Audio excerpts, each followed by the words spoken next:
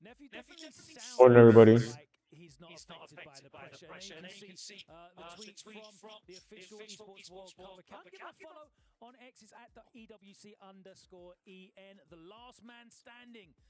Liquid's last hope to stop Falcons Esports from retaining the club championship. Of course, the reigning champions. It is all in Nephew's hands now, but it's actually all on Nephew's shoulders, and we will find out how he gets on And in if you our pull it first off, is the match of question. Group G. But let's look at Group H coming up after that as well. And we saw Blas qualify already, the 15-year-old prodigy from Chile, facing off against his friend and training partner, who's only 14 years old. Cryme, of course, is part of Team Falcons, but signed too late to be eligible to score points here in the Esports World Cup. That is coming up, but Phenom and Goichi is our first match. Of course, Goichi is a reigning current Esports World Cup champion in Fatal Fury City of the Wolves. Justin, you were here to see that.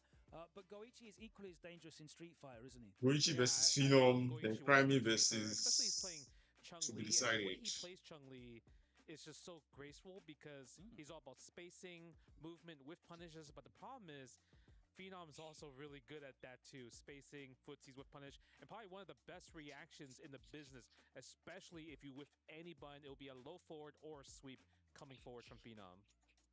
Well, I mean, I think Phenom's going to have to bring dirt to a boxing match if he's going to have to beat Goichi, because if he's too fundamentally sound, I think Goichi's actually got a very good chance of taking it over Phenom there. Well, Phenom is definitely one of my favorite players, so if anybody could do it, him. But just to highlight what you said, Justin, the one thing that I like to highlight with Phenom, he knows how to take apart and find bad habits on a player. He's just so good at that. And he takes some good risks, but calculated ones, though. Phenom is known for that, but he has so many characters he could choose from to go up against Goichi. But I think it's safe to say he's going to pick the Cammy, maybe. Who knows? Yeah, it's a very, very exciting series of matches we have coming up. And of course, you know, we're talking about the future of esports. We've already seen a 15-year-old qualify from this group easily, pretty much, in winner's side 3-0, 3-0 from Blas, dominating Goichi and his training partner, Cryme. Phenom had a really tough time against Cryme. Is he going to be able to fare a little bit better in the matchup against the more traditional fighting game style of Goichi? That is for us to look forward to as well. But all eyes will be on our first match here as Nephew holds the hopes of Team Liquid's club championship victory across his shoulders. Are they broad enough to take that weight? We will find out very, very soon. We're going to be heading over directly to the arena where the action will continue and more names will advance into the round robin phase of this Esports World Cup 2025 Street Fighter 6 Day 2. But that is it from here. Yipes, thank you so much for joining us. We're going to hear more of your wisdom on the Let's get straight microphone. into the Let's matches, head Gabriel. over All this talk to that the they're arena. talking is not my business.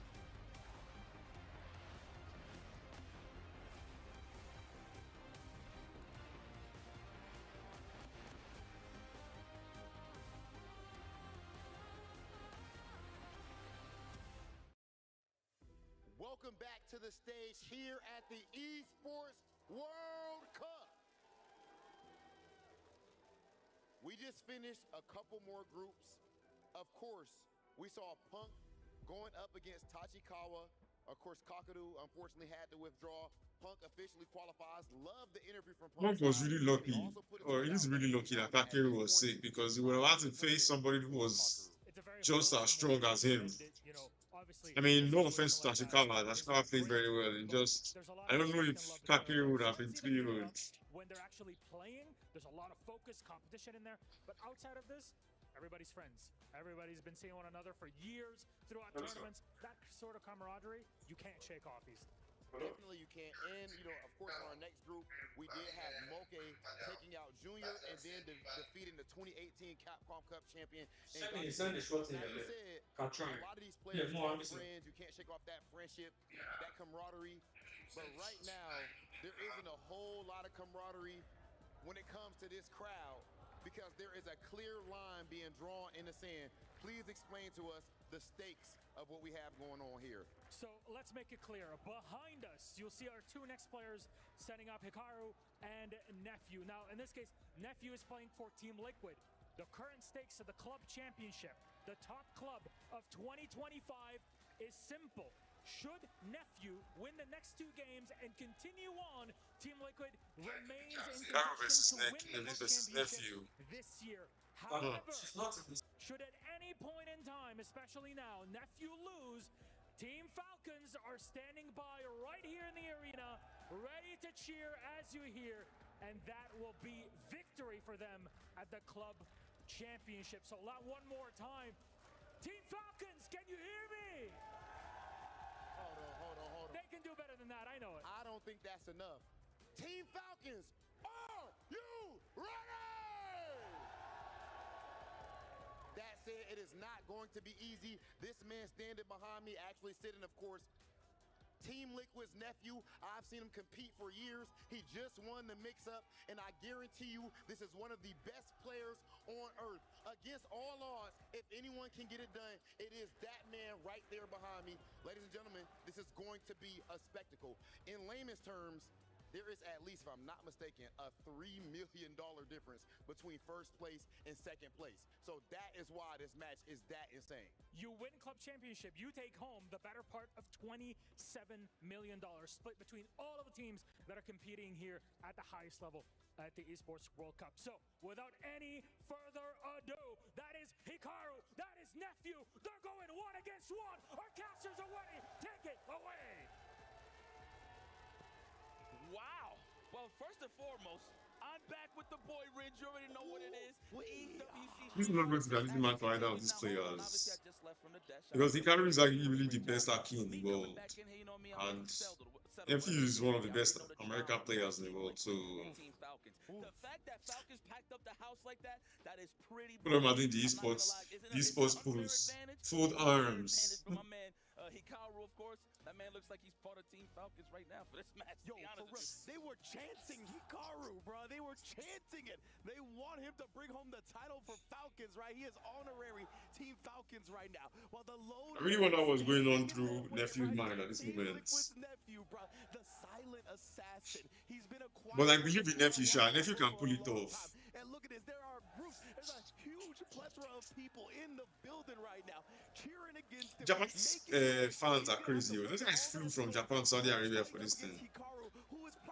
Let's fucking go. Let's fucking go. To add to that, we know they got like, but to add to that with small guy like, the center division is there as well, so they all going up against Nephew. Nephew, how you feeling? You gotta hold the house down. Zering representing jumps against Poison. That is facts, right? Me and I told it down right here. We are NA bred and born, so hopefully Nephew can draw some of our energy. But I don't know, man. It's gonna be scary because, like we said, Hikaru is a lethal competitor in his own right. Let's see how. In a way, both of these characters have similar strategy in that they want to throw fireballs and drag rush behind them.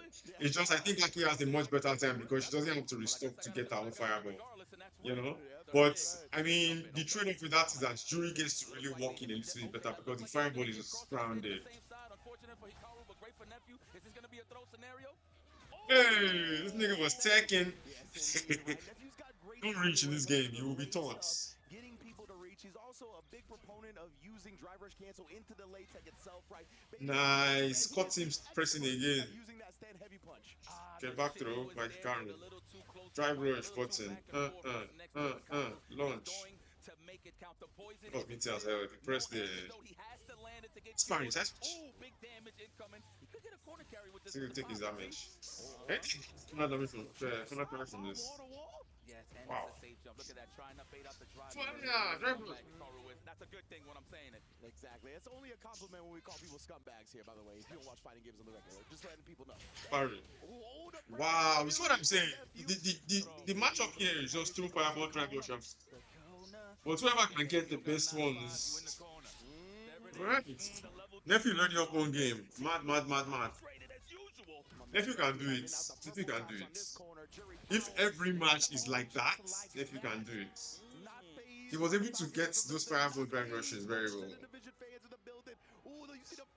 What's Hikaru's plan like this? Because Hikaru cannot go down 3-0. Hydrate. Hydrate. And that's the thing, right? Nephew, even if he gets past Hikaru, Tokido is waiting in the wings, bro. Hmm. So at best, So good is waiting after this game. I'm not even gonna say pressure no more because Nah. he's won big tournaments and been in finals, so it's $1 million on the line. It's not a joke. Just to add, this is random, has nothing to do with the gameplay.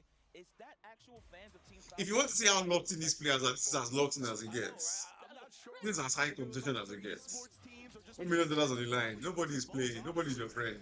Just because you shook him hand before you started the game does not mean I have to smile with you when the game starts. Feel like you get that extreme power up to perform work, or even better because you want to shut everybody up. So Already Jimmy's in the corner.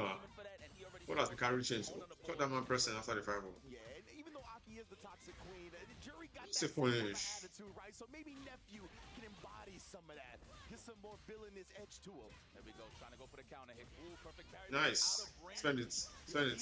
Fiercest, bro. The heels are going upside. Okay, nephew, let's go. Right now. But credit to Nephew. Starting the game with perfect. In the case that Crazy. Hikaru does get a perfect parry, he's in that beautiful sweet spot for that stand and fit. That's a punish. Now I wonder if Hikaru, next time that scenario happens, he's gonna hit probably like a low forward or stand strong maybe. Might switch it up there in the next scenario if we see it again. Yeah, he's definitely gonna need to switch up. Ooh, Having the feng shui stock for Jury, I can't stress how important it is because she can get those extensions off of like, you know, stand heavy punch or something. You can play Jury without doing the feng shui the feng shui stock, but I guarantee you if you want to play this character at the highest level, you need to have those stocks. Exactly right. That was a great job canceling. See, ooh. If he had confirmed into medium feng shui there, I think he would have got it. Another throw. He's on the verge of getting a 2-0 It really just takes one hit from either player to end this particular round. Parry. Oh, what a check! Hikaru is crazy. That's dead now. Alright, Hikaru is waking up. Yeah, but you see the way Hikaru stretched that combo, bro. The OD extension. Yeah, I never thought this was going to be free at first. Drive rush. That's a trade. Love it. Nephew was on one. Oh, the imperfect parry right there. I heard the noise. Like that. The DP, nice. He's good for those. He's one of the Drive best rush. in the business when it comes to crosscuts and anti-airs in general. Yeah, bro. It is very difficult to just bully. Oh, wake up level 3. No. No punish from Hikaru, though. Oh no. That happened right there. This could be the game. Divine intervention is here. He talks Ah, that's dead. That's dead. He's dead. He's dead. He's dead. He's dead. That's 2-0. Wow. Okay. 2-0. Sorry, I'm clapping over here, guys. Hikaru has no more chance. Let's go, Nep. Look at Punk. Look at Punk. He's acting as the lone fan of Nephew. Crazy. The coalition of Falcons fans. Yo, Punk the God, having his boys. Oh, Hikaru, what's the game plan here? You cannot let this guy just fireball drive rush on us, man. We refuse. So yes, that is one of his best homies right there. Punk is representing his best friend very well. Bring the hype over here. The jump strong. Drive rush. All right. Trying to go for the count. Hit good defense here. Hikaru. He He's staying on Hikaru. One or the other. I think that's the trade-off he gets for not having a wake up. Maybe that's a good point. Legs. The walk back denied. Oh, the poison. Where's the antidote at? No, we're just gonna sit here and simmer in the purple stuff. Oh man, that purple stuff be added up real quick. Try to base something out right there with a feint. Nephew gets it off. Not even going for the throw. He's trying to. Nice whiff punish. What a whiff punish right there, Nephew. Already in that stand fierce range. Nice. We'll take that. Hikaru is representatively punish as well. Okay, here we go. When the nephew Drive tries rush. to throw Overhead. right there, Nice parry. parry on the Oh my god, nephew. Nephew's PBs, man, the blue stuff. Bunt out. Punt him out. Oh, this is going to be 3-0, guys. Now they're like, how is Hikaru getting dominated? This is going to be 3-0. 2-0 at set point. This is great seeing it from this POV because I was watching it at home with Tech. Wow. Oh yeah, absolutely. Nephew is in control of this match, I cannot lie. I love when people get invested into fighting games, right? So it's a beautiful thing. I'm sorry, whether it's heartbreak, Chase down with the dreams function. coming true, we just love to Parry. see it. Yes, sir. Oh, perfection. Overhead, come on. He's not even gonna let it rock. Try to go for the other Yeah, Hikaru seems to be completely flustered in this game. Nephew just seems to be in control. He's feeling the pressure. Oh my god, just as I said it, Hikaru gives him back what he's looking Wait for. a minute, Hikaru, what a setup right there. Fell right into the toxic web of Aki. Serious, man. We have taken the lead with the drive. Oh man, the game could change because Hikaru's about to get his... Spinal cord into a hole. He's cool. Nice. Right back at you. I like this. Cash it out right here, right? He's going to freeze the burnout. Meanwhile, Hikaru is going to gain some of his own back, right? So they're going to get their drive back at much more similar timings than the No, but he cannot die. and immediately using the DI. Okay, Hikaru's staying alive. This is dead. This is dead, yeah. This is why decision making is very important in this game.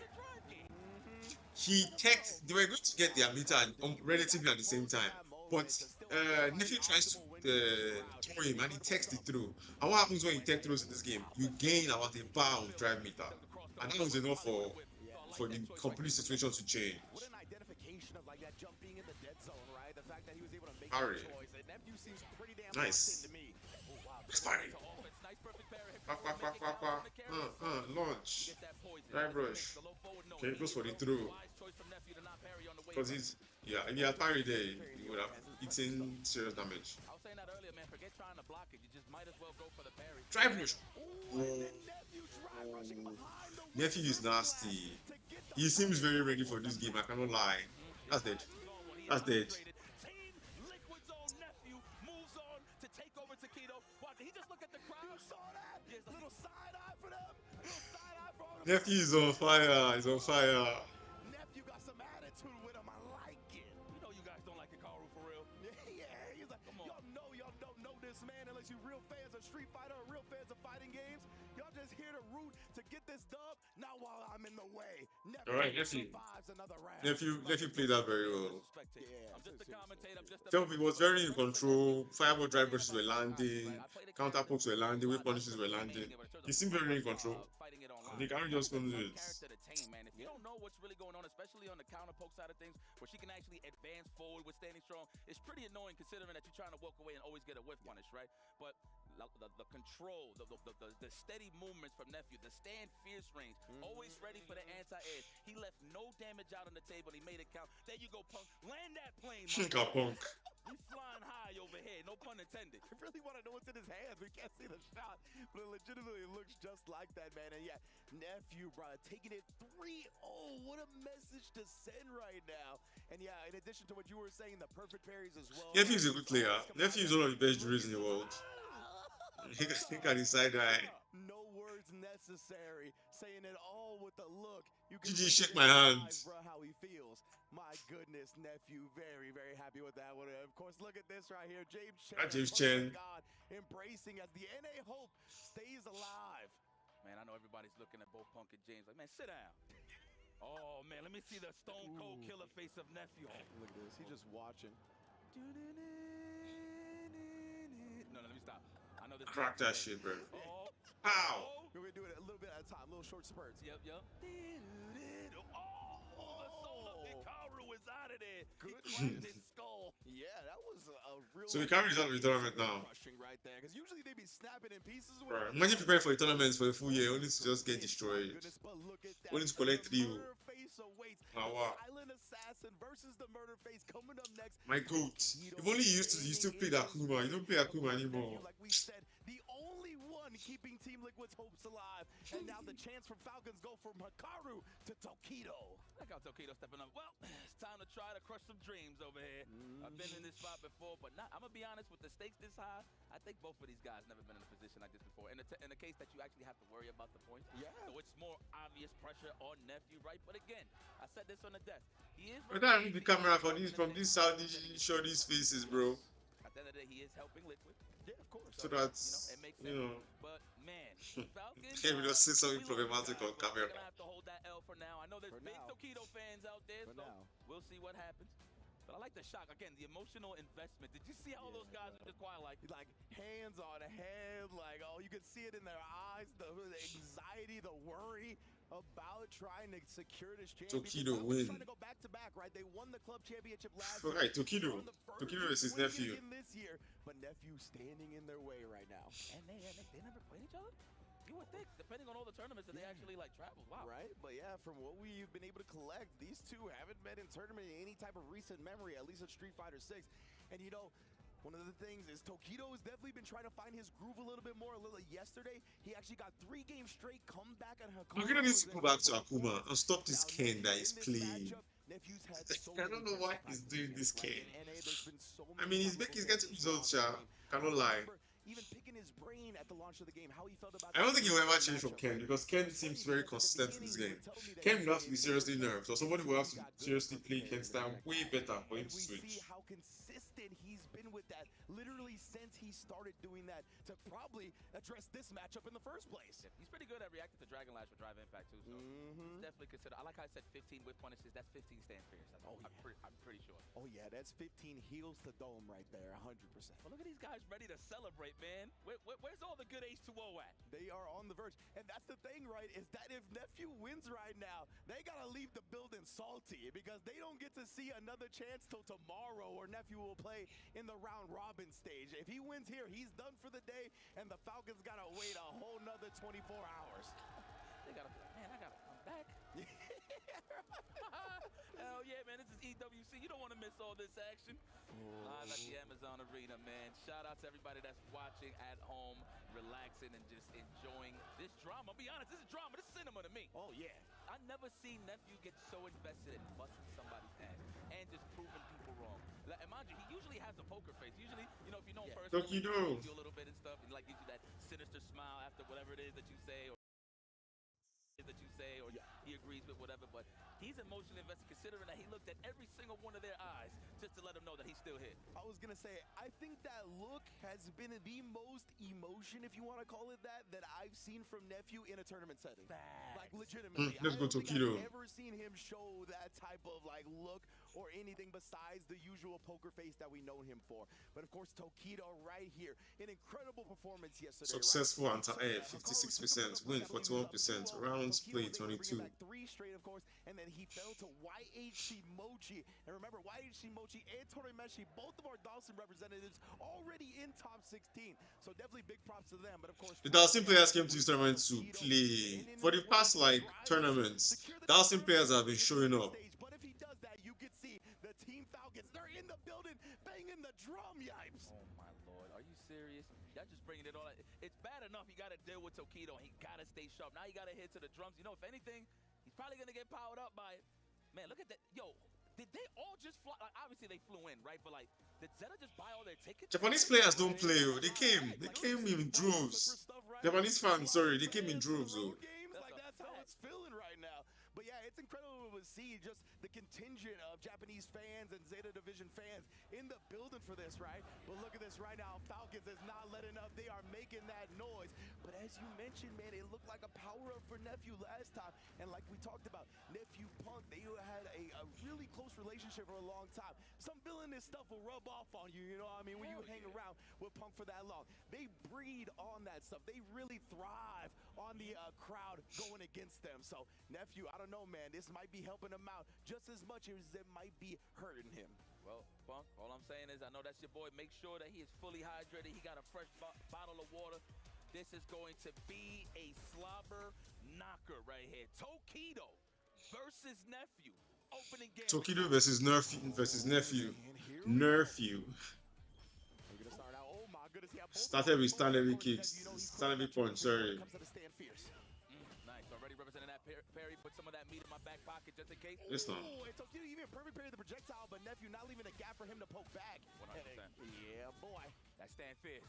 We at that range now. Oh, that's 16 with punishes. My goodness, yeah, keep the count going up. Shouts my man Lazarus. Knock him down real quick. And then again, the throw tech for Tokido. That's going to get him back into that green range as well. That was a big throw tech. Now, mind you, Nephew's doing the delay. The further throw, of course, but he wants to be on the defensive end so he can get that ball. Yeah, exactly. Throw. Oh, good call. Delay buttons, 100%. Exactly, and that's the strat that Nephew goes with, right? He does a lot of delays, so he gets that tech, he gets that bar, and he baits out the reversals. That's a big part of the delay strat. No overhead represented. Oh, Tokido try to hold up a back dash. Oh, again? Getting kicked. Do it again. Oh, wow, back through. Did it a little faster. He would have got the counter hit. Oh, Nephew's landing these stand faces very, very consistently. Oh, on the parry. Unfortunate. The overhead parry. This man, Nephew, is looking like a man possessed right now in this bracket. He's trying to perfectly blocking the crouch medium kick. My fault, my brother. I'm just gonna trying to clip these. Shorty can. Shorty can. The DP, no? No. He got him. Yeah, we saw the button. That works. I'm surprised. He's still got a massive life lead here. Got plenty of meter. Tokido low on the drive as well. Trying to check the Dragon Lash, but a little bit late. That was nice reactions there, Tokido. What a way to keep your eyes on That's one game for Tokido.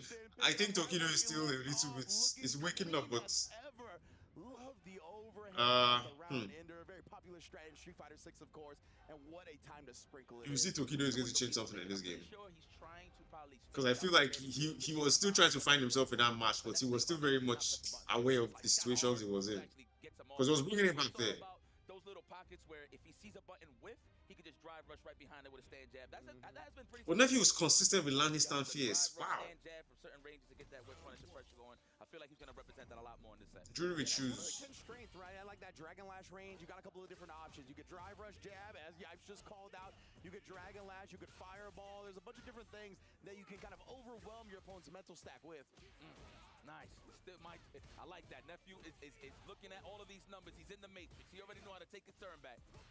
Oh, yeah, and remember, he's one of those players that will drive rush to avoid the punish counter on the throw, so I think Tokido was expecting that. Oh, no. Oh, no. Okay. Straight into level 1. Store? No store. Let me take control. Oh, man, he would have just casually walked up, would have got that punish counter throw. Wow. That's fucking simple. Get good dash dash. Oh, nice. Better, he's still alive. He would have died if he would have held on to it. You are dying, you were against the parry. That's it. See, Tokido is really bringing it back. You identified it right, Yipes. That's again another drive rush jab to close it out. Definitely what Tokido is looking for way more now in the second game. Yeah, there it is. Tokido is already seeing what Nephew is doing. The stand jabs that stand the fierces that Nephew has been throwing out since. He's already been punishing it. Wow. Now that gives more opportunity for Tokido to snipe out the stand fit. Oh, the overhead block. That's parry. Perfect parry. Size him up. To the corner. Dash dash through. Oh wow, I guess wrong. Sure you can. Oh, mistimed it. Not there. A little too fast. Got him. He tried to shoot him out his boots right there. You saw the run up into the back dash, but Nephew just snipes him with the crouch medium kick and now going to work. Oh no. Oh no. Yes now. Collect level 3. Sit down and shut up. Kill. 1-1.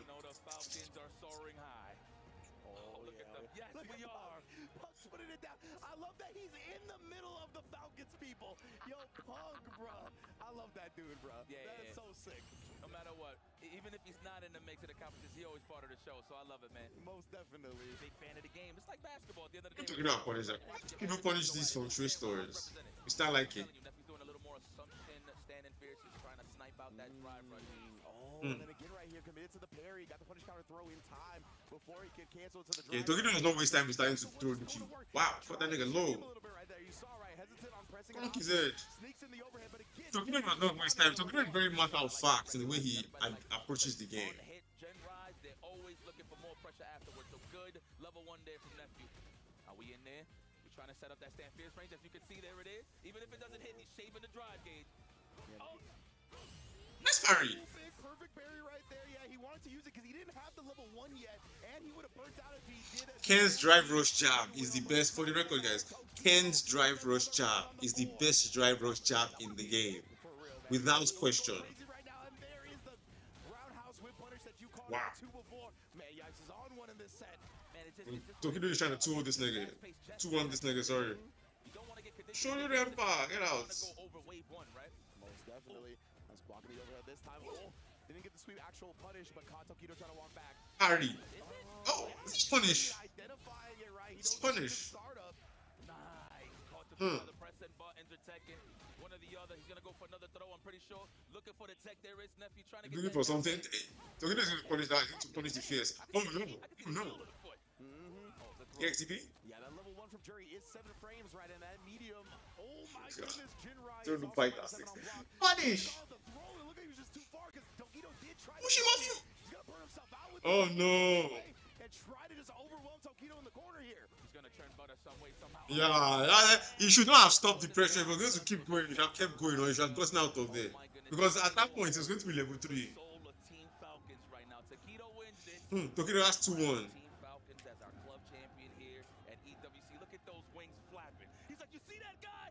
Big fan. You see that guy right there, Tokido? I'm a big fan. Nephew is primed and ready though. Let's get it popping. Come on, Nephew, let's go. And move this forward. All right. Wise choice to take that throw. Don't want to lose too much damage there on the parry. Oof. Look at how we punish. See those buttons that Nephew is throwing out in neutral. This the crash million punch, the stand fierce, the crash million kicks. Tokido is going to snipe those. All right, Nephew, let's go. Eee, that was good. Interrupted his pressure. That was good, Nephew. Is that dead? Oh no. Oh no. Oh no, that's dead. Boom, bam, bam. Damn. He did pain. This match point for Tokido. They feel it. They're one round away from taking home the club championship. I know we want more games. We want the drama to extend. Right there again, shutting down the perfect berry check. Nephew is so good at not leaving a gap. Nice GP. Did it in that scenario right there. My heart was jumping. He could have blocked that. There could have been some troublesome corner carry with big damage, but it's all right. This is Nephew, and knows what he's doing. I thought because he had the two stocks, he was going to use the big kick and then make it Get off me with the projectile afterwards, but instead, just chilling out here. I love this. He's not too tasty for Tokido's burnout, right? Nephew's trying to form a wall with these fireballs. Wow, that's dead. That's dead. Nephew's forming a massive brick wall with these fireballs.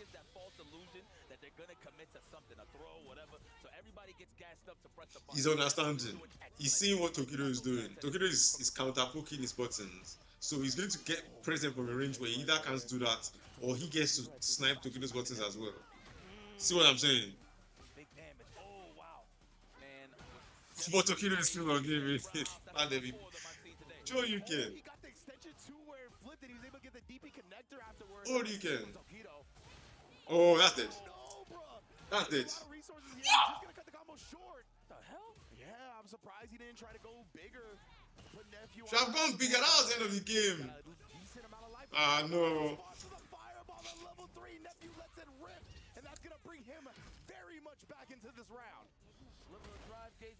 Tokido dropped the game there.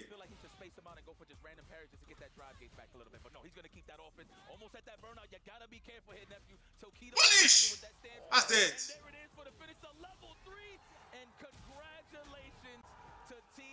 Tokido was. It's nice game, nice game, nice game, nice game. And Team Falcons takes home the EWC Club Championship. You can see the fans celebrating in the crowd. They are happy. Tokido. Oh, okay. To confirm the back-to-back EWC World Titles. Back-to-back? Back-to-back. They won last year. That's crazy. They are here to reclaim their pride. As far as they're concerned, this is their arena. Look at this. Look at them celebrating all together. Jalla, baby. They're trying to tame the hype right here. But look, at the end of the day, Team Falcons did it. Is that the owner? I don't know. I know there's some important Falcons people standing by. I think we're going to talk to some in a little bit. But yes, you can see right now, the celebration is in full force as the club champions have been confirmed once again on the back of the legend, the murder face. Tokido is who brings it home for them as well. What a story. Falcons here gaining massive amounts of points throughout all of the esports titles. They had representatives here as well, but the only club that was within striking distance was Team Liquid. Tokido ends that dream and once again accomplishes Falcons' dream of bringing home another championship. Incredible stuff. Look at the emotions. Everybody's calling their family. They're like, yo, oh my goodness, Mom, I can't believe it. You see what happened? We're the back-to-back champions. Look at the drums, everybody going with the drums. Like you said, the selfies, they call it relatives. They try to get the ancestors. This is amazing stuff right now. Falcons, they couldn't be more proud, couldn't be happier about taking home yet another title for the Esports World Championship. Oh man, and it looks like we are going to have an interview right now. Take it away, our lovely host, and bring home the championship. And there it is. It is confirmed. Team Falcons are your EWC Club Championship victors 2 years in a row. With you, of course, the one and only Masad. I mean, Masad, it's the second year that I stand by you. This past year as a competitor, this time standing by, surrounded by all the Team Falcons fans. You were cheering for Tokido there. It ended up in a victory. It's all good for Team Falcons. You clear the club championship back to back. What does that mean to you?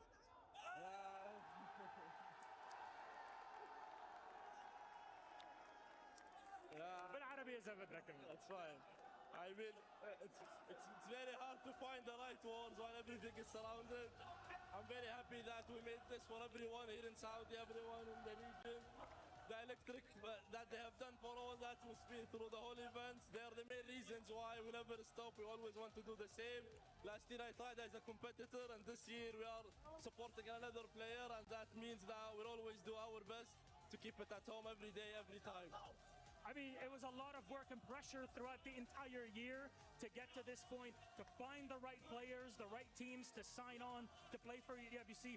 What to you is the champion material to get on Team Falcons, to play for you and compete here and all over the world? The champions material is our players, to be honest. We always believe in our players, and we always trust them, and we try to support them as much as we can. I want to thank everyone who played, every employee in Falcons, every partner who's been with us. The journey is never easy, but we made it the whole way. Defending your champion to be back-to-back as well is the hardest thing that people can imagine. But we always accept challenges, and we always show up. Very good. Now, because we're surrounded by Team Falcons fans, is there anything you'd like to say in Arabic? بدك تقول شيء بالعربي لكل مشجعين Team Falcons معنا. شكرا لكم، شكرا لكل دعمكم. بعد توفيق الله انتم السبب كل مكان وصلنا له، وهذه لكل الشعب السعودي ولكل واحد الوطن العربي. هذه لكم. There you go, ladies and gentlemen, your EWC Club Championship champions, Team Falcons! We got more games coming up here in Street Fighter, so let's send it back to our commentators. Incredible stuff, man. Team Falcons bringing it home again. Shout out to Milosha as well on the interview. It's so sick that we actually had the club championship decided on the Street Fighter 6 stage, bro. As we're going to see the rankings right now. You can see Team Falcons securing that victory, not only with those 4,900 points, but taking home the $7 million prize. My goodness, yipes. I mean, let's be honest here. Okay, Team Falcons, congratulations. Damn, everybody's eating. Whoa. Ooh, yes, indeed, baby. Yes, indeed. You know you can't be that mad if you Liquid Vitality, Twisted Minds, Virtus Pro, Genji Sports, AGAL, or Weibo Gaming themselves, right? Everybody going home with a nice little piece of the pie. Man, shout out to Team Liquid and all the clubs here, man. Excellent effort to try to bring back home the club championship. At the end of the day, you know, nobody wants to take an L, but if anything, you use this as information to say, who do we recruit? How do we get a better chance to win this? How do we get a better chance to make it far? So there might be a couple of changes in rosters or whatever the case may be. Obviously the same core rosters at the end of the day, but adding some new additions to keep that power up and keep that momentum going into the next year. I have no doubt in my mind you're going to see the same teams, probably in the same rankings, but still putting out there, putting in that work to try to get that club championship. Exactly right. Like Virtus Pro actually got so high up with only one fighting game representative period in Psycho, right? Like who knows? Maybe they want to delve into the fighting game realm a little bit more now, right? Maybe they'll have more Tekken players next year, more Street Fighter players. That's going to encourage them. They were within striking distance. Same with Team Vitality, who didn't have a lot of fighting game representation either. So this is going to go a long way to really encouraging some of these clubs to just spread their wings when it comes to trying to get all the esports, right? All the cross-pollination, trying to support this competitive gaming genre that we love with our heart and souls as much as possible. Well, shout outs to Team Falcons. Y'all soaring high once again. The back-to-back champions. Look at that. They're trying to get home quick. They don't want to get caught up in that traffic. They could go home. They could sleep comfortable. They could wake up the next morning with their favorite teas and just be like, yes, we're the champs once again. You know, oh man, yeah. Gotta imagine, right? The celebration is in full effect here as we take a highlight at how that championship got secured. Tokido and Nephew came down to the wire again. Nephew was the lone soldier standing in the way of that Team Falcons victory. And Tokido, one of the legends of legends in fighting games, stood in his way. And man, he was just too much to overcome this day.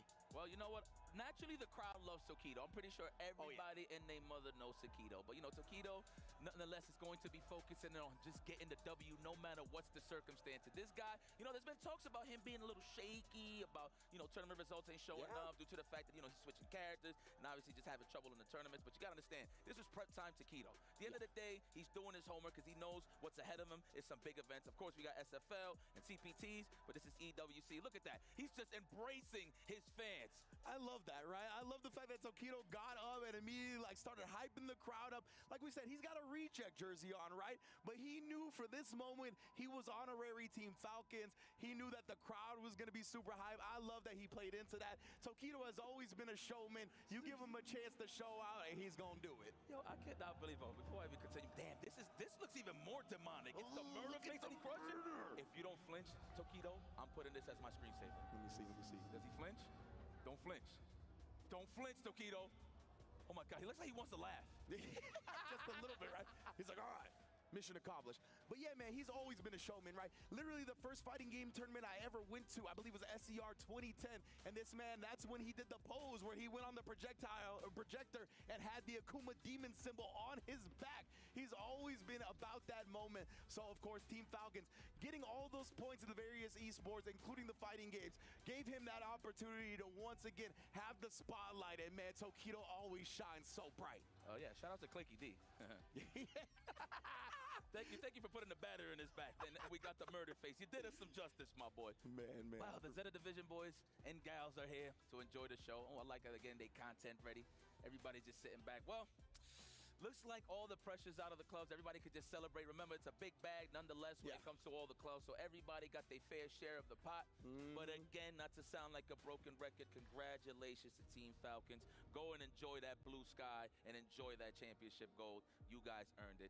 Congratulations. And like you said, club business might be finished, but the individual business is far from over. You know how we get down. Taquito Oichi will be versus Phenom. qualifying into the next stage, that round robin stage, to try to get into the top 16, right? So Group G, I believe, is in the books. We're going to be moving on to Group H, where our first match is going to be Goichi versus Phenom, where the winner has to face Crime May to see who gets into the round robin stage. Yep. And well, I'm going to just throw this out there. I know a lot of people's hearts was broken that Blas and Crime May was in the same pool. But look, and this is not me being a jerk, okay? This is something that needs to happen regardless. Whether they meet early in the tournament or they meet later in the tournament, I feel like they was going to meet up with each other regardless. So get that out the way now, right? Yeah. Obviously, unfortunate with the draw. That's how it happened. I didn't want to see it that way. But at the end of the day, I am a heavy competitor. May the best man win. Absolutely, man. And Goichi versus Phenom, last time they met was Goichi favored, right? But you see, the total whip punish is heavily favoring Phenom. He's one of those players, right, has an immaculate ground game. He's always looking to bait your butt.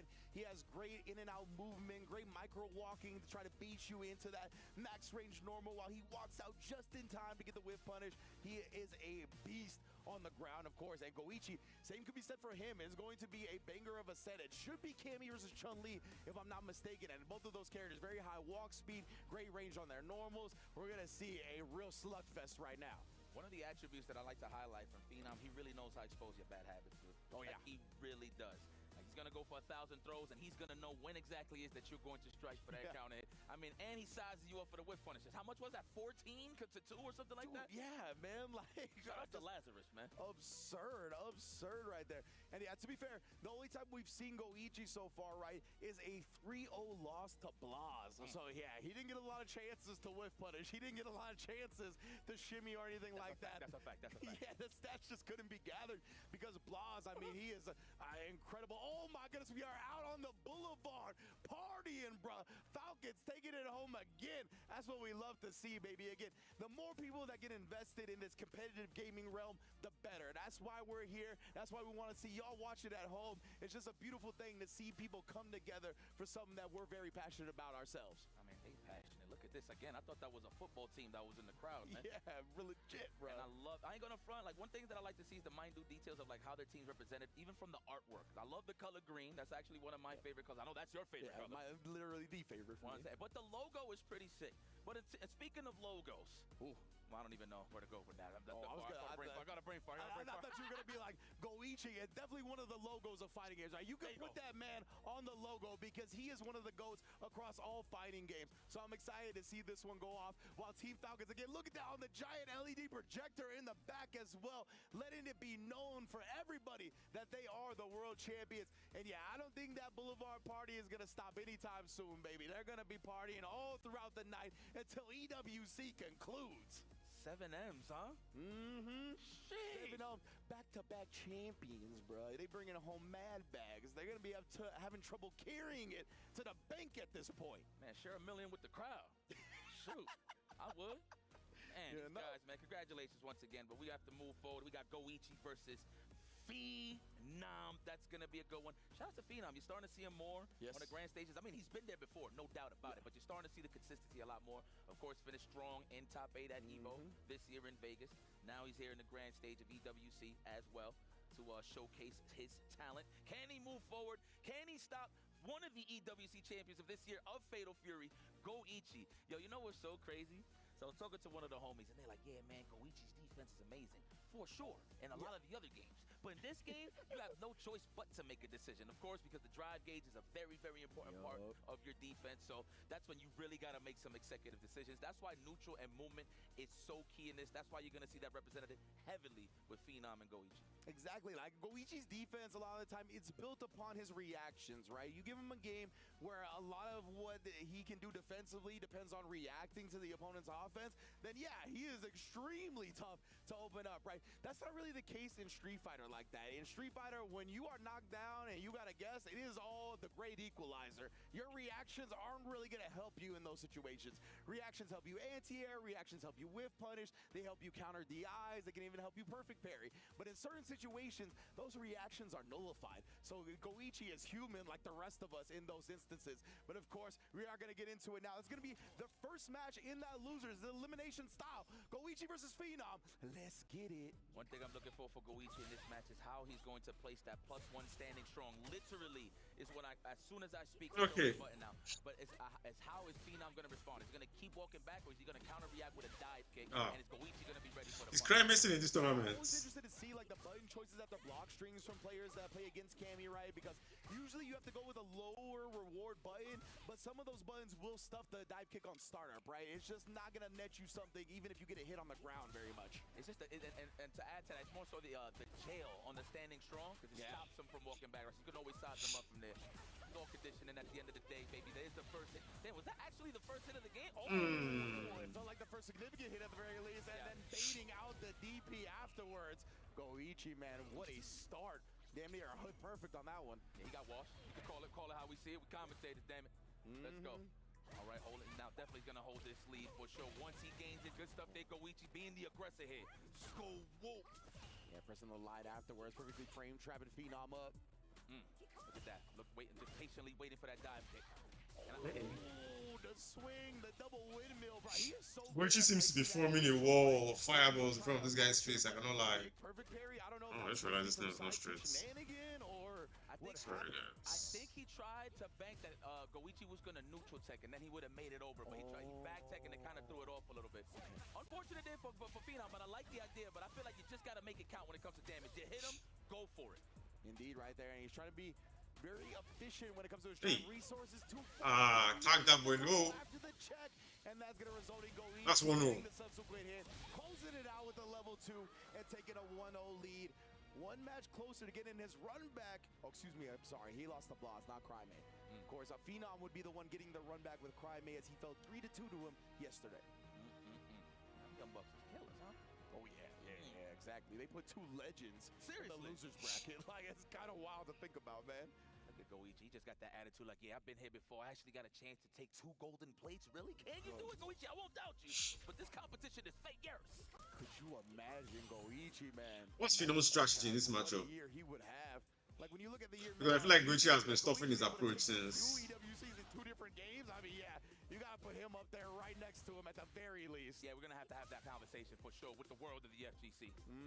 Crazy already. Back to one of these sides. What are we calling this? Java to crash on pick. Toyin DP, Rago DP, Parry. Legit, man. The competition couldn't be more elite. Spiral arrow. Phenom's got the corner. Kind of Trying to spike. get something out, but allowed Goichi to escape the corner. Not for free, though. He did get taxed on that. Oh, be careful. Looks like Goichi trying to challenge there, trying to preserve some of that drive gauge. He's in danger. We're going to start seeing the bigger buttons here from Phenom, especially that stand roundhouse and stand fierce. Oh, nice. Dead. Dead. Beautiful stuff right there, bro. He had a crouch beam. He tried that big forward heavy, went right under that bad boy. Phenom back in business. One thing I highlighted, Phenom knows how to catch bad habits. Goichi has a tendency to throw those fireballs spaced out, then a roundhouse. Yeah, so he clipped that with a low forward. Very Hey. nice. Oh my, I can't believe it. That was a very strange interaction there. It's the only one that was connected, and he just had buffered the driver's cancel behind it. Worked out perfectly. You could have punished it after that perfect parry. Damn, that's the thing too. You can mask your button presses with just surprise fireballs too. That stand strong's annoying. Below Oh my goodness, yeah, and then that forward and back medium punch. Oh, Wow. Strike a deal with him, but instead Phenom finds the legs. Looking for that technical. It's like Goichi trying to go for that wall hop, of course. Oh, that's what Nasty walk.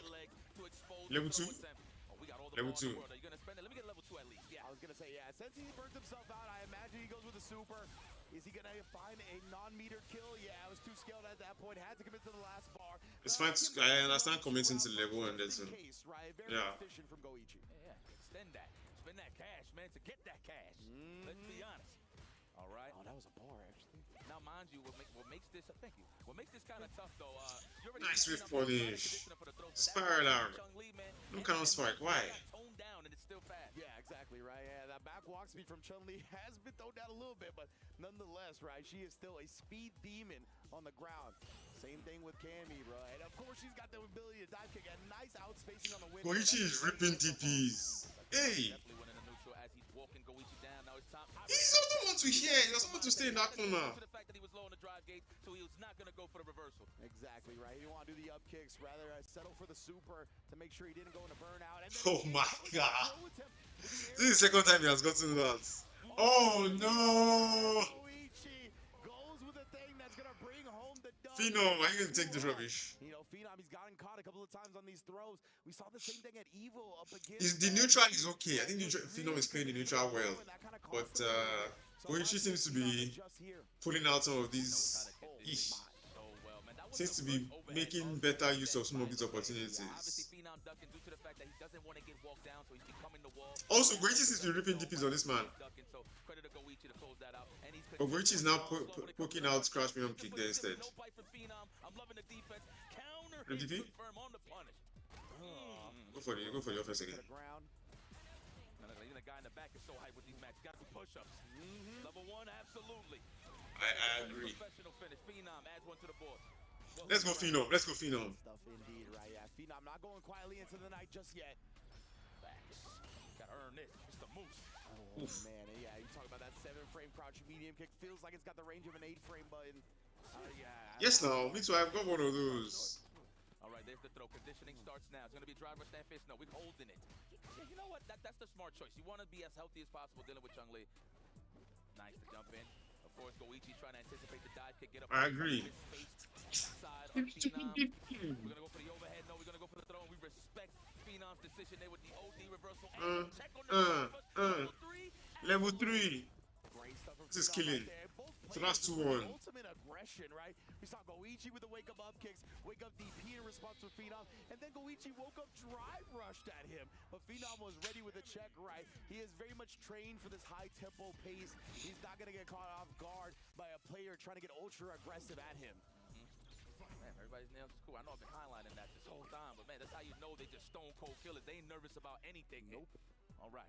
Oh, okay. Getting a little jittery. We getting hype. It's the music. Man, Phenom, look at that. Yeah, he's trying to figure him out with some movement right there. Great block on the overhead this time. Very nice. I think we're going to see a little more representation of that forward roundhouse from Goichi. Oh, 7 for rain. Right on time. It was a punish count as well. Was not snoozing on the wheel. That point is so annoying to deal with, right? Especially if you're players who have good reactions like Phenom. You see that first part whip, you're trying to whip punish it, the second hit counter hits you. Now Goichi is rolling after he baits out a reversal, and it's on set point. Oh, he's feeling himself. He looks over to the right and he sees that play. It's like, that could be mine, but it's hard earned. Remember, guys, this is only day 2. Man, he gonna have a house full of China after this, right? Yeah, only the special plates. He's gonna bust out the EWC plates for the special occasions. Block this team now. You need to block this CP. First one represented, but just a switch for positioning sake. I love it. And it's plus. Why not? All right, kick back and relax. We're looking for that whip punish. Hit the brakes right there with that stand strong. You already see Phenom just prepping to like slow ones. He needs to be. Come on, Phenom. Don't let this man. Don't let this man bamboozle you. Look at this. He's beating. It's over. It's over. It's over. It's over. GG's. He's got 2 bars on deck as well. Gonna be big damage here, but I don't think it's gonna close him out just yet. Nice it's over. At the end. How are you gonna finish this one off? OD Dage tried to throw but Phenom was not prepared. He had to time that right. You see Goichi just pressing buttons. He's trying to just pray that Phenom mistimes his meaties. That's why he's challenging. But he's close to this corner. Do not do the drive. Hey! Oh, he tried it at the very end, and Goichi tosses his EWC hopes into the grave. What a throw. It's Phenom out of this tournament. I love the fact that Goichi was just blocking it out because those throws, they build a lot of bar for both the person that takes the throw and initiates the throw. So that throw he ate built him that level 1 just in case he wanted to respond with DI or to DI there as well. But instead, he keeps it nice and clean with the throw. My goodness, bro, Goichi, such a monster. I always said Chun-Li does pretty well against Cammy, man. Historically, she's a pretty good character. That's solid. It's just off of the strength of the walk speed and the fact that she could jail you with those buttons, right? And then it hits you with that Mirage, that stand strong with it. That's what you're waiting for. Or the stand fierce, and then bam, the 7-frame low forward just comes out of nowhere, and now you in the corner to deal with it. Excellent job for Phenom. He tried to hang in there, but who caught that momentum and kept swinging with it was Goichi. Congratulations, moving over. Mind you, your grand prize right now is to deal with Crime. Oh my goodness, bro. That's going to be a banger of a set. Goichi, remember, he got taken down by Blas 3-0. Now he's going to get a chance at the other Chilean. We'll see how it all plays out. But man, oh man, Goichi, incredible stuff right there. Very solid play, and I'm with you, man. Chun-Li with that walk speed. We saw a couple of the walk speeds just walking out of dive kick range, right? You thought against so many other characters, you would have been able to dive kick and connect at the tippy toes. But because of the walk speed of Chun-Li being fast, even with the back walk speed being toned down a bit, still some of the fastest in the game. So being able to get out of that dive kick range is huge. And just in general, that proximity guard locking him down from walking back on his own right is huge as well. My man Goichi, always one of the most expressive people in the scene as well, bruh. He got that look like, I did this a couple of times and it still doesn't change the fact that it hurts me. That looks like the porcelain face that he made, you feel me? Trying to squeeze something out right there. All right, Goichi. Definitely like he was sitting on some porcelain. Just a little bit. He's like, thank you. He just wiped and left. That's it. Just wiped and left. Good God Almighty, he didn't even wash his hands. That's how much of a dirty player he is. But moving forward to this next match, Goichi going into the hot seat, going up against Crime. Oh, man, we having fun. We having fun. Hope all of you are having fun as well. We got to crown the EWC Club champion on the Street Fighter 6 stage, which was super sick. We're continuing to qualify players into that round robin stage. And yeah, the next one that's going to qualify in is going to be decided here between Goichi and Crime. It's going to be a great one, man. Of course, Crime, again, the sparring partner, the other half of that Blas dynamic. Of course, Blas already in to the finals day, taking it 3-0 over both Goichi and Crime to get there. So now Crime's got to bounce back and try to handle his business and make sure both Chileans are over into that top 16. And of course, right now, Crime also repping Team Falcons. So maybe he's got that boost, the club championship, the crowd always for him as well. I hope he does well in this game. One more thing about this, Crime even played a lot of Ryu, but it feels like it hasn't been that successful. It's like when he goes back to the Ken, that's when he starts smoking, fellas. I feel like it just fits his style more. You want to be a little more aggressive. Obviously, everybody picks the Ryu. If you're a Ryu specialist, all because you can maul the drive gauge. Crouch fierce into the Hoshugeki, that takes so much drive gauge damage. So that's why you see a highlight of a lot of players picking the character. But in terms of fitting your play style, definitely Ken Masters fit Crime. So I wonder if he got a cigar in the pocket too. I feel like the young boys, first of all, before I continue, I'm going to deem that duo the outsiders. Ooh. Blas and Crime, those are the outsiders. I don't know who Scott Hall or Kevin Nash. Another one for the good guys. Yeah, huh? man, rest in peace, my guy. Man, you know, definitely, I love that. Love the outsiders as well. I was talking to Justin about these two, and it's funny because, you know, they both play Ryu, or Blas plays Ryu, Crime plays Ken primarily, and it really feels like both of those characters are reflected in their personality and play style, right? Blas is the more quiet, world warrior type, slow play, just looking for the footsies. Crime a little bit more expressive, a little bit more rushdown oriented, willing to get in your face, and he's the one that plays Ken. So it's very interesting to just see how the character choice parallels people's real life Grimy. personalities, right? That's always one of my favorite things about fighting games as well, is that creative expression and how your character relates to who you are as a person. And the crime, mind you, like when he started traveling, that's when you started seeing more of the happier side. Like he had that, I can't believe I'm here. I might as well, you know, really show my emotions there. So usually he's like fighting in the air or something like that. Like he's just always roaring and stuff like that. Now I feel like he's hitting in that phase where like, all right, I'm serious. I'm more in the grand stage side of things. I feel like I really have to perform. Everybody in the world knows how good I am, but I just have to prove it to myself if I could keep it consistent here in this tournament. Yeah, and you have to imagine he has all the intel necessary to take this dub, right? Because remember, Blas did beat Goichi 3-0 in this very matchup, Chun-Li versus Ryu yesterday. So you have to imagine all that intel that Blas had learned has been given to Crime. We'll see if that aids him or if Goichi's made some big adjustments since then. That flip kick right there is the one thing that will nullify any Shotokan. Chuck fireballs, relentless. So, and Chun-Li historically has done excellent against all the Shotokan. So this is definitely something that you're home with, that you're confident. Like, obviously Ryu's super strong, but it's a character that everybody's familiar with. Absolutely, right? Yeah, Goichi, a long-time fighting game player, right? He's been fighting against Ryu for like 20-plus years at this point. So, of course, obviously, every iteration of Ryu is a bit different, but at the same time, you're going to feel comfortable fighting this character. There's that range you want to be at. Hold that lead. Don't be overzealous. Kick back, relax, become the wall. Let Crime come to you so you can finish the job. Here comes that stand strong into the drive rush. I promise you, there it is. What do you know? I mean, you have to throw against fireball against this fireball that she's tossing at you, bro. You can't let her get away with them. Yes, there we go. Goichi rips DP, he's ripping DP. Nice. Charge your Hashogeki.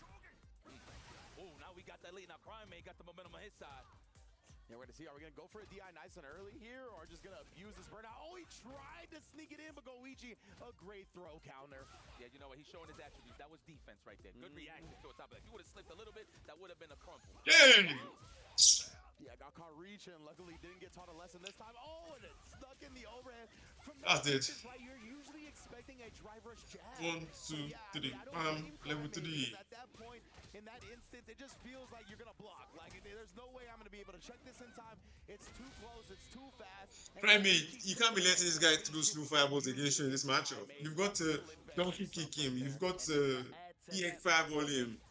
You've got to dissuade those fireballs, or else you'll be walked to the corner every single time. The drive gate. Are you serious? What's your health insurance like, Goichi?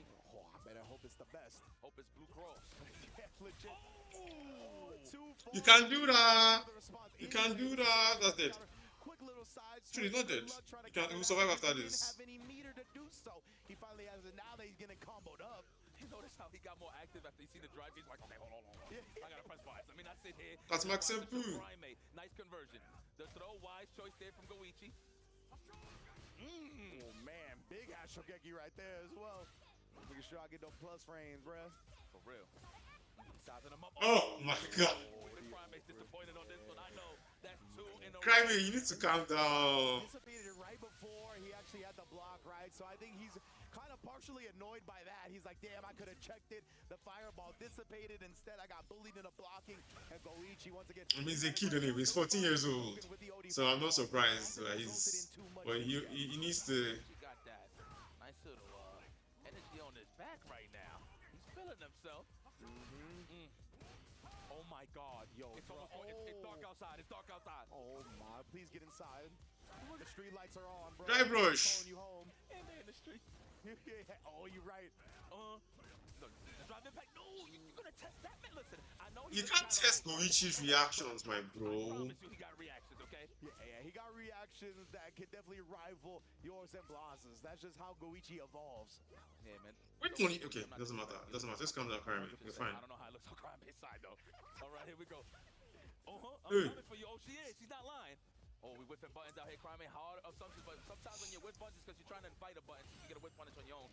Oh, you let him. Yes, indeed, right? Perfect parry into the checkout. No. Oh my! It did not dodge it at all. Are you serious? This man like vacuum Chun-Li back to the ground. I don't understand. Wow.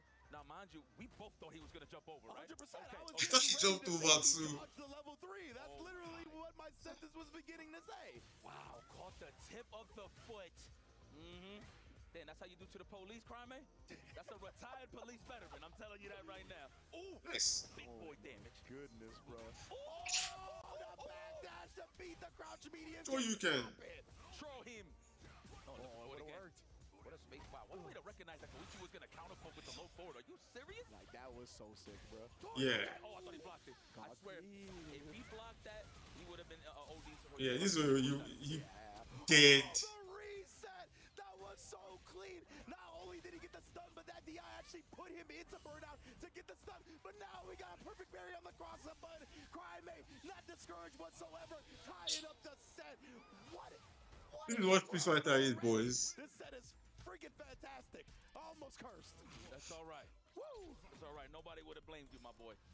Wow, that, mind you, that was high-paced decision-making. I'm going to just tell you that right now. And you know me and Cranby component himself there. I like it. Let me tell you what. Let's go. Fire, son. Get in there. Corner Kari. All right, we're going to go. Jump out. OD show you're going to come and I feel it. Oh, the sweep. Even better. Sniped out Goichi from walking back. That is a wise choice there from Kramer. Oh! Blast his face. Using the burnout stuff as Doria, well. sure you can. The DI after as you thought you could press buttons back.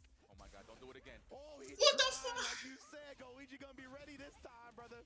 Good block on the overhead. This time we thought. Punish! Oh, the touch there for Goichi. Probably thought that he landed the hit. Oh yeah, exactly. It just looked like a flub there. Should have level 2 there. Get over that fireball. That poor core tour would have been over with that jumping. Already. That's what we're trying to do. Hardcore tour. I haven't heard that one. That's nice. Let's go. Kick back and relax. Just wait for that button. Oh, there's the. That's sorry. Lance, oh no, he wanted the big roundhouse. He doesn't actually come through. Goichi's gonna take full advantage of that one. Level 2 is enough. Oh man, we starting to settle back in here, starting to stabilize. Because that was a whole lot of fast-paced decisions in a couple of rounds ago, right? So now trying to get back to this standard pace that we can manage. All right, you different, huh? Oh, I like that. He had the right idea. I feel like if he did low forward a little more, it would have been more of a better idea. But Goichi was ready, reacted to the solar plex. Yeah, that's the thing, right? Crime, I think he wanted to make up that distance with the big solar plex, but Chun-Li's walk speed, forward walk speed so fast, plus that forward medium punch, it's so tough to sneak in long startup buttons on her like the solar plexes. With me in this matchup, I know that I'm going to have to be walking out of the. Oh my goodness! I know I'm going to have to be walking out a lot of the fireball when the fireballs are coming at me. So my goal is not just to walk out of the fireballs, but to lure her to the corner. So and eventually I'm out of the because I can't control it. How do I put it? In this matchup, it's difficult to control her into the corner when she's using fireballs. So it's best if you lure her there with her own offense. That's how I play it. He did overextend against Goichi. So he's going to be willing to mash in those instances to get that last bit of pixel. And now he is up 2-1 and Crime is faced with a decision, right? Every time he's been in this position, he's gone back to the Ken Masters and he's been able to clutch it out with the character. Let's see if he goes to that or if he's sticking with the Ryu he's contemplating right now. I think he's doing all right with Ryu. I think he's just putting himself in sticky situations, man. The challenges in terms of waiting for the fireball to just disappear and then surprise attack is kind of costing him a little bit. Yeah. And a little bit of input errors when it comes, well, I want to say input errors, slower button choices, like in terms of the perfect parry. I feel like he should just stick to the stand fierce if he gets a perfect parry. Yeah, man, he is sticking to the Ryu at the very least, so let's see. Yeah, I've been commentating with you too much. I said Ryu. So, my bad. Did I just say that again? No, I don't know if you said it right now. I just remember. I probably did. I just remember at Blink, you were like, I'm not going to stop saying Ryu, everybody. You got to deal with it. Thank you. And I'm pretty sure I said it again. I ain't going front. Well, Ryu is getting hit with this anti-hand to the corner with his combo. Confirmed. All right, now Goichi going back to work. Maybe right. We talked about the corners. He's used to this. Caught Crime trying to backdash or jump out. Either way, it got shut down with a perfect exclamation point. Goichi inches that much closer to the round robin phase. Man, I can see drool on Goichi right now. Right? Like he is locked all the way in. He's like, yes. Like, yes. I'm moving forward. Well, that is, of course, you got to close it out.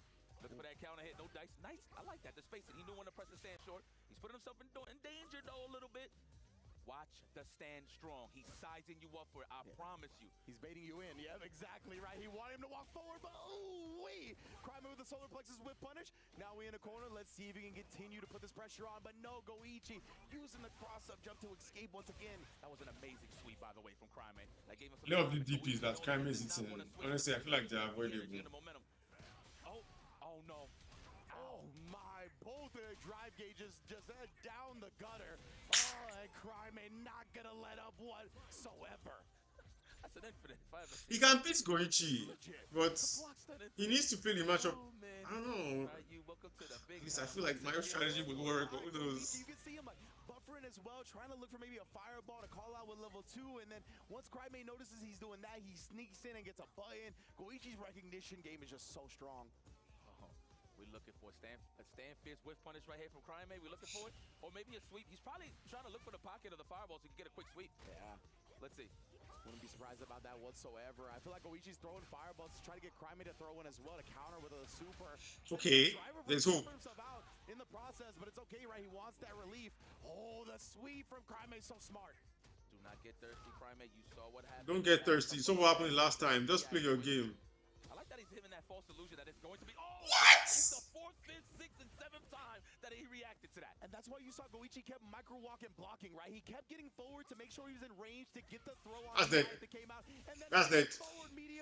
That's a dead boy. Only players that can consistently confirm it, and this time he's confirming it all the way to the round robin. Goichi takes it 3-1. Yo, he's on one right now. Yeah, that was good games, Crime. Good games, Goichi. 100%. He played it right, man. Stay out of that. Goichi's like. You don't want to be a block stun to just lose that drive gauge quickly. I mean, you saw it in that scenario right there. He had a drive reversal due to the fact that he didn't want to get locked in to some block stun and then walked in the corner. I mean, at the end of the day, it still worked out for Goichi because he reacted to every single drive impact. I think the only time he got hit with one, it was like in the middle, like a recovery or something. Yeah, but yeah. in terms of just naturally reacted to it, always got it in the pocket. Crime legit had to set it up, right? He did donkey kick while he was burnt out, so Goichi felt like he could still press something back, right? Because it was close enough, even in burnout, and then he DI'd him when he tried to press something back. Like, legitimately, that was the only time the DI hit. Because as you mentioned, if it wasn't set up, it was getting thrown, it was getting countered, it was getting supered. No shot to bully this man with DI. His reactions are just too good. And that is where his reactions aid him defensively in this game. Even if certain situations equalize it, he's still got plenty where he can show it off. He's like, man, I understand Crime. But look, Crime did an excellent job. He was just trying to find that pocket side, the whiff punish, the fireball attempt, with, or trade with the sweep, or trying to put him in block stun for the whole Shugeki pressure. Look at that. Yo, first and foremost, Goichi, how many keys has he been crushing? Yo, for real though, over the course of both of his games, like legitimately has had to put so many souls in the grave when it comes to these key crushes, as we're gonna get another one from Goichi. He's so used to this, bro. He's like, yeah. Oh, sorry to do this to you, Crime, but this is an ill thumbnail, by the way, if you're gonna put a YouTube clip. I'm just saying. Oh, that was even more vicious. Yeah, wow, that cracked right in the middle. Yeah, that's right. Arigatou gozaimasu. I love Goichi, bro. One of the most expressive players in the community. Always put it on a show. Great stuff. Already won in EWC this year, and he's continuing to move on, trying to add another plate to his trophy case. Yo, I can't believe he's like, yo, thank you. Yo, my blessings to my food. My blessings, my blessings. Like, thank you. I ate well. Oh, man. But you ate well, my boy, advancing to the loser side. Into that round robin stage where it's going to get really sick. But, guys, this has been an amazing group. My man, Wrench, thank you so much, my brother. It's always a pleasure. You already know what it is. But, guys, we're going to take a quick break. When we'll be right back with some more group action right here at EWC.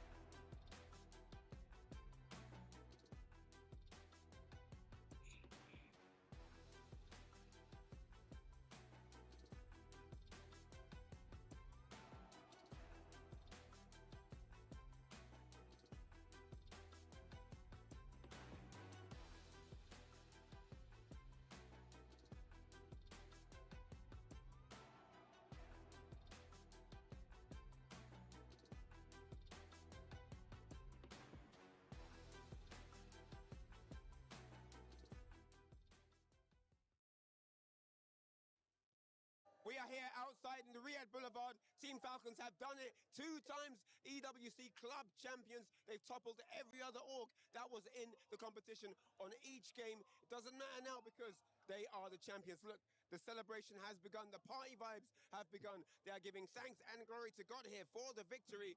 And man, have they earned it.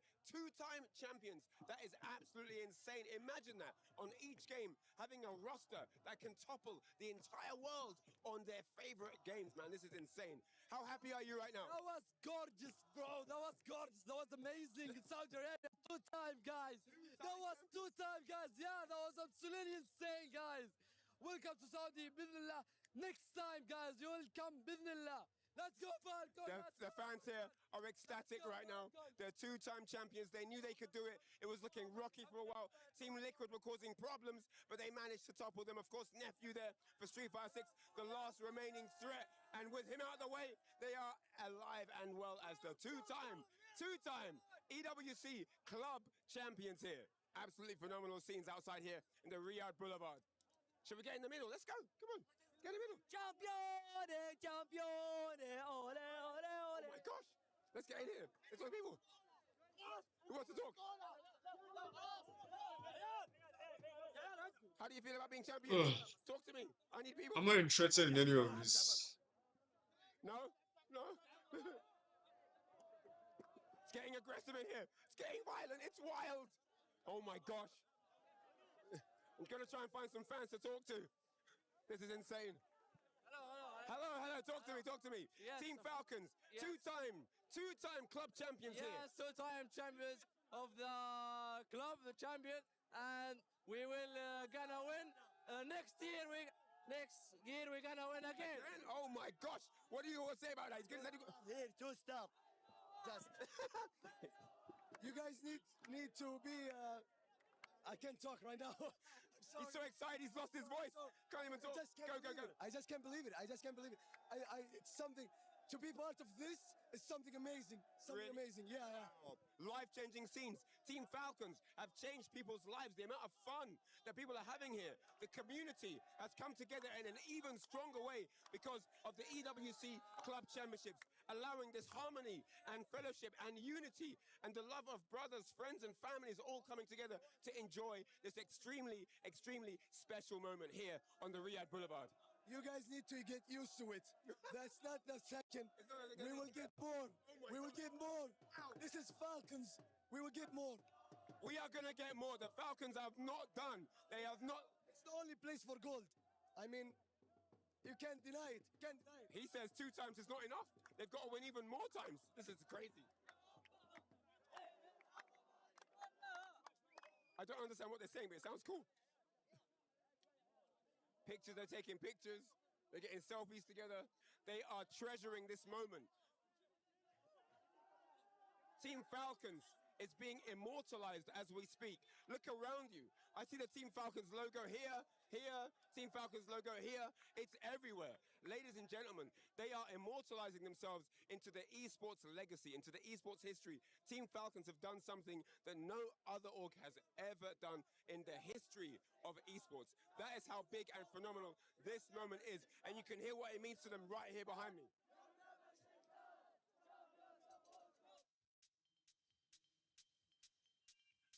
Thank you very much, Ryan Haar, reporting from the heart of the crowd there in the streets of the Riyadh Boulevard. Falcons retain. They are your Esports World Cup Club Championship victors. Once again, back-to-back champions. And there you see a man who might be a 2-time champion this year. Goichi qualified. He said, forget those kids. I'm getting out of this group.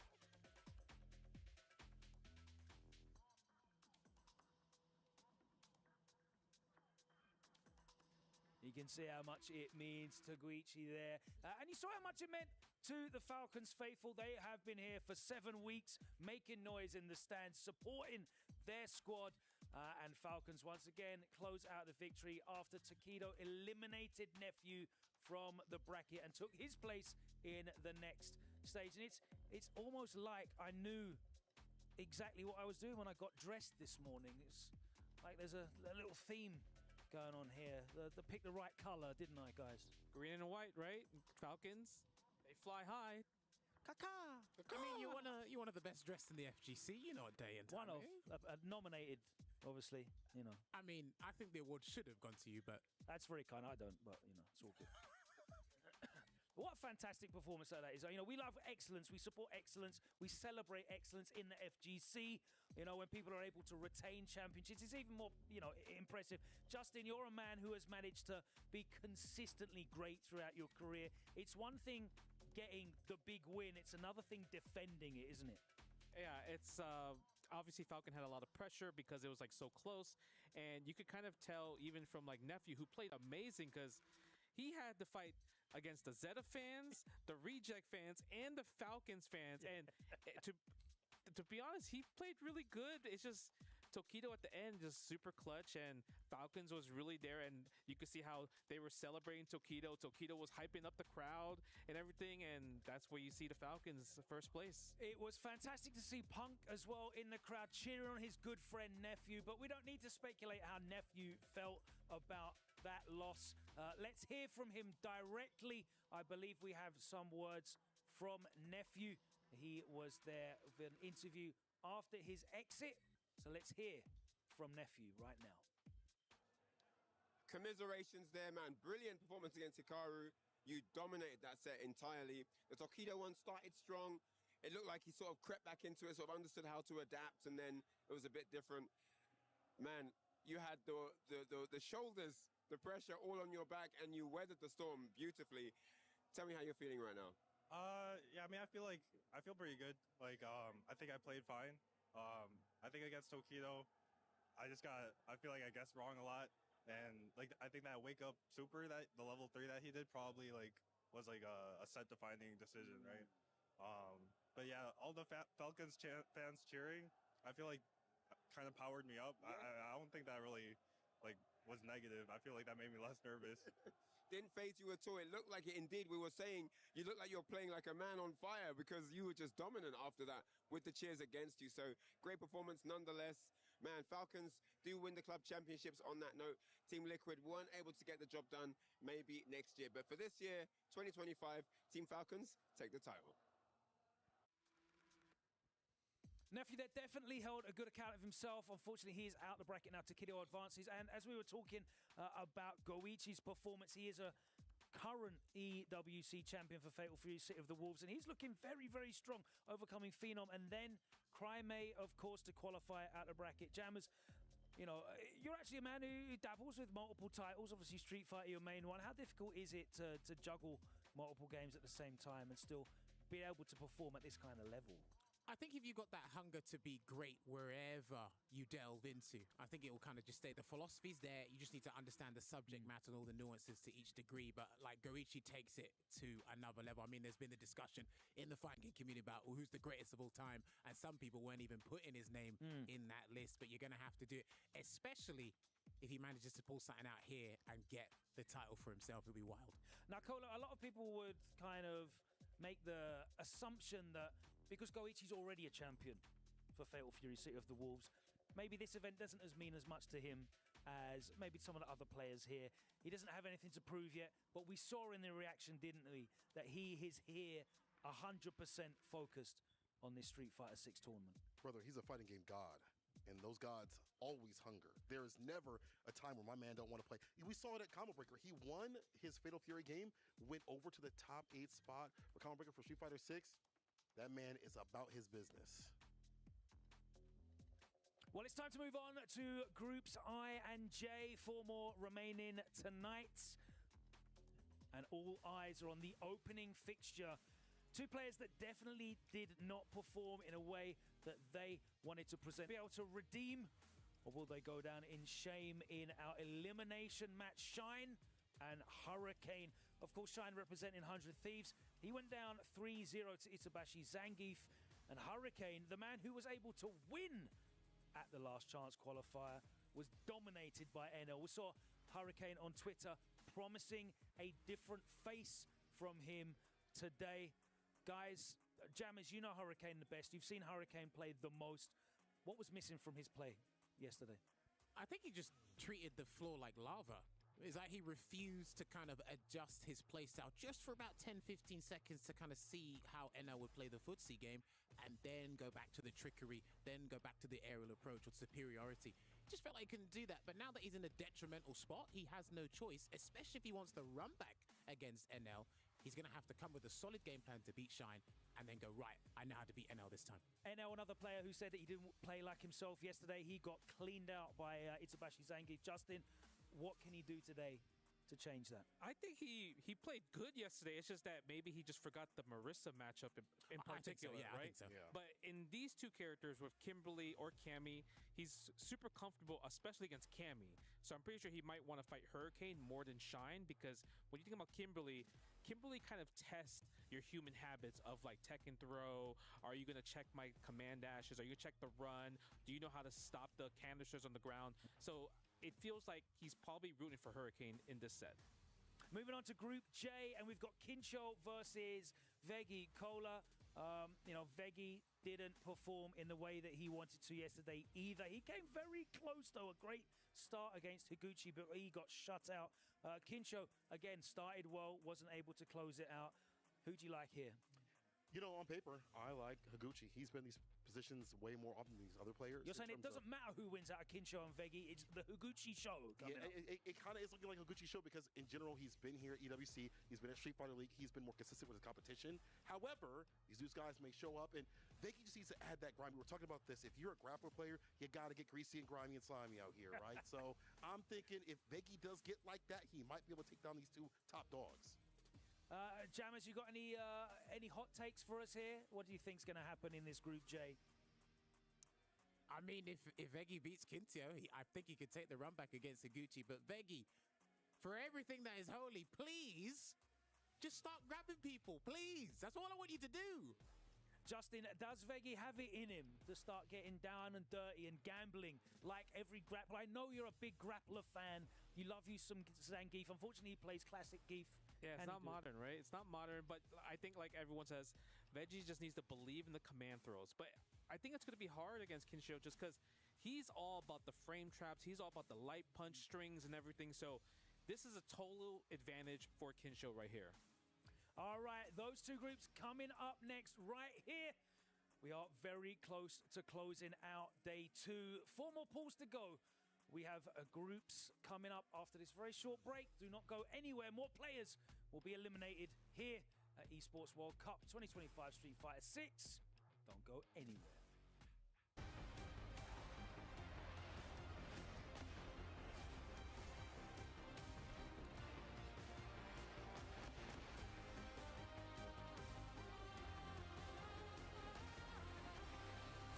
Here is Climate, and I want to know, how did he get so good at 14 years of age? His gameplay is phenomenal.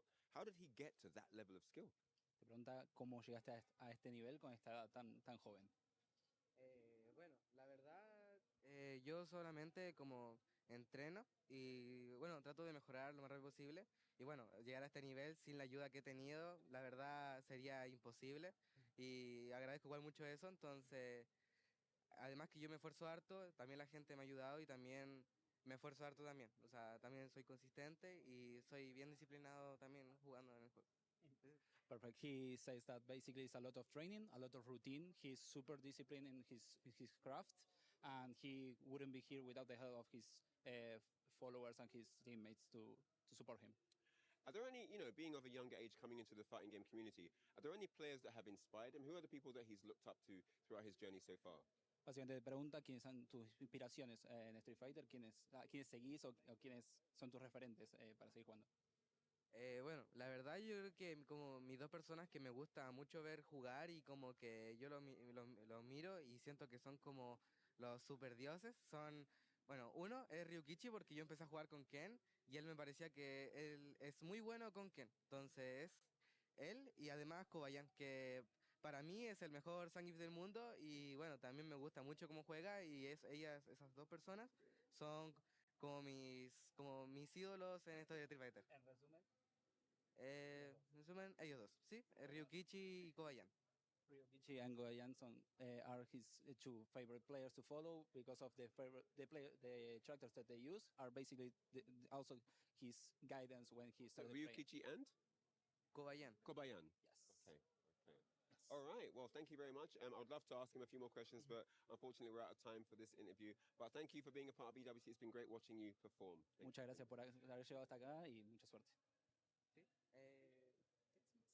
Thank you very much, guys. This is Jaime, 14 years of age. Absolutely insane.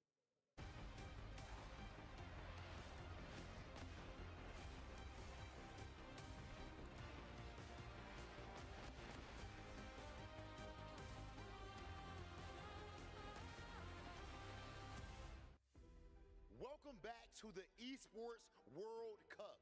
We did just actually see the club championship officially decided as Dark Neff on Team Liquid put up a valiant effort, but in the end was not able to come up against unsurmountable odds. So Team Falcons was able to go ahead and take it all for 2 years in a row, Milosh. Absolutely phenomenal org. It's incredible for Team Falcons. I gotta say, Neff had him in the first half. Absolutely incredible run. An entire arena full of a few hundred people cheering at you, against you, is a lot to deal with, no matter what your experience level is. And then you have to keep in mind, on the other side of this, he's of course playing against Tokido, which is not going to be an easy match, regardless of the situation you're in. But still, gave it a valiant effort. Got a lot of fans that are cheering here. Yep. Team Falcons were happy, and at the end of the day, celebration, back-to-back wins. Huge for the org. Hey, gotta make sure I shout out my man's Dark Neff too, because after he won that Hikaru match, which he won convincingly, even with all these people cheering against him, he gave a little nephew version of a pop-off. Just looked straight at the opposing team and gave a little smirk, stood up, walked off stage, fire.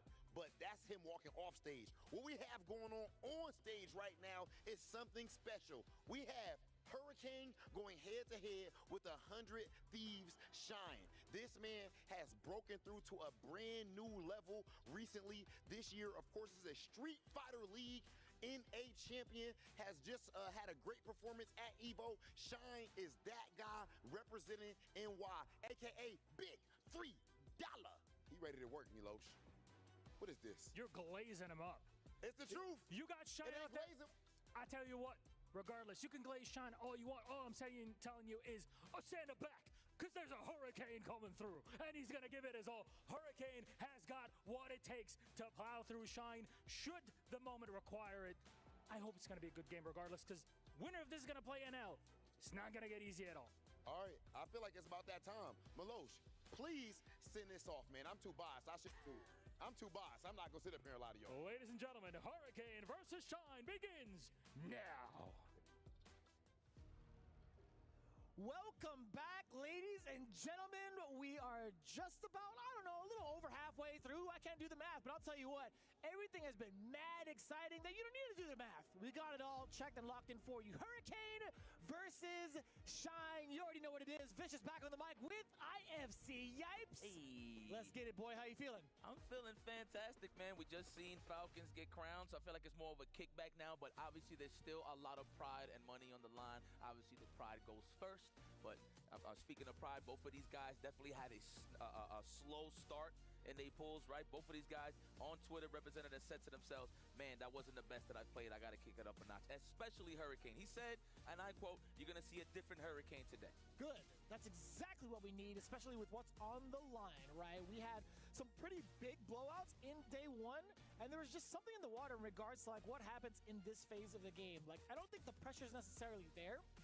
Sure, you're facing elimination, but it's just like, man, the nerves are out of the way. I know how to assess the damage that's been done already. Let's just move forward with this and give it our all. I think a lot of the players have taken a real big tune to that. So I'm very excited to see what comes now from both of these players, because they're so talented, right? They've seen some pretty big growth, like Hurricane really rocking it out for the EU region, Shine specifically also for the NA region, doing a lot more than just playing the game and really showing off his knowledge as a coach, most recently over at the Sage Jam Slam events, and a multitude of different events where he's get to really show off how strong he is as a player.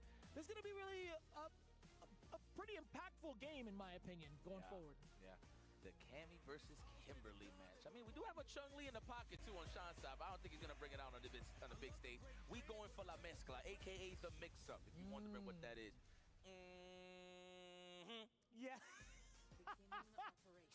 I don't know. Kimberly always gives me that vibe. It's too good. It's too accurate. Here we go. Hurricane versus Shine, game 1. Oh, we looking for that stand fierce range, eh? Or the stand medium kick, of course. Ooh, and there it is. First blood, Shine. Corner carry, immaculate. It's going to be a throw? No. He's looking for the throw tech with the stand route. Oh, makes a lot of sense, too. A little bit too far out for that throw. Shine actually getting punished for it. Hurricane now trying to creep up in that space. But again, pretty much at the heavy distance between both of them. Shine actually catching the misstep from Hurricane off of that jump. Counter hit. You thought it was time to press buttons, but that one actually a good choice. Yeah, that's what's so lethal about that run stop or the run off the wall. I don't even know the name of the moves. Forgive me, guys, but that is why Hurricane was pressing buttons. He thought it was going to be a run stop. All right, setting up the Acme Dynamite. There's 2 of them. Oh, Wily Coyote, eat your heart out. Back roundhouse lands into the Bushin Tatsu.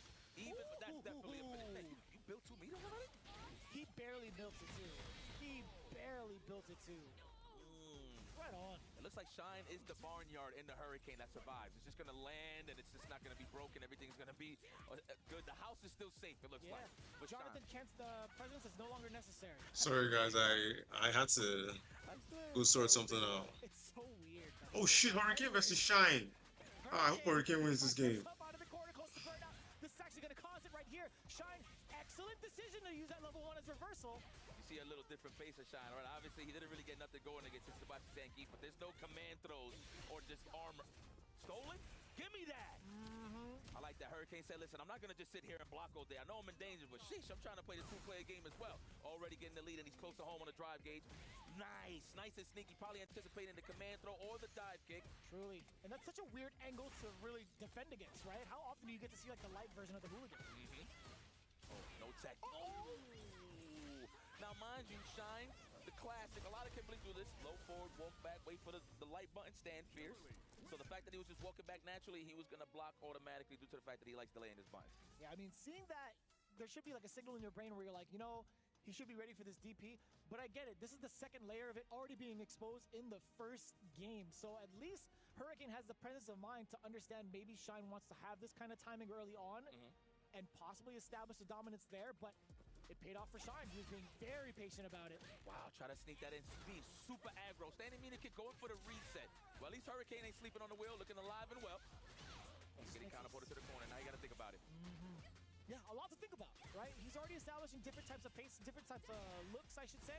But Hurricane, currently unfazed, at least at the beginning of game number 2. We're starting off pretty aggressively. Now we do get the knockdown. Let's see what happens, too, if he can pursue into a corner presence.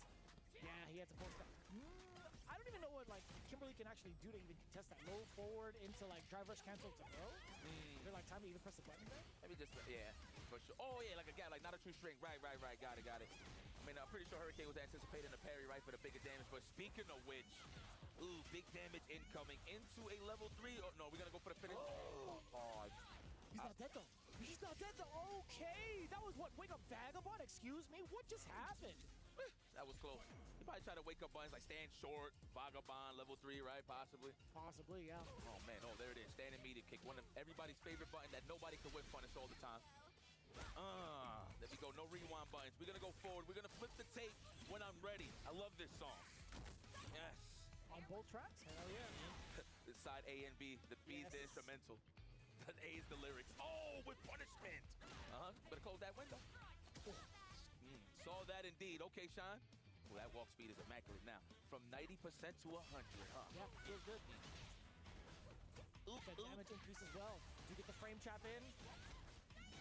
But at level 1, not going to be spending it. Ends with the Vagabond. And for good measure, too. Now Hurricane kind of getting mixed.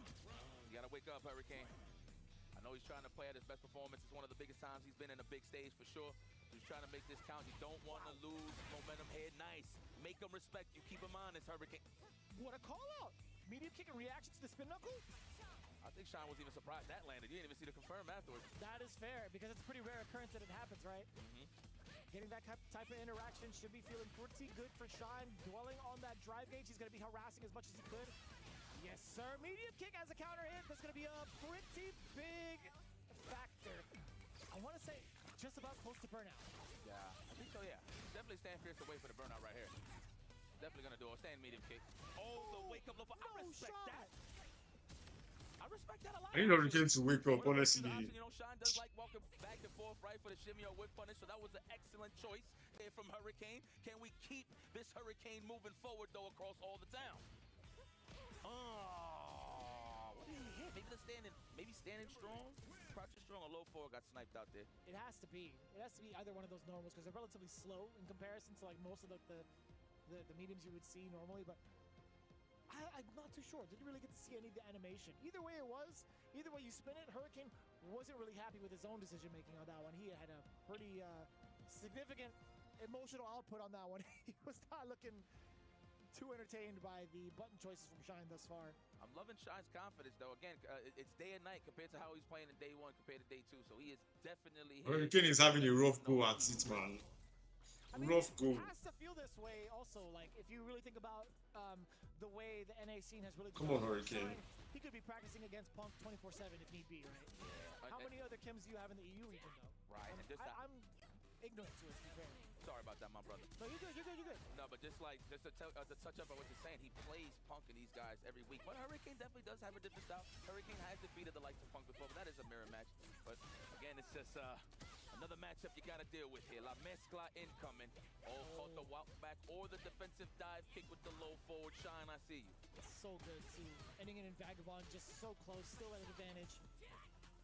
But not going to be enough. Hurricane, he's still got one bar. Can't really go for a drive rush. But you know what?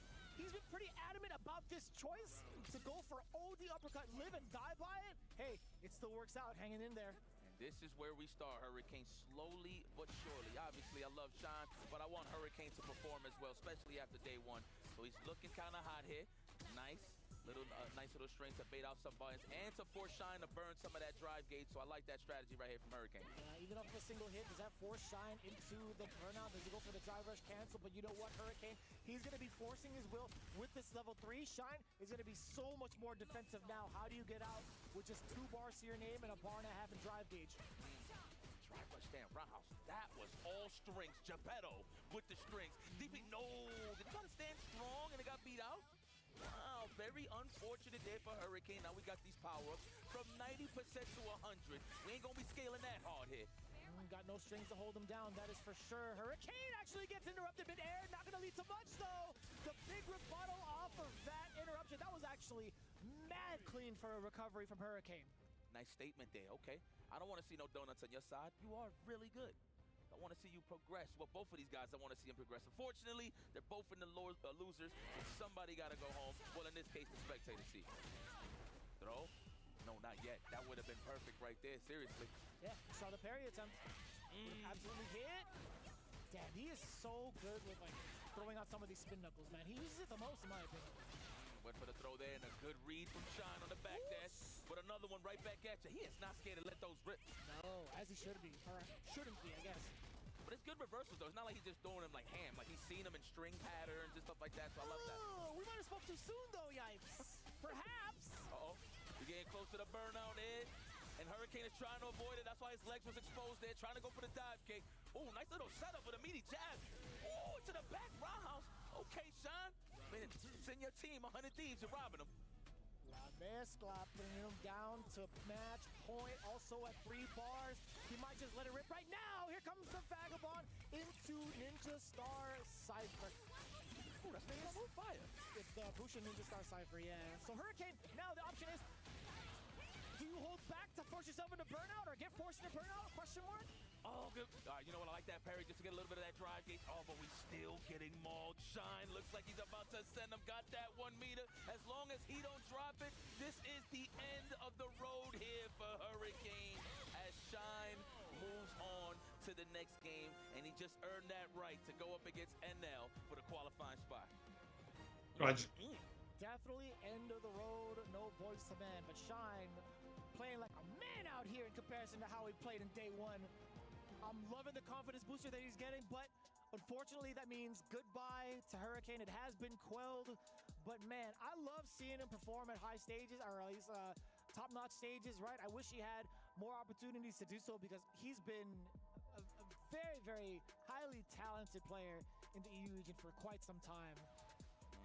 man, he was just waiting for that pocket to hit him with a defensive dive kick. But, man, he was getting exposed by the stand strong, the stand fierce, the counter hit low forwards. Right. He definitely just was sticking on to Hurricane with his offense. It didn't give time to Hurricane to breathe or even get some time to think. But when he did have some space, he was doing very solid. Again, I thought it was going to be a 3-0, but Hurricane did score a game. Oh, man. I ain't even noticed that, brother. No, listen, there's nothing wrong with that. I just want to point that out. There's nothing wrong with that because he knows he's strong. And just in his heart, he feels like he did not showcase this today. Hurricane, you always one of my guys. Respectfully to the spectator seat. As Shine crushes your key naturally. Wow, you don't got to be that much of a scumbag. Look at you. Looks nice, don't it? I don't like how he's salivating over this, man. You better watch out. You still in the tournament. Oh my God. He said Christ. Oh, man. You know how Sean be talking. Oh, man, that's how it is. Wow, it's like it melted it. Ooh, there was a little extra sazon on that push, huh? Yeah. That's been happening a lot lately. I think since Goichi actually pulled down the lever, there's been a lot of explosive keys lately. But let's talk about what had happened earlier with NL. I mean, he put out a little bit of an SOS earlier. He had a little bit of a stick malfunction, but hopefully it got fixed. Actually, it had been reported it got fixed proper. Hopefully that doesn't impact his gameplay today. Not to put any OSs out there, but to kind of spin it in a positive way, I think the analysts had talked about it earlier. NL has been so dominant in his run yesterday, and going into this one, the person he'd much rather fight off against easily is going to be Shine because of his experience with Punk's training methods. Actually, no, I take it all back. It's actually with Hurricane, right? Yes, He was going for that. So let me rephrase. He was looking forward to fighting Hurricane, but now he has to face off against Shine. The favor is still going to be in Shine's positioning, right? Because of the fact that he's faced off against Punk so many different times, right? He's going to be like, yo, what has NL done to kind of like beat you? I guess what to look out for NL's Akuma to kind of take him down for this set. I kind of botched that a little bit earlier, but now I've fixed it. But either way, still a lot of ways to kind of make sure that Shine is prepared for the NL matchup. Well, see, look, I know Shine want to fight. This is like one of the matchups he's comfortable with from what I've seen. Yes. It ain't like a Zangief, not to bring up old news, but, you could play some neutral against Akuma a little bit with Kimberly, right? So it's not like you got to worry about getting smothered too much in the mid-range, obviously in the corner. Deadly for Akuma, right? Yeah. But Kimberly, of course, has that option as well, that bag of tricks. Well, that energy, that life bar will shade entirely if NL makes a crucial mistake, either get drive impacted or a bad OD reversal. It's going to lead to a lot. It's about knowledge at this point. I don't know how much experience NL has against Kimberly, but this is one of the best Kimberlys in the world, and he's going to have to step his game up and show no mercy. Yeah, I mean, the closest thing you would have to a training partner would probably be some of the Kimberlys that are currently here. I mean, he does have access to playing against Narikun in Japan, hailing from South Korea, obviously. One of the things I do like to note is how often he'll change up his dynamic in the ground game from trying to outspace Kimberly's normals, try to go for the whiff punish game, max distance sweeps, to throwing out fireballs. I think it's going to be really, really important for Shine to note what kind of momentum NL is going to be setting up initially to kind of get his ground game going, because I do like Kimberly being able to slide through fireballs. I think that's pretty important, right, to close the gap. And I also think her sharp angles of crouching heavy punch is so significant against something like Demon Raid specifically to get your mix, or at least get your anti-airs pretty much intact, right? So a little shallow on that, but I want to see if those two things actually come into play. Those two small details actually come into play to get Kimberly started in this run. And, of course, NL, he's going to have to be careful with those elbows. So, obviously, he's going to probably space him out to get a stand fierce punish. Or he just want to just go for the gusto and just go for a fierce DP because it actually, goes forward in trajectory. So, he'll probably cover both options when it comes to a jump in or an elbow. But that depends on the range that Shine jumps in. If he does it a little bit point blank, not so much. So, you got to be ready to just get a legit back fist or something. I don't know, like just a big punish, just close. Or jab DP to get the Oki going. But it's up to NL to really react to Shine's shenanigans, if you will, when it comes to La Mezcla and the setups that he got in his bag, The shenanigans? The shine. Ooh! I thought you were setting that up for me. Nah, not at all. I'll dunk it for you. I got you, bro. Alley-oop, all right. CP3, Blake, okay. You're a Lakers fan, though, I know. I am. What you think about the Clippers? Don't like those guys, huh? I don't mind them. I genuinely don't mind them. But if they win the chip, you just like, whatever. That's cool. At least my friend Farbod is happy about that. Oh, so yeah, hey, shout out to Farbod. Farbod. That's true. Yeah. Hey. Okay, well, grand stage time. Let's see how Shine feels. Can he crush another key, or NL moves forward and crushes Shine's key? Let's see how the match starts. Okay. It's going to be so important, man.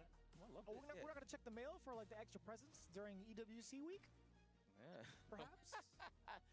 like that. Shout out to Capcom. I didn't get a chance to vote, but I know they throw an option out there. Yeah. And I guess CFN, yeah. But did you throw had an option out there where you can choose which player you think is going to win EWC? And I'm pretty sure if you choose the right winner, you get something nice, right? I think that's usually what I mean, when you call the EWC champ correctly, you get like a special title. Yes. You get like something for your avatar as well, if I'm not mistaken. There's pretty cool exclusive prizes, which I really do enjoy. It's kind of like show off in the battle hub. Yeah. And also like you get the tags too to like kind of show up in between like your ranked matches, your casual matches, etc. during the face-off. I think that's really, really neat. Man. The fact that there's a Sajam Slam one also is really damn sick, by the way.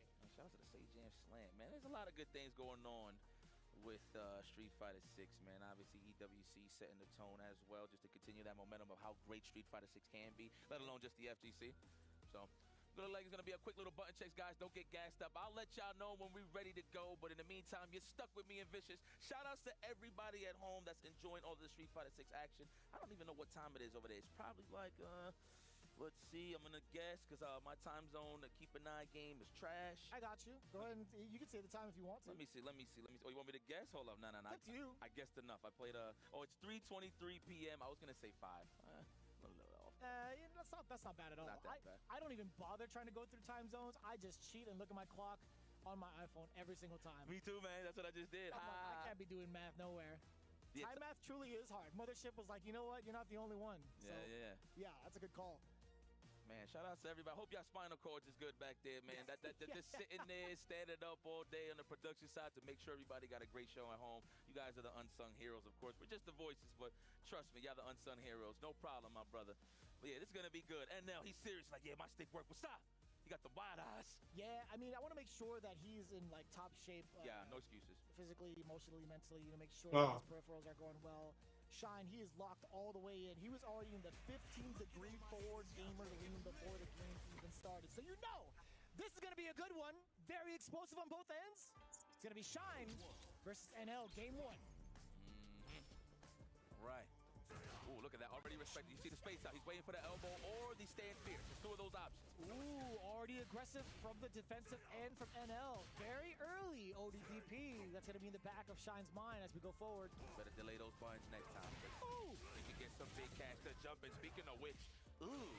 Damn, that's a jump in? She is bleeding. Oh, that was meaty. He didn't believe. No, confirmed from the standing medium punch. Could have led to so much more. I like the containment with the DP. Like DP at that.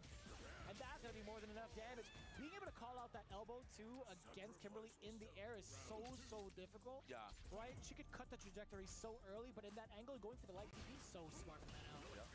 Now, we was calling it early on. We don't know if Shine's going to be using that slide yet. Obviously, he's not trying to put himself in danger in case the NL is waiting. NL does tend to walk back a lot, so we'll see. So we haven't seen it represented yet.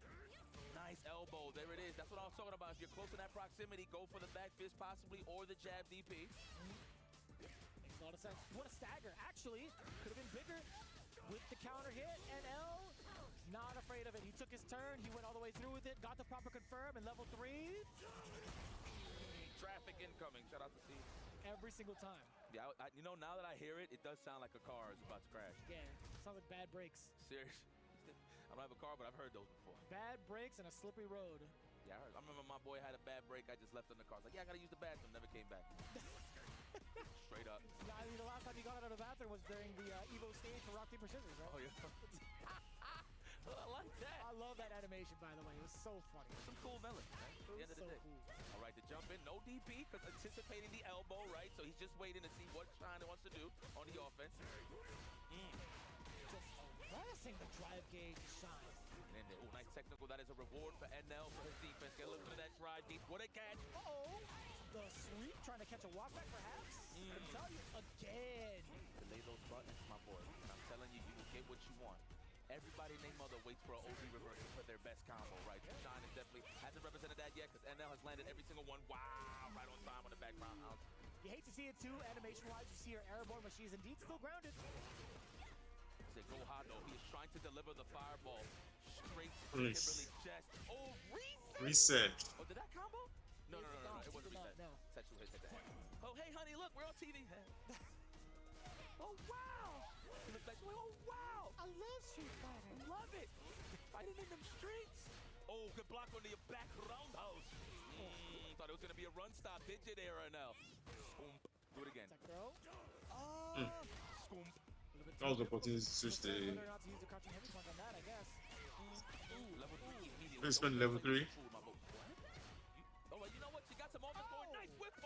I'm surprised by how NL is performing in this tournament.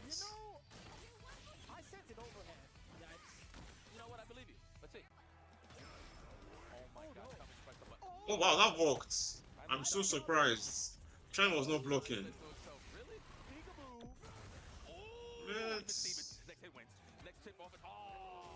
Wow, NL is very bold. What do you have in your fridge? No, all the way in the back. It's him. That's where all the good stuff is at? Absolutely. Absolutely. Get in there. Akuma with the cocoa beans. You would think he's Samoan. You got me. You got me good. Rocking the seaweed, too. Let's go. He got the sea. He does have the seaweed on his waist, actually, yeah. That's what happens. He destroys submarines and he comes back with seaweed. He just gets it. He's like, I look good. Oh, he woke up with the X5 over there. I'm not entirely sure what that was. Corner.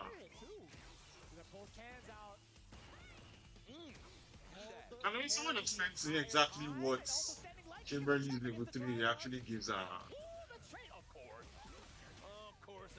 Spend on level 2. And also towards the corner? Yeah, there's an extension after. Yeah, she's gone. Not even punched in the mouth. Damn! What an ender. What a call out from NL. Now, peep the switch up from NL, right? It went from getting hyper aggressive on defense with OD reversals to slowing it down to now Shine seeing that he's slowing it down. He's very second guessing in terms of how he wants to approach NL. And mind you, most of the time you see NL walking back, good jump back. Every time you see NL walk back, because he's waiting for the elbow or whiff punish in general, but he's trying to score that big damage to dive kick. Classic. Damn. That is a pretty significant opener. Talking about changing up the trajectories, not able to follow suit with the crouching heavy punch again. Unsure of what to do with the anti-air thus far. Damn, NL has not given Shine a chance to play yet. Saw that indeed. Oh, hit the brakes there. That standing meter kick checked NL from walking forward to apply some pressure. So wake up, Super? Absolutely. Why not? Big Super? Oh, no Super? Oh, what? No pickup. No pickup? You could have done a Tatsu, right? That or maybe, since he had him in the drive rush, the juggle say maybe crouch fierce? Probably. Oh, the mouth didn't really play, but it looks like it worked. Great interruption. The fact that NL went from back-to-back over it is kind of grimy, and I like that.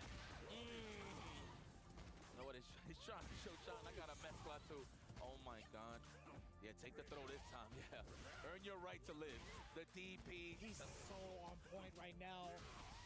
Now the mix is coming into full effect. All grime, no Logan. I'll tell you what. The trade, that could have been it.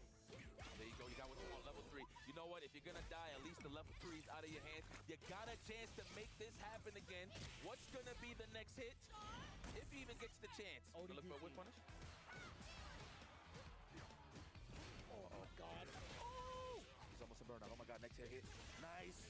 He caught NL pressing buttons. You know what? I don't mind that challenge from NL, considering that he does have games to give, but still, though. NL looks really tense. Looks like Shine might be changing it a little bit. Oh, this is still 2-0. Should have done it. All right. Stand fish, the space trap. Wow, what a way to still turns. Just empty dashing in there. It looked like a run sometimes, not gonna front. It does look like a run. Oh. That was some sort of glitch from Shine there. Try to go for the shenanigans, make up with a throw. Ooh, the bust out once again. Shine has not caught on, but credit to NL. He's been doing them in random time. Oh, that's gone. Level 2. Let's go, Shine. 2-2. Oh, that's 2-1. Sorry, that's gonna kill. Okay, I was a little uncertain. I don't know why, but since day one, all of these supers have gotten me real uncertain of whether or not it's gonna kill. Well, if it didn't, you could have called me Susan. That's what I'm just saying. That's after day one, yes. That's the line. Oh, big damage incoming. Woo! Acme Dynamite. You love Sylvester? Loves money, maybe? Perhaps. Back over here. Oh, I got the massive lead. All right, Sean turned it on. He turned on the switch. Something just clicked in his mind. Oh. There it is. The first one baited, finally. Dude, we're starting to see some progression here. Shine now on to NL's defensive tactics, but you know what's funny? I think NL's going to keep doing it. Why not? I mean, this is the last real time that you can actually take some risks. It's going to have to be a serious situation. If it is 2-2, of course.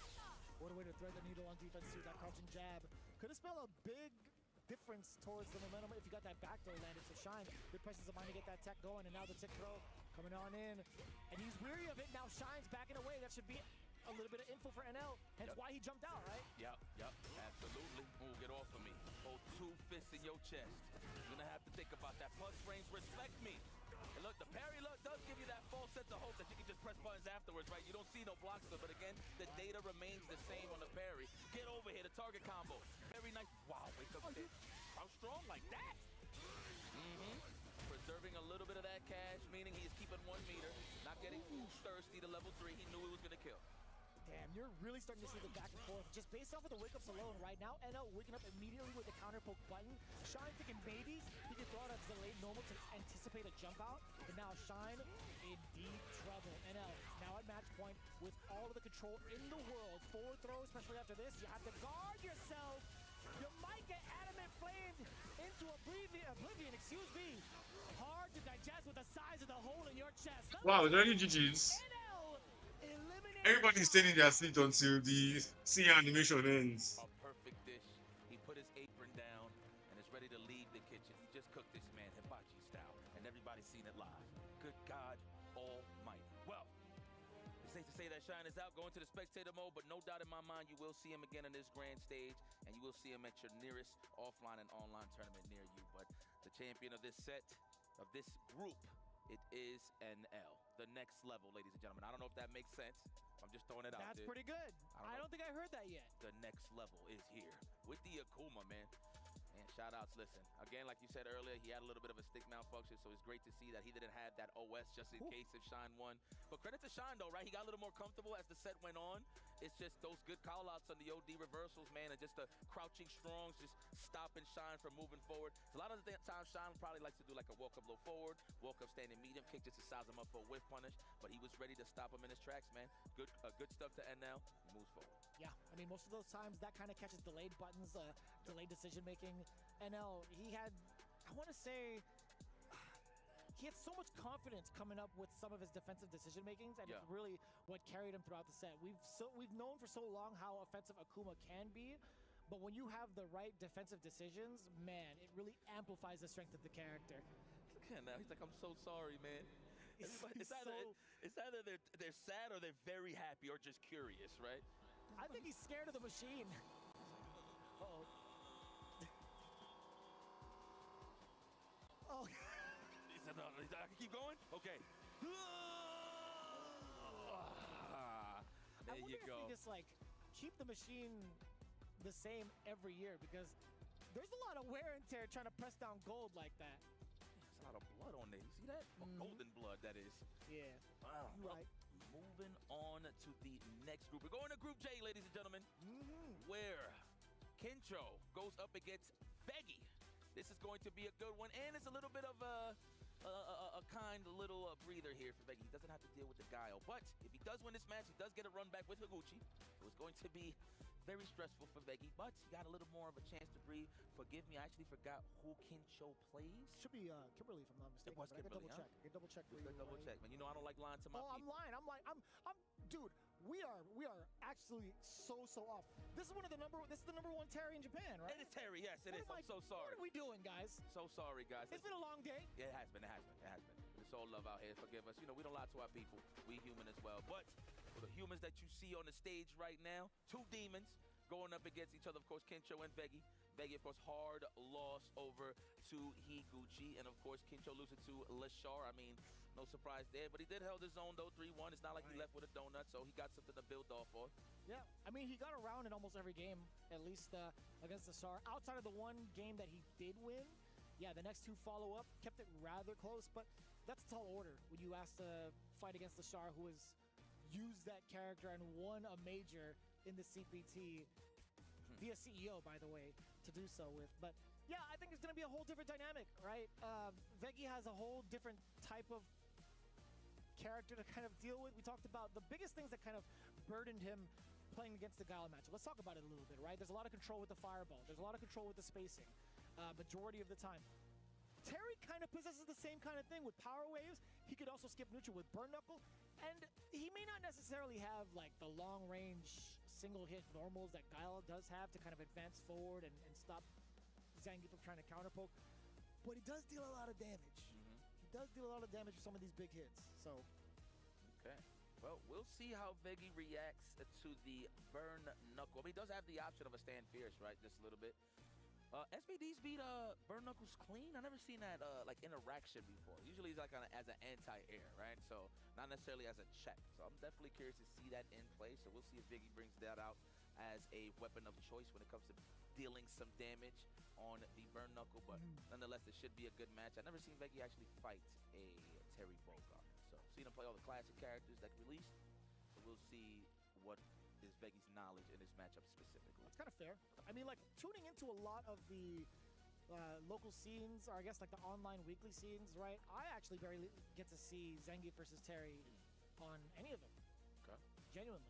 Well, they got their weapons of choice. Of course, the levered folk. Shout outs, that's my team right there. You know, a lot of people's like, yo, come on over to the leverless side. I'm like, no, thank you. No, thank you. No diss, though. I'm not disrespecting the hard way. It's just, I don't want to catch cramps on my left hand. I'd rather rock the joystick. That's fair. That's fair. Throwbacks, baby. You know, I come from a place where I put my quarters up. You too. 100%. You know, so it's just so comforting. You know what I'm saying? Like, that's just how we learned. But like I'm landing a plane. I'm like flying. You know, like I'm free. You know. It does feel that way. I feel fully unleashed. I got my max potential. It's like, this feels like home. Now let's bring it home. The crane game, naturally, huh? Trying to get the prize of opening you up. Oh, trying to hold up. Speaking of open up. Uh-oh. This man tried to hug his imaginary friend. Possibly. No one's home. Hand in the honey pot for a little bit too long. Okay, I like this. This is going to be a great start for Veggie. Damn, immediate SPDs. Like, you know what? This is the mix right here. Don't worry about the normals. Oh, my God. You know what? Veggie heard jammers. That's for sure. And Veggie's like, okay, jammers, that's what you want? All right. I'm going to give it to you in a sandwich, too, on top of that. All right. Good round start. Okay, Veggie showing some signs of life here. And mind you, it's not like we know that he's good, but, you know, the matchup like Guile stops him from really showcasing what he can really do. But we brawling now, baby. Kincho's in there with the Terry Bogard. Ooh, getting the tick throw now. Veggie, the one being harassed, now in the corner, trying to find an escape with a lot of these lows, checking the walk back, burn knuckle to skip that neutral, rising tackle, putting himself into burnout. However, this side switch can be so important for Veggie. Oh, almighty! The skies is blue. Whoa! Clouds are white. What? Sorry. I see you, though. The way he's shimmying to the song? Yeah. I dare you to touch my belly button. Oh, never mind. Never mind. He finished that. And I'm thinking about the cross draw. What do you mean? I dare you to touch the taco meat. Hold up. Come here. This is the Beyond Burger. Yes. How do they pair us together like this, man? They know what they're asking for. Oh, the roundhouse for the punish counter. No dice, though. No wing punish there for Veggie. Nothing but greenery, and I'm not talking about the drive gates. How about Veggie's vegetables? I'm trying to find the bar there, but it's not clicking. But what's clicking here is Kincho getting in there with the drive rush. No. I was there. Thank you. I was there with you. I was trying to figure it out. You know, I like improvising. I rap. The vegetables? You like that? I actually thought he was going to hit him with the air super I for thought a the second. same thing. But now he's getting a full helping of green himself, despite the name. Here we go. Bang! One more for good measure. He didn't even need the level 1 afterwards. Power Geyser from Kincho. I'm liking this. Oh, wow. Yeah, man. I like that. Then they went straight to it. They didn't even give production time to just see the drama. Oh! Like I was at the same time. I like that. I thought it was going to hit, to be fair. Oh, switching lanes? That's in the other game.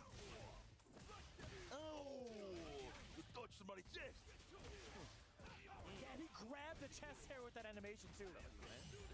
Whoa, you was ready for that? Come here! Taco meat! Scoop. Don't jump. Come here! Get off of me! Oh, no. God, I love these voice lines. Looking like a ceiling fan out there. Don't jump. I promise he's gonna side you. Wow! What? You know what? That's a happy accident. Uh-oh. Oh, the bait. Gotta be careful. Put himself in burnout. The jump in got exposed. Very nice there. Was ready. I know Veggie right there is beating himself up. He's like, man, that was definitely an input error and it led to this. Unfortunate. Oh my. Like that? Snatching the chest hairs again. Back-to-back standing round, or pierces, excuse me. Oh, he punched the hell out of him. Right in the jaw. You hit harder than my bear. Come here. Get in there. Oh, the shimmy with the back. That's Veggie still surviving. Oh, my Lord. Damn. That is massive damage. I kid you not. There was like, what, 2, 3.5 touches? That's Terry, baby. The Furious Fatal. The Bocardian of the galaxy. Yeah, The Southtown special. I rocked with that one. Stealing it. Ooh! Oh my God. Kicked him in the mouth and kicked sand in his face at the same time. That's just nasty. It is. Oh, casting is so fun. There we go. There we go. Oh, there it is. Getting exposed. Man, Veggie's just spinning his hand in the cookie jar a little too much, and Kincho's catching him in the nighttime in the kitchen. You gotta chill out. Exactly that. Exactly that. Not even checking the nutritional facts, man. It's looking kind of rough out here. Kincho at match point pretty convincingly. It's a speed run right here for Kincho. Come on, Veggie. Think about your key, my friend. It's fresh. It's new. Don't let him touch it. I blame jammers. I'm gonna say it right now. Oh, what is that? Tackle? That's a string? I think so. Okay. Oh, the sweet caught the walk back. It is your time. Wow. Okay. Basta Lobo. Look at Veggie laughing. He's like, man, this guy's so scared. Hold on. You let me free right now, it's gonna be problems. Sam Pierce, welcome, Sam Pierce. I'm invincible. Yeah, we got back throw. Trying to burn out. Okay. This guy's crazy. I mean, he does got games to give, so I love that gamble. Ow! Does he do it again though?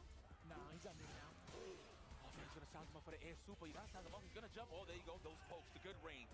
Not too bad. Didn't have to spend super. That feels good. No super? No super? I love Justin for that, honestly. Well, just there, I hate him though. Get off of me! The silicon, the chandelier, Terry Bogard. He's so ready to spend it, man.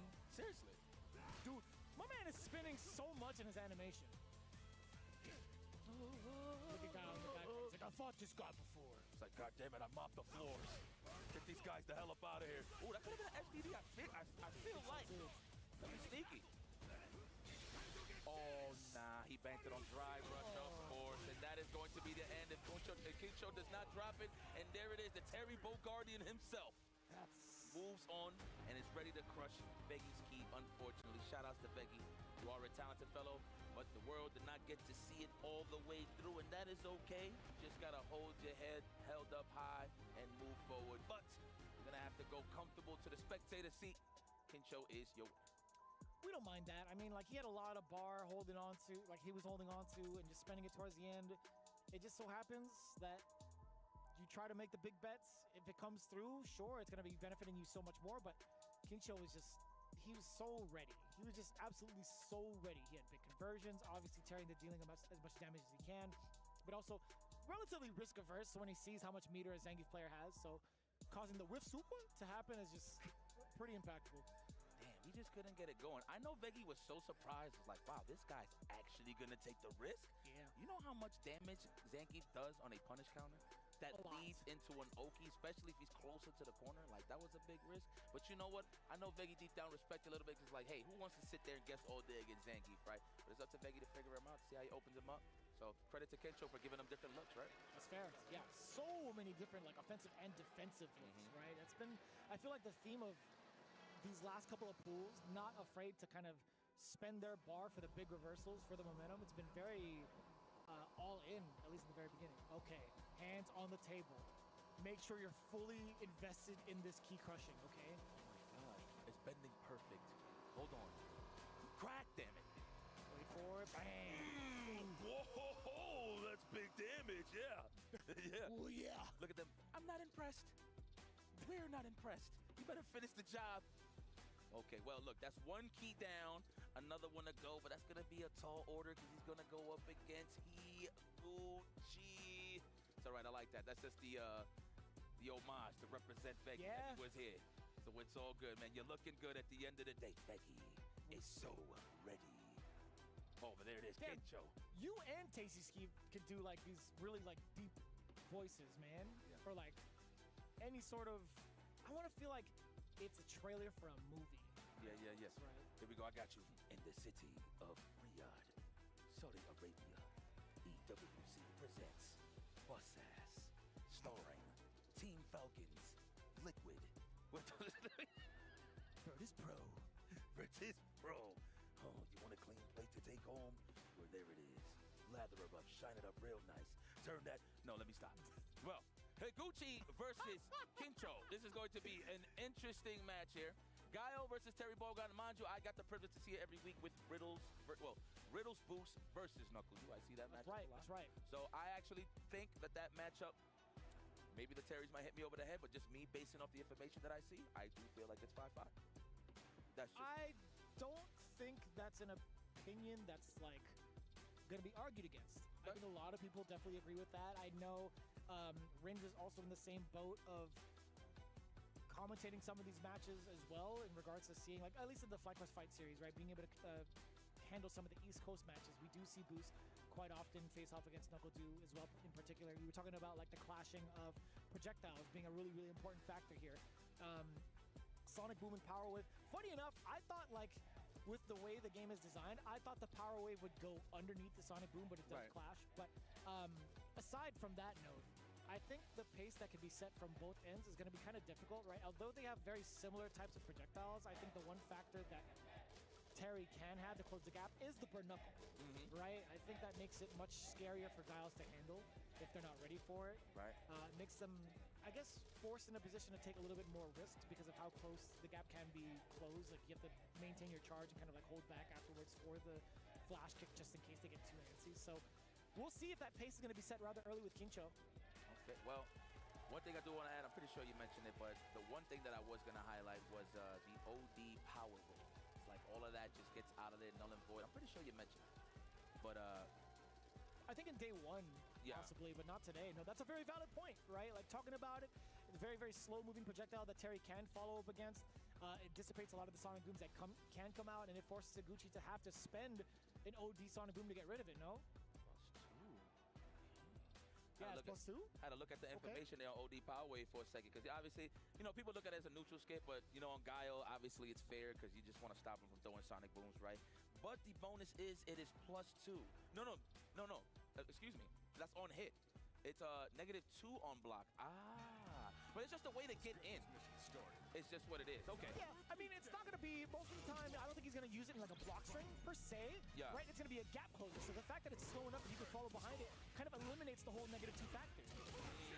Exactly, because he's trailing behind it. Makes it, oh, that counts for on close. Got it. That's true. Forgot the data.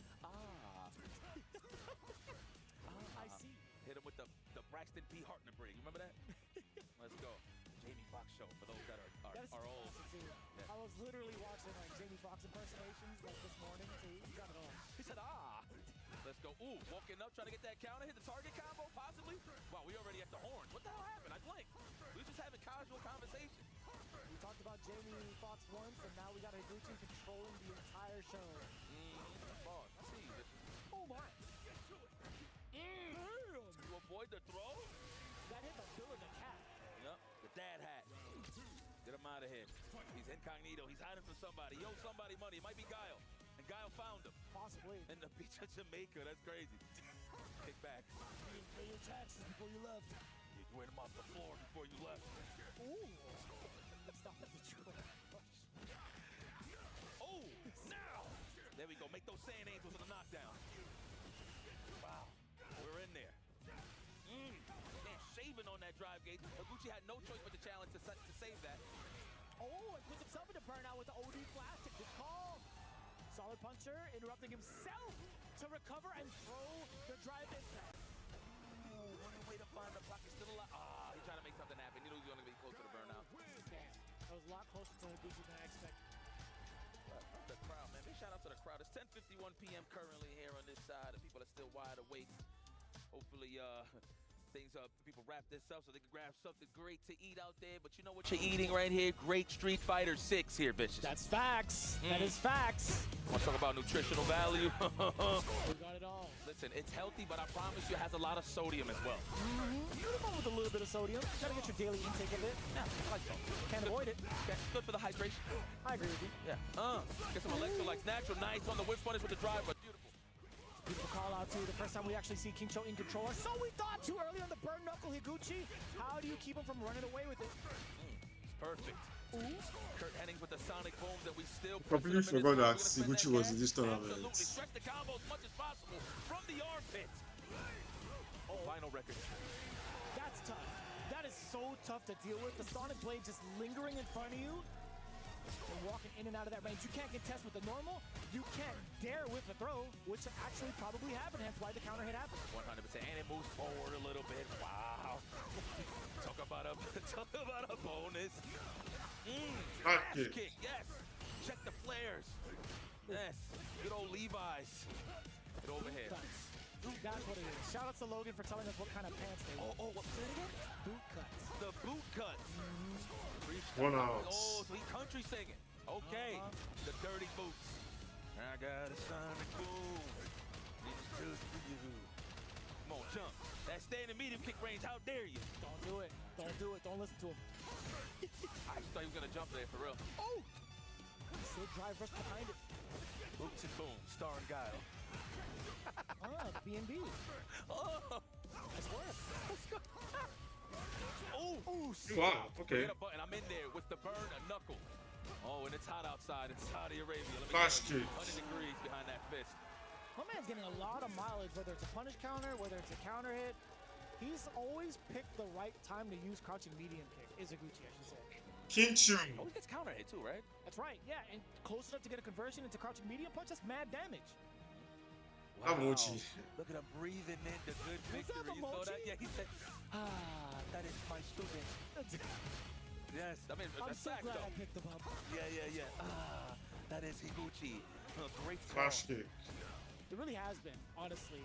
Like, even in Higuchi's debut year as a pro, he's been so Whoa. instrumental to the success of whatever team he's Now the on. side switch. Watch the poundage counter. You know, Higuchi will wait forever for a whiff punch. I agree with you. What's it gonna be? There's the counter hit low forward. If he slowed that down, he could have got something a little more, but committed to the top combos. And I'm reaching to my imaginary friend. He wasn't there this whole time.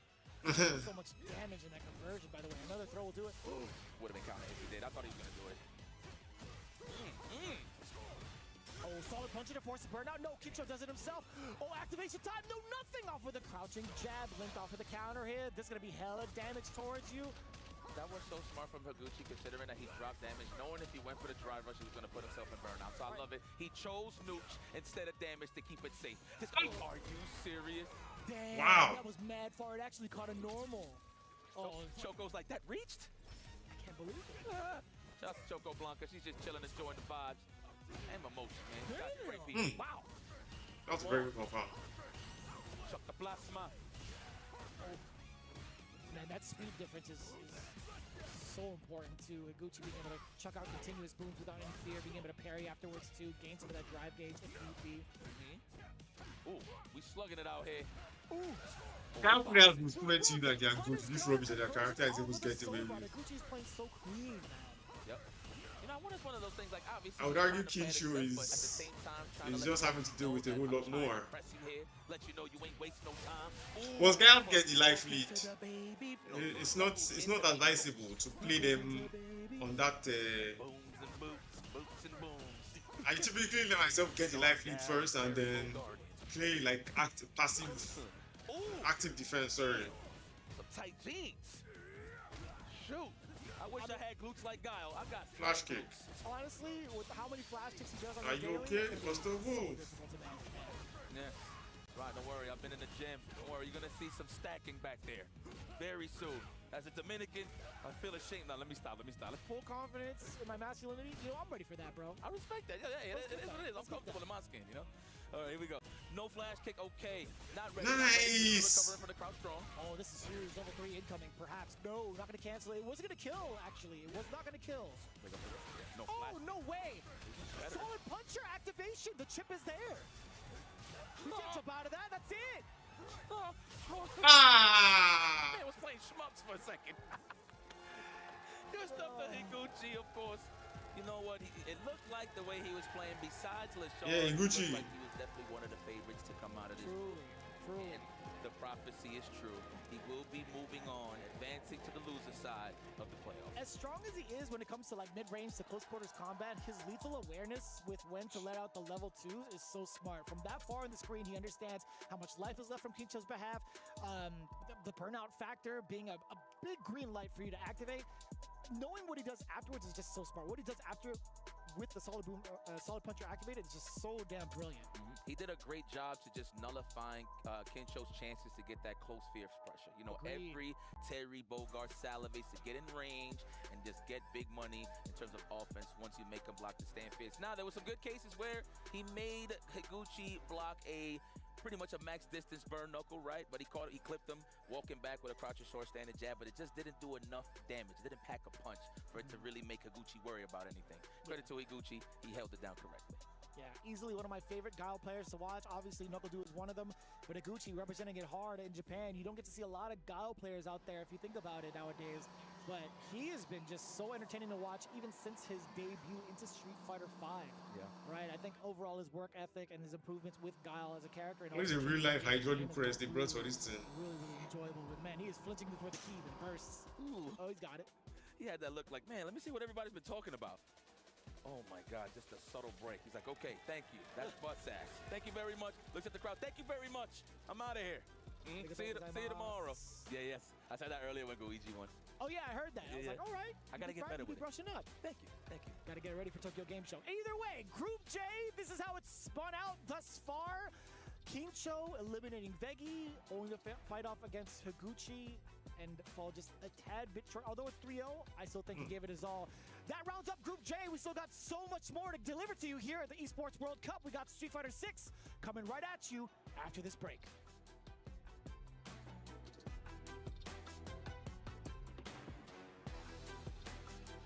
Hurricane. He paid me.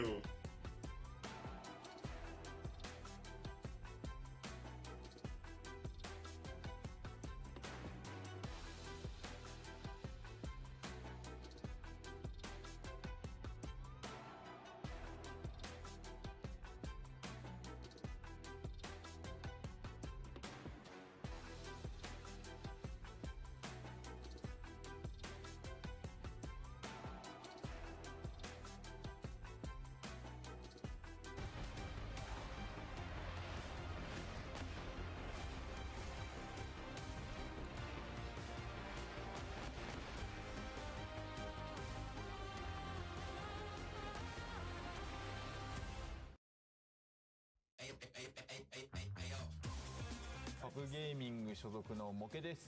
パブゲーミング所属のリュウキチです。グッドイートスカート所属いいじゃないヤチくんです。同じくグッドエイトスカット所属のフェラです。それでは目隠しチャレンジを始めます。ラウンド1ファイト。出てない、聞こえてない。端々で今お互い端々。そうおお近い。あ、飛んできた。逆入れ替わった。あ、もうどっちも入れる。めっちゃインパクト連打して。いや当たった。オッケー。当たったもん。手がいた。あれインパクトで。ちょっと待って。そう。くそ。あ、勝った。オッケー。よし。いや弱っ。マジでおもろい。始まった。聞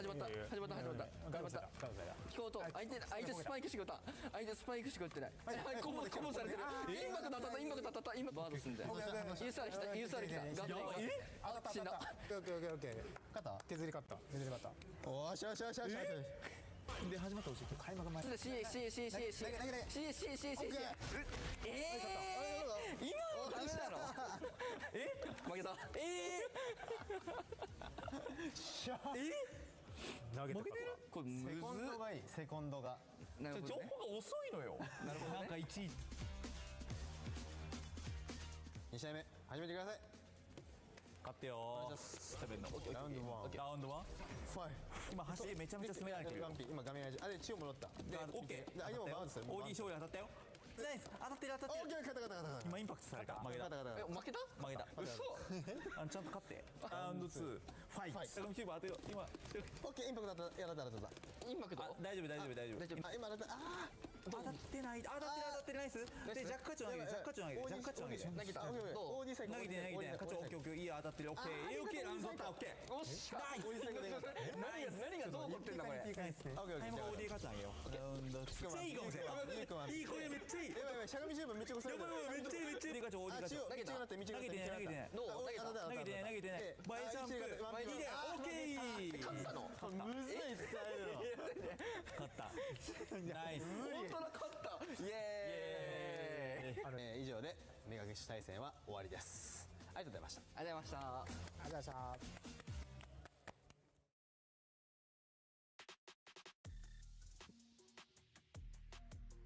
Welcome back to the Esports World Cup. We just rounded out our penultimate pair of groups.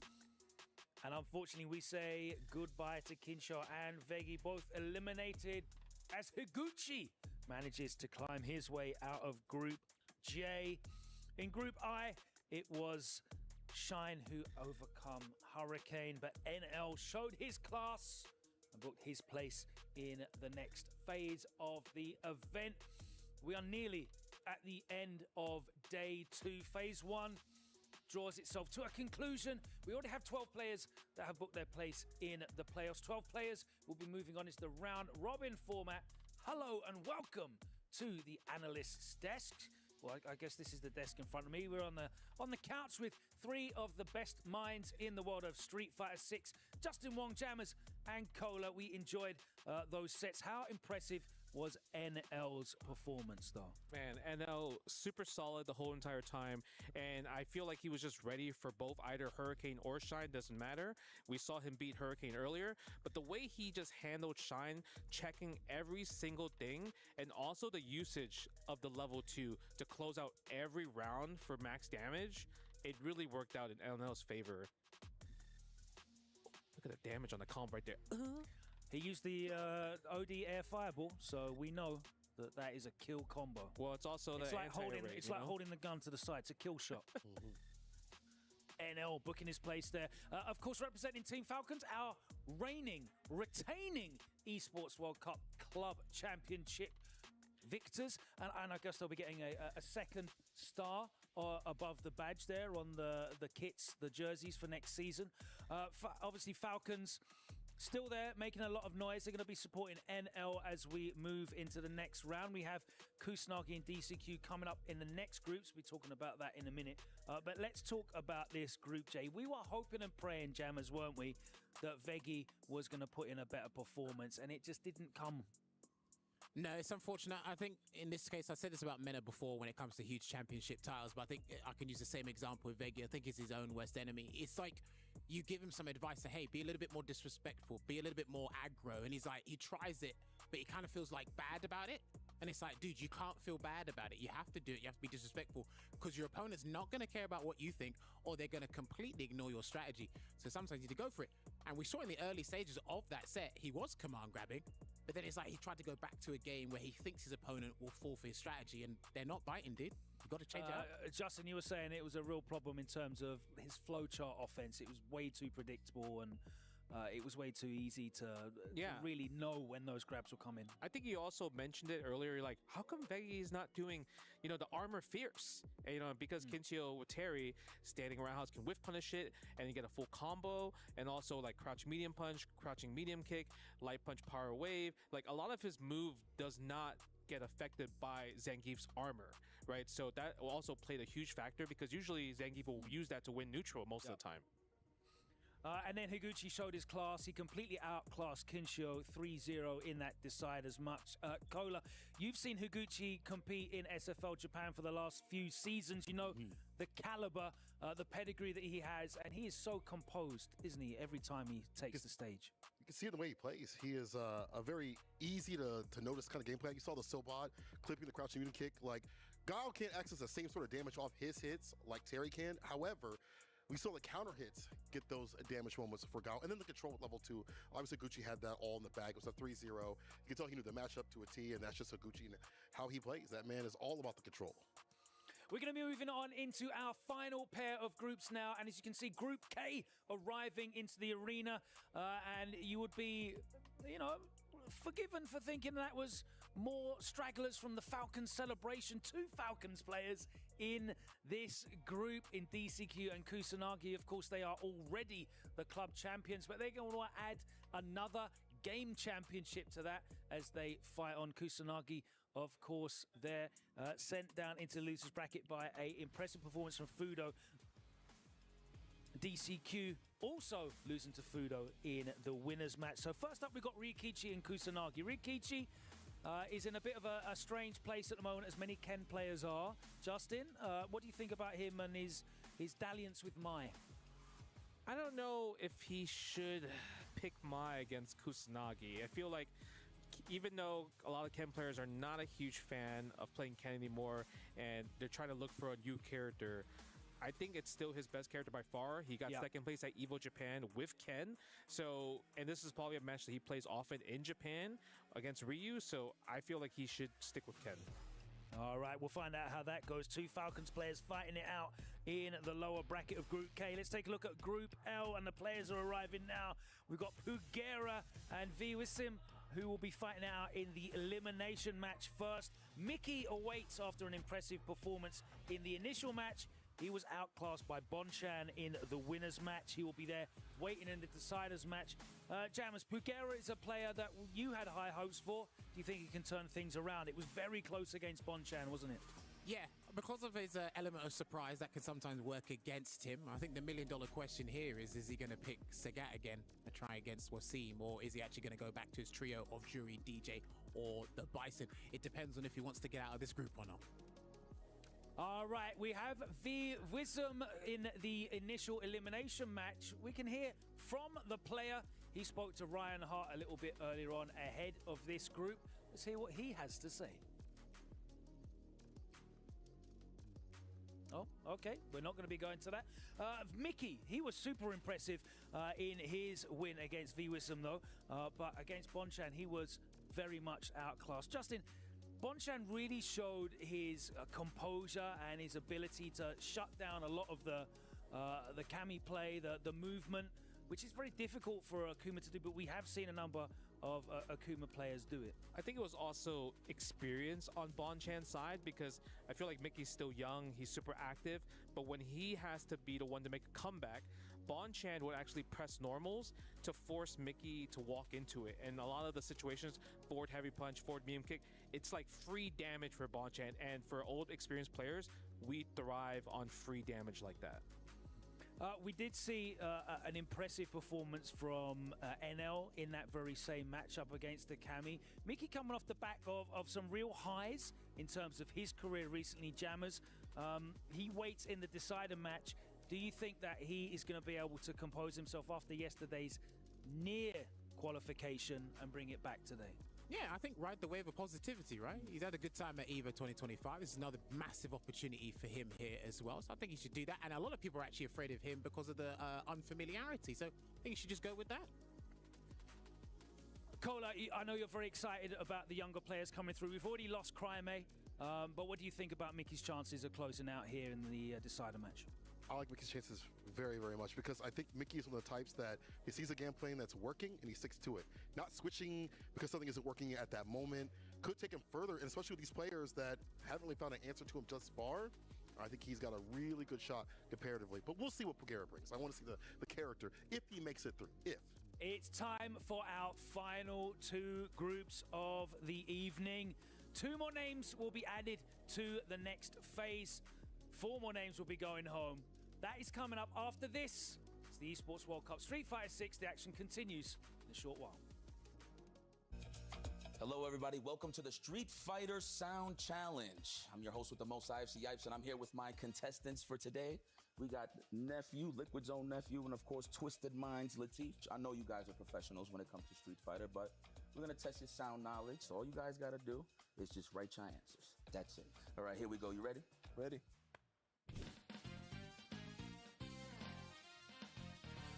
My God. Woo, that's a classic too. Hold on. Okay, okay. All right, I'll go with my guess. I can show. I'm ready. Okay. Did you look at my board, right? No. Nah, he wasn't looking. I'll let you know. All right, I want to see you guys flip it in 3, 2, 1, go. Okay. Latif, you get some bonus. Alex right kick. there. It is Sagat, but it's not Street Fighter 2. It's Street Fighter Alpha 2. But you still got it right. It's Sagat though. It's Sagat though. It had the flow. Nephew, How do you think it's Alex? way off, my friend. That is not Alex from Third Strike. All right. You'll all get right. the next one. We're gonna play the next one. Get your ears ready.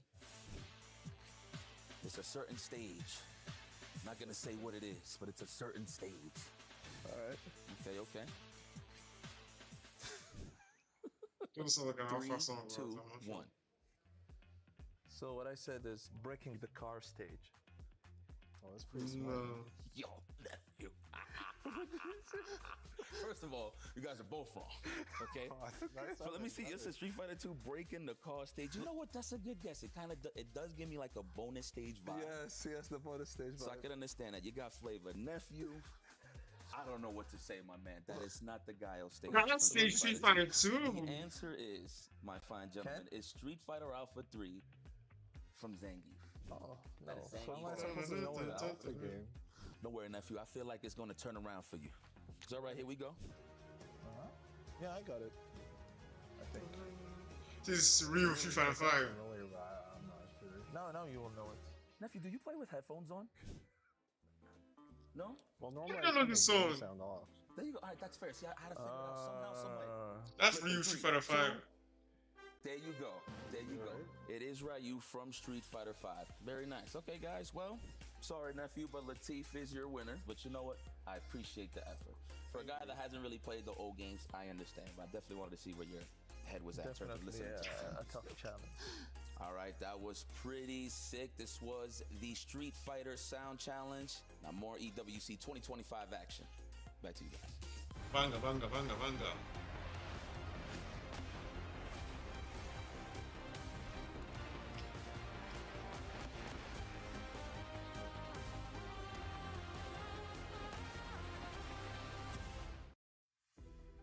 Welcome back, ladies and gentlemen, to the Amazon Esports Arena here live at the Riyadh Boulevard as we continue on with some more Street Fighter 6 action. We've gone through the gauntlet of all of our groups, except for the last two. But before we talk about those, still have to recap groups I and JNL surviving here as he had to face off against Shine. Shine took out Hurricane, but then, I'm sorry, all your glazing was not enough, Rob. Shine went down. NL.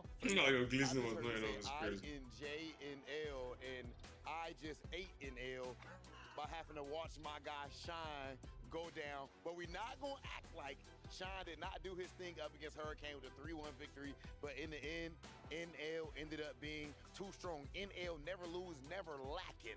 But in Group J, the action continued as Kentio with a 3-0 victory over Veggie, and then Higuchi ending that run there by getting that W. Now, in this next match, as you guys can see behind us, we have Ryukichi going head-to-head with Kusanagi. And this is something that some people might not be aware of.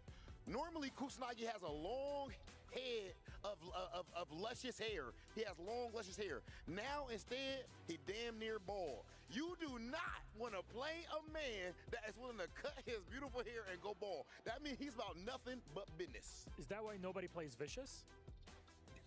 Anyway, oh my goodness. Anyways, we got a game on our hand, ladies and gentlemen. Again, Kentio Veggie's already done. Yukishi versus Kusanagi. Again, Kusanagi here, French player, great. We get some EU representation. Doesn't happen that often, but also on top of it, Kusanagi is playing for Team Falcons, who just won. No more pressure on top of him for the club championship. Maybe that's something that he can relax with and just play his own game. And I need you guys all to relax and enjoy the amazing show that we're about to put on. We have Kusanagi versus Ryukichi. As Milosh pointed out, so many amazing players that are pretty much ball. Kusanagi, Michael Jordan, but sometimes it's not going to work out like that because there are people like Vicious in the world who are not quite as good. Ladies and gentlemen, let's get into our next match. what's happening here? That's how we're coming into the last block, guys. Rob definitely talking to my co-commentator James Chen too much with all those puns that he was spilling out. Malosh hanging out with us in the fighting game community in general way too much with the toxicity he's bringing. All right, fellas, I like the energy coming into this one. How you feeling, James? I'm Rich, by the way, everybody. I'm a little shocked over here. Whoa. I think we need a money match here between a Bison Bucks match here, or maybe a shave match. Actually, you can't do that with Vicious, but him and Rob, right? A hair match is what I've wanted in Street Fighter for a while, or in fighting games in general. I've wanted to see a hair match. I shouldn't be talking because I'm not willing to put my hair on the line. But, nonetheless, maybe that's what happened with Kusanagi. Maybe we get the lore later, but I am definitely afraid of anybody who wants to go bald by choice and then try to hunt down. He wants no love right now. No, Rob. We know there was malicious intent coming from you guys. No love here, but man, yeah, look at that Kusanagi. If you're just getting familiar, as they said, man, normally 0%. but bald is beautiful. Oh, and let's yeah. not forget about that. You know what? I just want to No give you a little offense, bit of Kusanagi, lore. but I've not been feeling this game. A hair match between I have to be honest. at one point, and Jeff Bailey lost. I know he's a strong player, but I haven't really been feeling this game. Man, Mark's brave. Mark can definitely grow a beautiful head of hair. Yeah. He's brave. Bailey's brave too. Putting your hair on the line in general is an impressive feat. But let's get on to the players here that are about to compete. As you heard our host talk about, right? Kusanagi repping Team Falcons. Hopefully he's got the championship club boost as they get the back-to-back going. He's going to be going up against Ryu Kichi as well. We heard our analysts talk about a little bit of a character crisis, right? As a lot of Ken players are in. But that he's playing Mai. Okay. As the ring he has put on, and he is trying to take it all the way to the group stage, excuse me, not the group stage, but the round robin. And now Kusanagi, of course, on the Ryu, going to try to prevent that from happening. And as you were the one who learned this, Kusanagi going with the Ryu because his father plays Ryu. Yeah, exactly. This was before Ryu got like super amount of love, right, in the patches. And he was like, yeah, man, I play Ryu because I held it down for my bloodline. It's pretty impressive. It's so crazy. It's such a great story.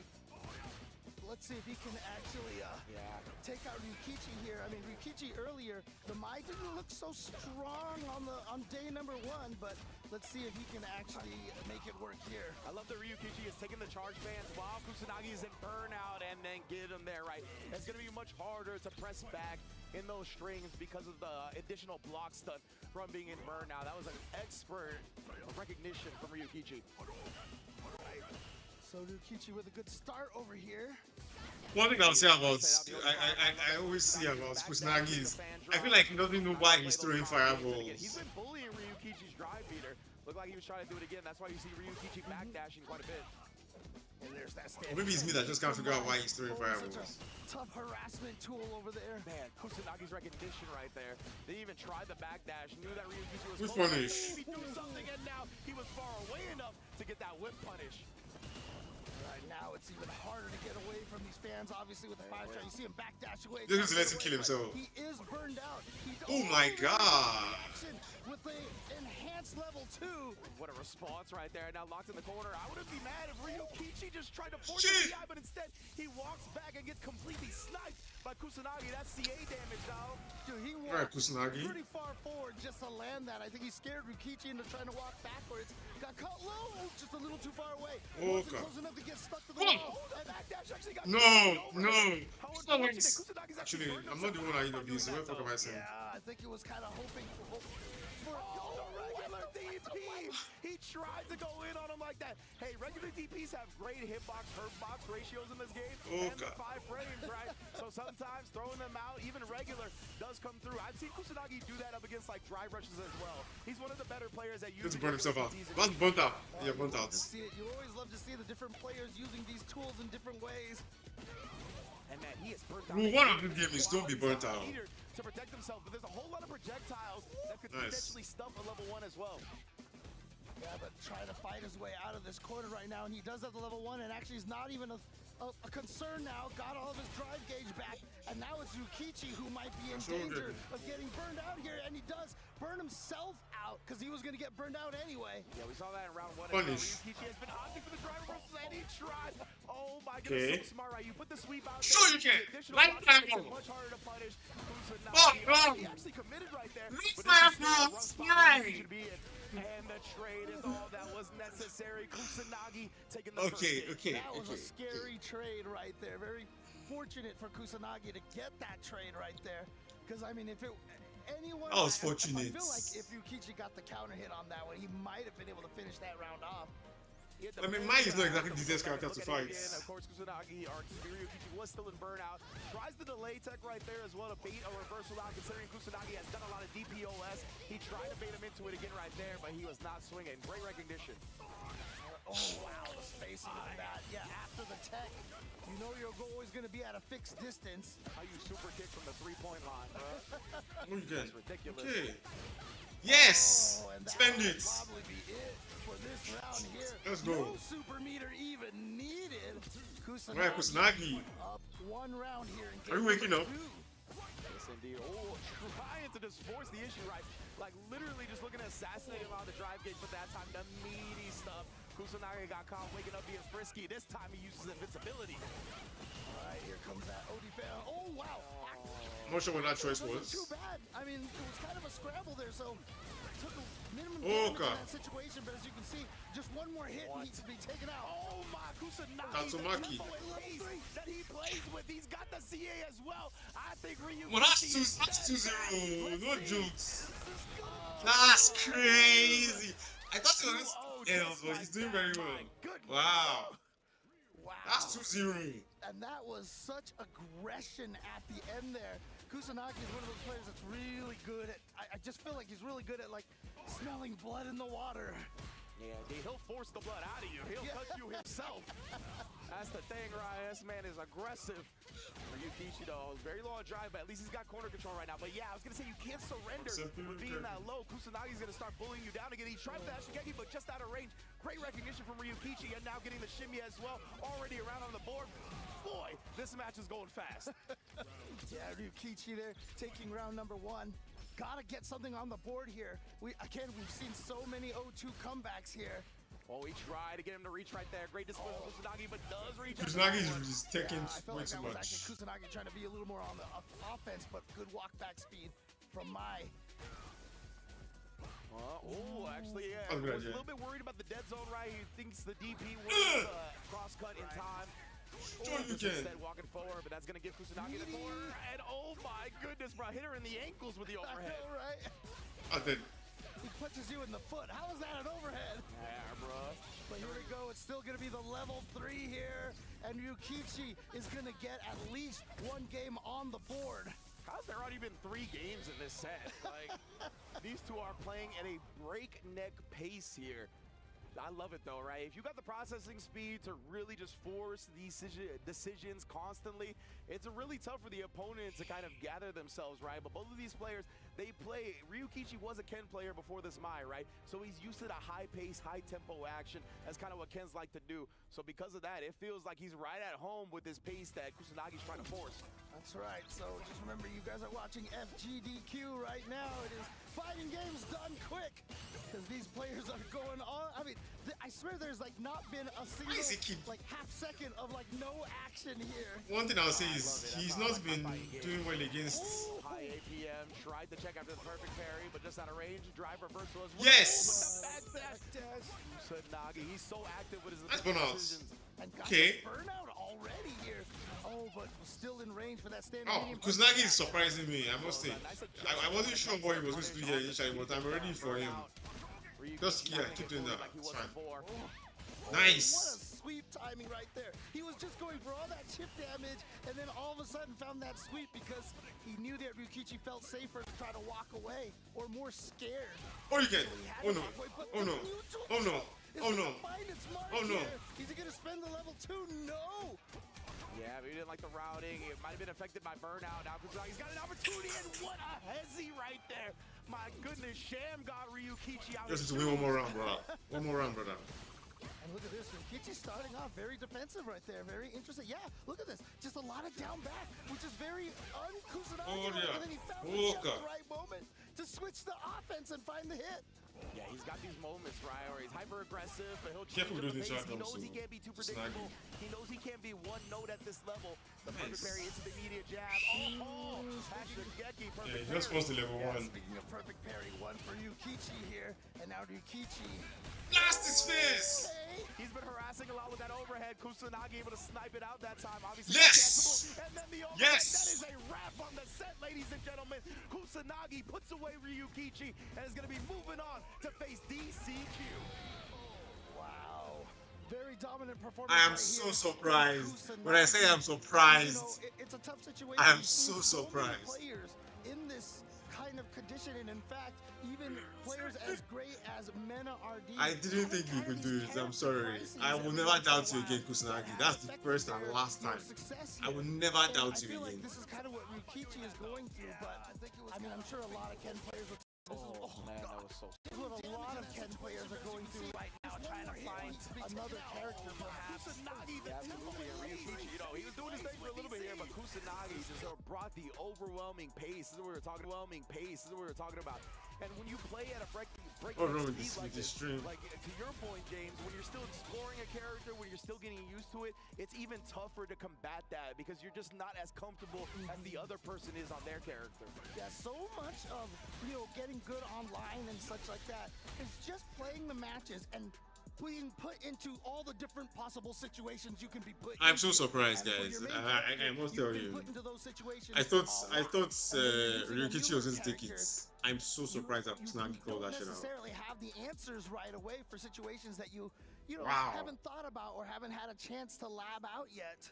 The more situations that become second nature to you in a fighting game, right, the better it is, right? The easier it is to react to certain things. It's easier to recognize which option is optimal in the moment. It's easier to play in the scramble, and we've seen it, right? Kusanagi has been dedicated to this Ryu for a long time, and he's just been able to force these situations, and his processing speed is so quick that he often has the optimal choice, while the other person is still trying to figure out the scramble, especially when they're on a newer character like Ryukichi is. But now, he's got to deal with DCQ. Not going to be an easy time whatsoever. Of course, DCQ did put away Ryukichi yesterday.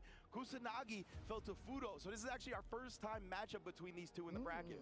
Yeah, and interestingly enough, although it doesn't really matter anymore because obviously Falcons is the back-to-back club champion, but it is going to be a Falcons team kill here. So which one of these players will be able to go on and represent Team Falcons tomorrow in the losers round robin phase?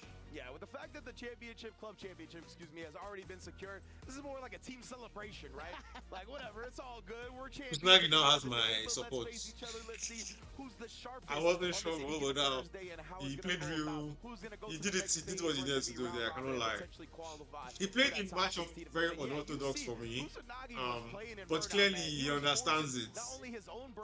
He had some tricks I didn't even know about. The perfect parries into jabs in Tarok, for example, was very good. I mean, I know Mike can counter poke that, can stop you from doing that, but he used it well. I have to respect it. It's very interesting to see how these two play it out. This guy. And although it is a celebration for Team Falcons here, good time, but there's a lot of money on the line right now for these players individually, so I'm sure they're going to still try to take each other out to the best of their abilities. Yes, the individual business, there's still a long way to go to finish that off, right? So Kusanagi and DCQ obviously playing for pride, for accolades, to increase the bank, everything that you could want under the sun here. And I'm very much looking forward to this one. As you saw, doesn't seem like they've met in tournament, at least to our records. So yeah, and with both of these players play, it's going to be interesting to me because DCQ, I think, has his side of aggression as well. He's willing to be a bit stubborn and get in your face and try to be an explosive offensive player. We've seen that obviously from Kusanagi as well. So both of these guys, man, they have two sides to them where they're extremely aggressive, but they're willing to manipulate their opponent, play some mind games to try to get them to overextend first. Yeah, and I mean, at this point in time, I really, really doubt we're going to see the JP from DCQ unless things start off really, really badly. Sure, he's going to be going, like you mentioned before, Bison is currently his, his bestie right now, and that is the character that he's been using a lot of outside of like the Zangief, unfortunate Zangief matches. You know, because obviously Zangief does not like fighting against JP. Yeah, that's almost the only time we've seen DCQ in recent memory, at least for me, bust out the JP is when it just an overwhelming matchup advantage for him. So I imagine he is going to be going with the Bison. As you can see, the successful anti-air rate, 45%. Definitely, you got to pick your spots with Bison in the anti-air, right? There's no really catch-all when it comes to his anti-airs. His crouch fierce is good, but it can get baited out. We've seen that multiple times already. Maybe he'll look to the hell attack, but in general, Kusanagi's a pretty grounded player, right? He really likes to force the issue on the ground. I feel like he doesn't jump much, especially against a Bison, but right now, DCQ is actually highlighting that JP. Oh! So maybe there will be some jumps in our future if the projectiles and the obstacle course of JP is what Kusanagi has to get through. Oh, interesting. Okay. Like I said, I was almost confident that he was going to go with the M. Bison because, you know, obviously that is his main character right now. But if there is something that he feels more comfortable about, and as you mentioned, there's not a lot of necessarily records of these two fighting each other a bunch of times. So it would have to be kind of like a character preference instead of a player preference potentially here. Unless, you know, he sees that kind of kinetic play that Kusanagi is capable of and maybe wants to use the JP to kind of, you know, calm it down a little bit to kind of, you know, force him to try to dodge all of the projectiles and such. Yeah, maybe this control style is what DCQ is looking for right here. Oh, and oh my, what a start! Yes! Goes and Donkey get trade at 99 seconds. What are you talking about, right? Both of these players very explosive. Even DCQ on the JP is going to be a bit aggressive than your more average one. Love seeing it. He's going to let the departure do the heavy lifting right there. Set up the tick throw. He's got it. He's got a lively. JP is the most irritating character in this game, Sha. I love that beat. He makes you play the game completely differently. Screen again. And then, like you said, I mean, just figuring out when to switch between the defense and the offense. See, this character is broken now. The way the character plays the game is, for quite a bit here in this, you know, in that first round. And what a switch up from DCQ, right? He set up the tick throw at the beginning of the round and then got the shimmy afterwards. Classic fighting game conditioning right there. Yep. Oh my goodness, just putting out the Hashigeki after the whiff. I like that a lot. Now the pressure in the corner over here. Oh no, too far away for that, but honestly, DCQ probably could have gotten more out of that. Great reactions to this split from Kusanagi, but oh, the recognition of when the string's gonna whip. Shouts to standing hurt boxes. DCQ, beautiful counter poke. Look at this, look at all that damage in the corner, gonna set something up. Wow, that heavy punch. He just jumps out, that's good. A little too early. Yeah, rare moment of the stand heavy punch not actually connecting. And yeah, stand heavy punch is a great tool. JP is too good of a character. Right, he's trying to keep Kusanagi below that 3-bar and 2-bar threshold. Ooh, the notification right there. Wow. Yeah, a little bit of a close range exchange right there, swinging back and forth with their normals. Nice jump back to get away from Kusanagi's throw. You see how good both of the players are at. Perfect parrying projectiles, but Kusanagi with the drive rush into the shin. But Kusanagi having to replicate that for the second round. Perfect timing read from Kusanagi right there, right? He felt the lull in the neutral just long enough and filled it with that drive rush low. Well. Punish! And then that's what I was talking about, that crouch fierce from JP as well. Very similar to Bison in that aspect, where if you empty jump from a certain range and don't swing into it, you can bait it out and punish it on the ground. Great stuff. And now Kusanagi again controlling in the corner. Ooh, a little bit too far for that whip. The X-Scramble. Here. Super kick party once again. Where the Young Bucks at? And now getting a little bit of space. But you see how Kusanagi just jumped over and got back close in. Kusanagi's playing very well. DCQ to get the hit into the Lavushka, into the side switch. And we're going to see this combo extension right here with the setup. Once again. Oh no. Oh no. With the low right there. Very nice stuff. Indeed, the logo's coming through when he needed it the most.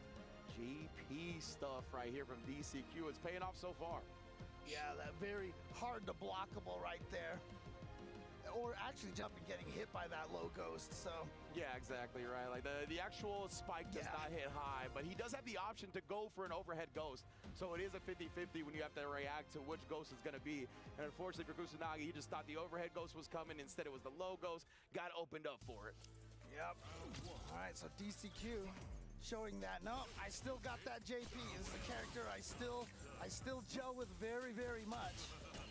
And that's the thing, is like even when he was using JP early on, you know, people were talking about how good his JP was, and I always really liked him on JP. So I'm glad to see that this is a character that he still got in the tank like this. Oh, the level 1, and look at that! 20 seconds for a perfect for DCQ. Yo, maybe indeed. Gotta go back to the old me, but instead right there, the neutral jump does get clipped on the landing frames right there. He tried to use that very potent jump medium punch from JP. It's quite good at catching people. Ooh, but Kusanagi kind of low profile with the crouch medium kick, and now he catches a reach, and he's rolling just like DCQ did. No. But that couldn't have been what he wanted. Unfortunate. Yeah, just a little late on that. And now we're gonna get the back throw. So what I think it was supposed to be a fireball to cover like the wake up for OD Amnesia or the level 1, right? Gotcha. But he just ended up getting DP instead. All right, well, the Amnesia's at least gonna push him back a little bit, and he is burnt out. So the Lavushka very scary. And look at that defense! Immaculate defense from Kusanagi. He's watched a Dr. African video or two on defending against that level 2. Shout outs, dog. All right, but he's still burned out, and he's still a screen away. So much chip damage. We're in the corner, bro. Not gonna try to sneak in with the drive impact. Instead, using that Level fear 1. for the throws. 2 back-to-back throws, and that's this. The south of the border stand. So smart from DCQ. He was waiting. He literally he was waiting for that. Reversal. He wanted the knockdown to make Kusanagi guess afterwards. What immaculate patience and just a long-term thinking from DCQ right there. That was a real, like, outside-the-box way of approaching that situation. Bringing tears to the folks. Yeah, no, what's happening here? I was about to say, maybe a Kusanagi fan right there, you know, not being too happy with what she's seen so far, because DCQ is up 2-0. Yes, indeed. A dominant performance so far from DCQ. Impressive stuff. Okay. Ooh, yeah, using the target combo right there to get the Denjin charge at the end. I kind of like that. We already had it though. I think it meets his. Oh my god. Oh my god. JP is such a degenerate character. I want to call him Mr. Crouching Medium Punch, because with Bison and JP, he's found these key moments to land that button. Yeah, JP Crouch Strong is one of the best like drive rush check tools in the entire game. It Great is. hitbox on it, big time disjoint, all kinds of everything you would want. Oh yeah, pressing the big button after, kind of trying to throw off Kusanagi's defensive timing. That time, got the chase down with the jump back. Yeah, might not have thought Kusanagi was gonna press the button on the way down, but here we go, Lavushka. He's gonna go for it. Oh, that's gonna combo. Gets the extension here, but as a result, Kusanagi is not burned out. What? Kusanagi, I love your decision sometimes, man. That was so sick, just waiting for the teleport and then nullifying anything afterwards. But this time, DCQ already starting it with the whip punish, and he's back to control just like that. Oh, yep, a little too early on, a little too late on That's that sweet. throw, but the spike will keep him safe. Trying to catch him walking back, but he's not walking back, Kusanagi. Right now, trying to fight You've out not that crouching imposed. medium kick. Oh my goodness, yeah, Kusanagi, that built him some decent bar back, those big donkey kicks, and you see that he's making sure to parry afterwards to keep himself healthy on the drive gauge as much as possible. Yeah, I mean, he's been able to fight his way out a little bit, but Kusanagi has still maintained this corner position. Indeed here. Just back Sure you can. The drive rush down. DCQ has been doing a lot of back jump in the corner. This time he tried to get him on the overhead. Carries the overhead and then perfect. Should have bought himself out. DCQ. This is a terrible situation for Kusanagi because he just burned himself out because he was really trying to close out the deal. He tried to seal the deal, but now gotta block the Lavushka. Feels bad. Does he have that defense again? Not this time. Oh, unfortunate, man. Gets clipped. Now, DCQ did have to invest 2 bars into that one, and Kusanagi was up around. So he's got 3 bars headed into this one, trying to stay alive. Obviously, the big advantage is that super meter. If Kusanagi can find a way to get that, you see how he's kind of holding back on the drive rushes. He doesn't want to get checked by that crouching medium punch again. Yeah, that crouching punch is a problem. It's so difficult. And Ryu, It's why he's trying to play from outside its range, but the problem is JP's pressure can be very overwhelming. It's all those things he gets put on the screen. kind of halts his momentum a little bit, or even the fireball. But Kusanagi has not explored those options just yet. They're not big rewards. See, you just walk in. Like, no character should be able to move like this. Push him up. Yeah. Don't spend it too. Guard here, so now Kusanagi with a little bit of the momentum, he is burned out. Spend it. There's the Amnesia. Yeah, it's gonna. Oh, yes, the regular DP fast enough to catch the jump over. It looked like Mashing he level also 3, pressed the bro. button in the air. But level 2 again, he's got the defense. This time, the last one, overhead came through. Yeah, very unfortunate, but you can see him trying to play safe. And that's why you do the ghost feints right there, to get them to use up their drive gauge, trying to parry a non-existent ghost. Yeah, it was a good job from Kusanagi. Now, Oh, come on! drive rush comes out, and it's checked once more. Doesn't have the mirror to finish it off. This button, this crash medium punch, it's too good. It's too good. I hope they nerf it. Oh yeah, but he's burned out. He's burned out, so not gonna be as easy to punish that. Here comes Kusanagi. Oh, sneaking in, but DCQ is gonna have his drive meter back now. 10 seconds on the clock as well. It's been a very patient game, but Kusanagi's gotta put gas to the pedal now. Oh yeah, he's level 1. Time right now, and the spike is gonna come down and take him out. Easy cake for DCQ with a 3-0 over Kusanagi. Yeah, hug between teammates as well. Some of the best drive reversal usage I've seen in a set in Street Fighter 6, honestly. We saw it in the corner when he just waited for Kusanagi to press something to get the knockdown pretty much guaranteed off the drive reversal, because you're not really going to be expecting someone to be plotting on a drive reversal while they have you in the corner like that.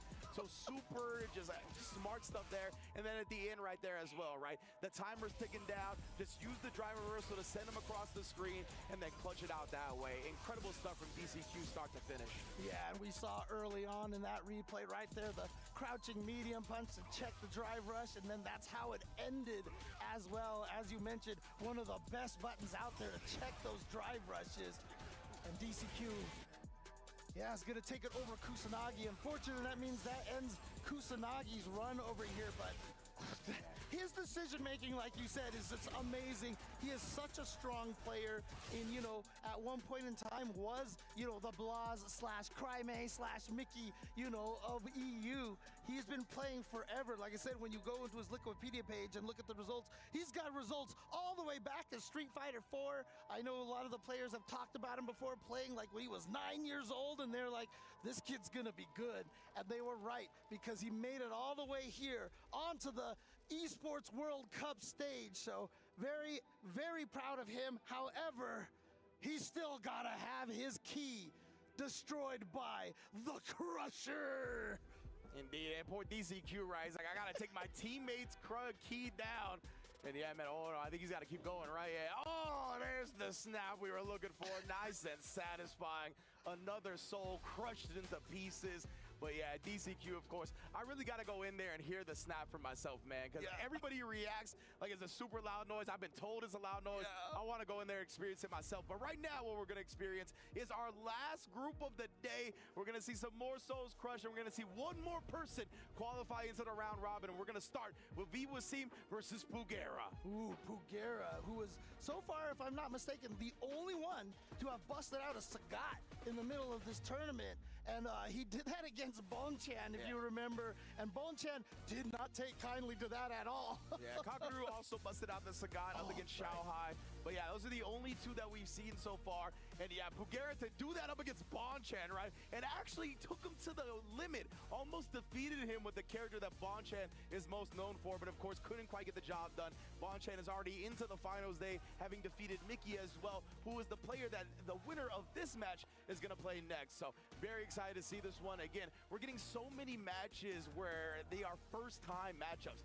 We don't get to see a lot of the international competition, right? Everybody's kind of honed to their own region, but with the CPT coming out with more tours being rewarded for offline events, stuff like EWC, we're getting to see these awesome first-time matchups, and this is another one I'm very excited to see. Saudi Arabia's own EWC going up against Japan's Pugera. Yeah, and obviously the two of us had the pleasure of commentating the LCQ as well. And one of the beautiful things about that is being able to see a lot of the players from this region that have not had a chance to travel. And some of them obviously very, very strong. But EWC is the one that made it out of that LCQ and is here and has really been performing very, very well. Really glad we are able to see him perform here.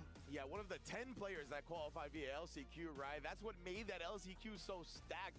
55 Japanese players had signed up. I think 30 showed up. We had plenty of NA representation as well. It was just super sick LCQ to watch. But yeah, Pugera obviously has a Bison. He has a Jury. He has a couple of characters, honestly. But what he played yesterday was that Sagat. So I'm really interested to see if he busts out again. Viwasim has been playing the Akuma. He's got a Ryu as well. It looks like he's hovering over the Ryu right now.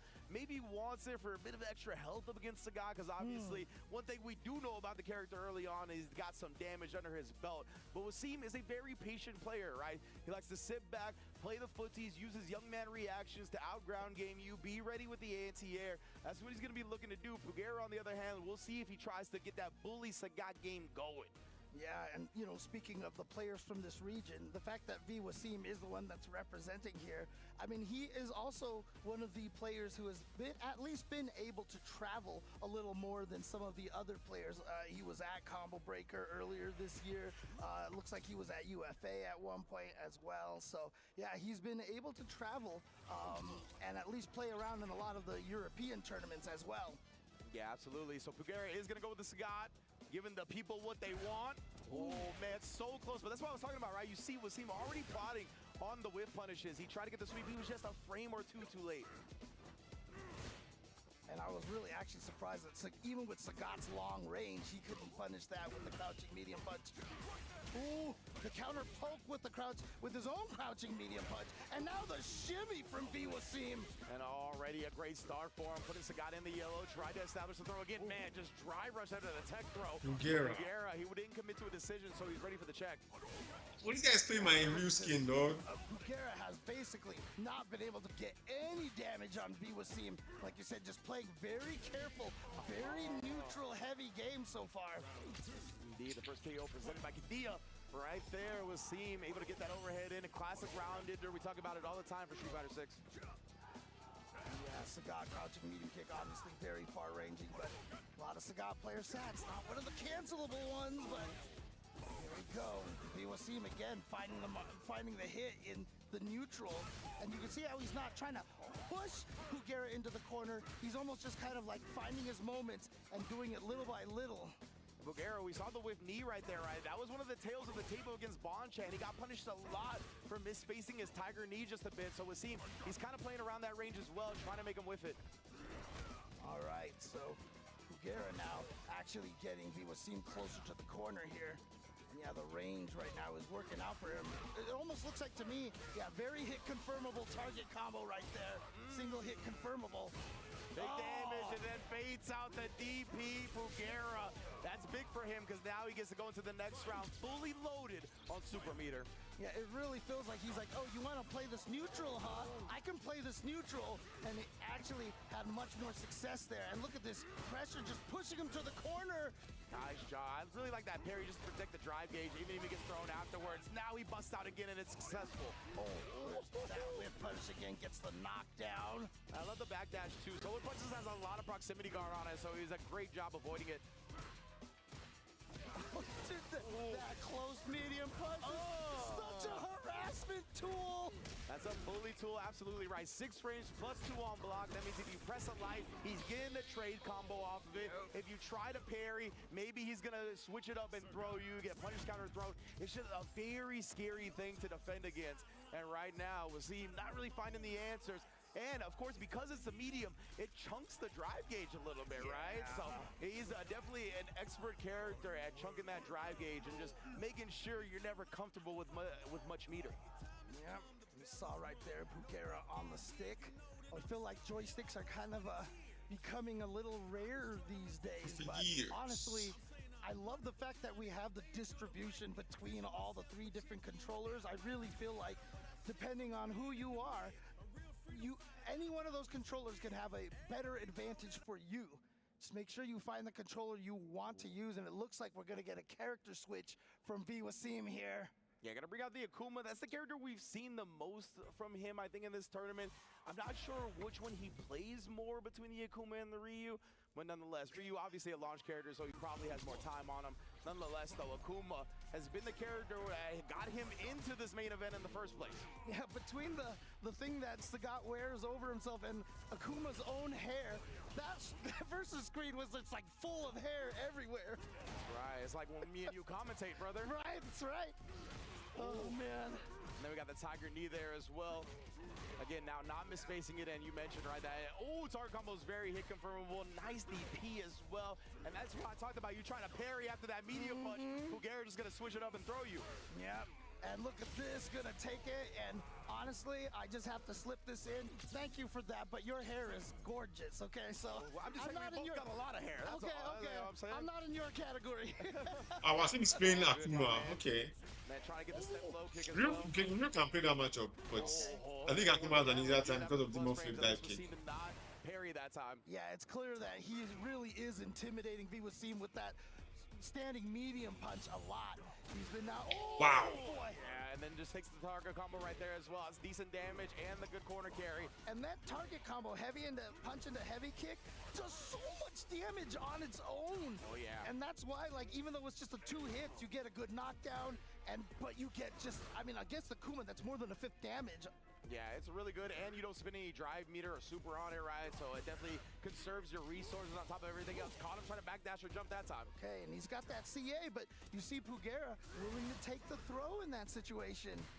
Indeed, here we're getting the harassment just coming out. Both players just outside the range here. They're over the 3-bar threshold as well, so some of those buttons were probably buffered with the drive rush cancel behind it. The problem is, we've seen a couple of whiff buttons from Pugera, but V-Wasim not getting the whiff punishes on them. But he finds the standing timing of Pugera, and he's going to be able to take him out here with the level 3. Yeah, I wonder if he's going to be able to route it to level 2 and conserve some meter, but you don't want to take that chance, right? You'd rather go to the next round entirely, and that's what we talked about, right? Wasim from Saudi Arabia, thought to be one of, if not the strongest player out of this country, so he's going to have plenty of support in the crowd. Oh, but beautiful wake-up backdash from Pugera, gets out of the throw. Wasim even tried to delay it a bit, which made it extremely easy for Pugera to punish.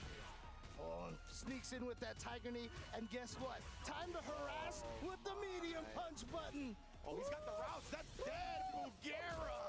Tell you what, he at least knows his Sagat combos. My goodness gracious, Akuma, no chance at survival. 2-0, just like that. So many of the new DLC characters that come out, I mean, some of the damage that these characters can dish out is just ridiculous. Pugera win, definitely getting the support, has his own support in this crowd as well. And Wasim, yeah, he's gonna go back to the character select screen and think about it a little bit, right? The Ryu was looking decent, the Akuma, both characters are looking decent, but man, Akuma bleeds so hard in this matchup. I understand second guessing continuing to play this character.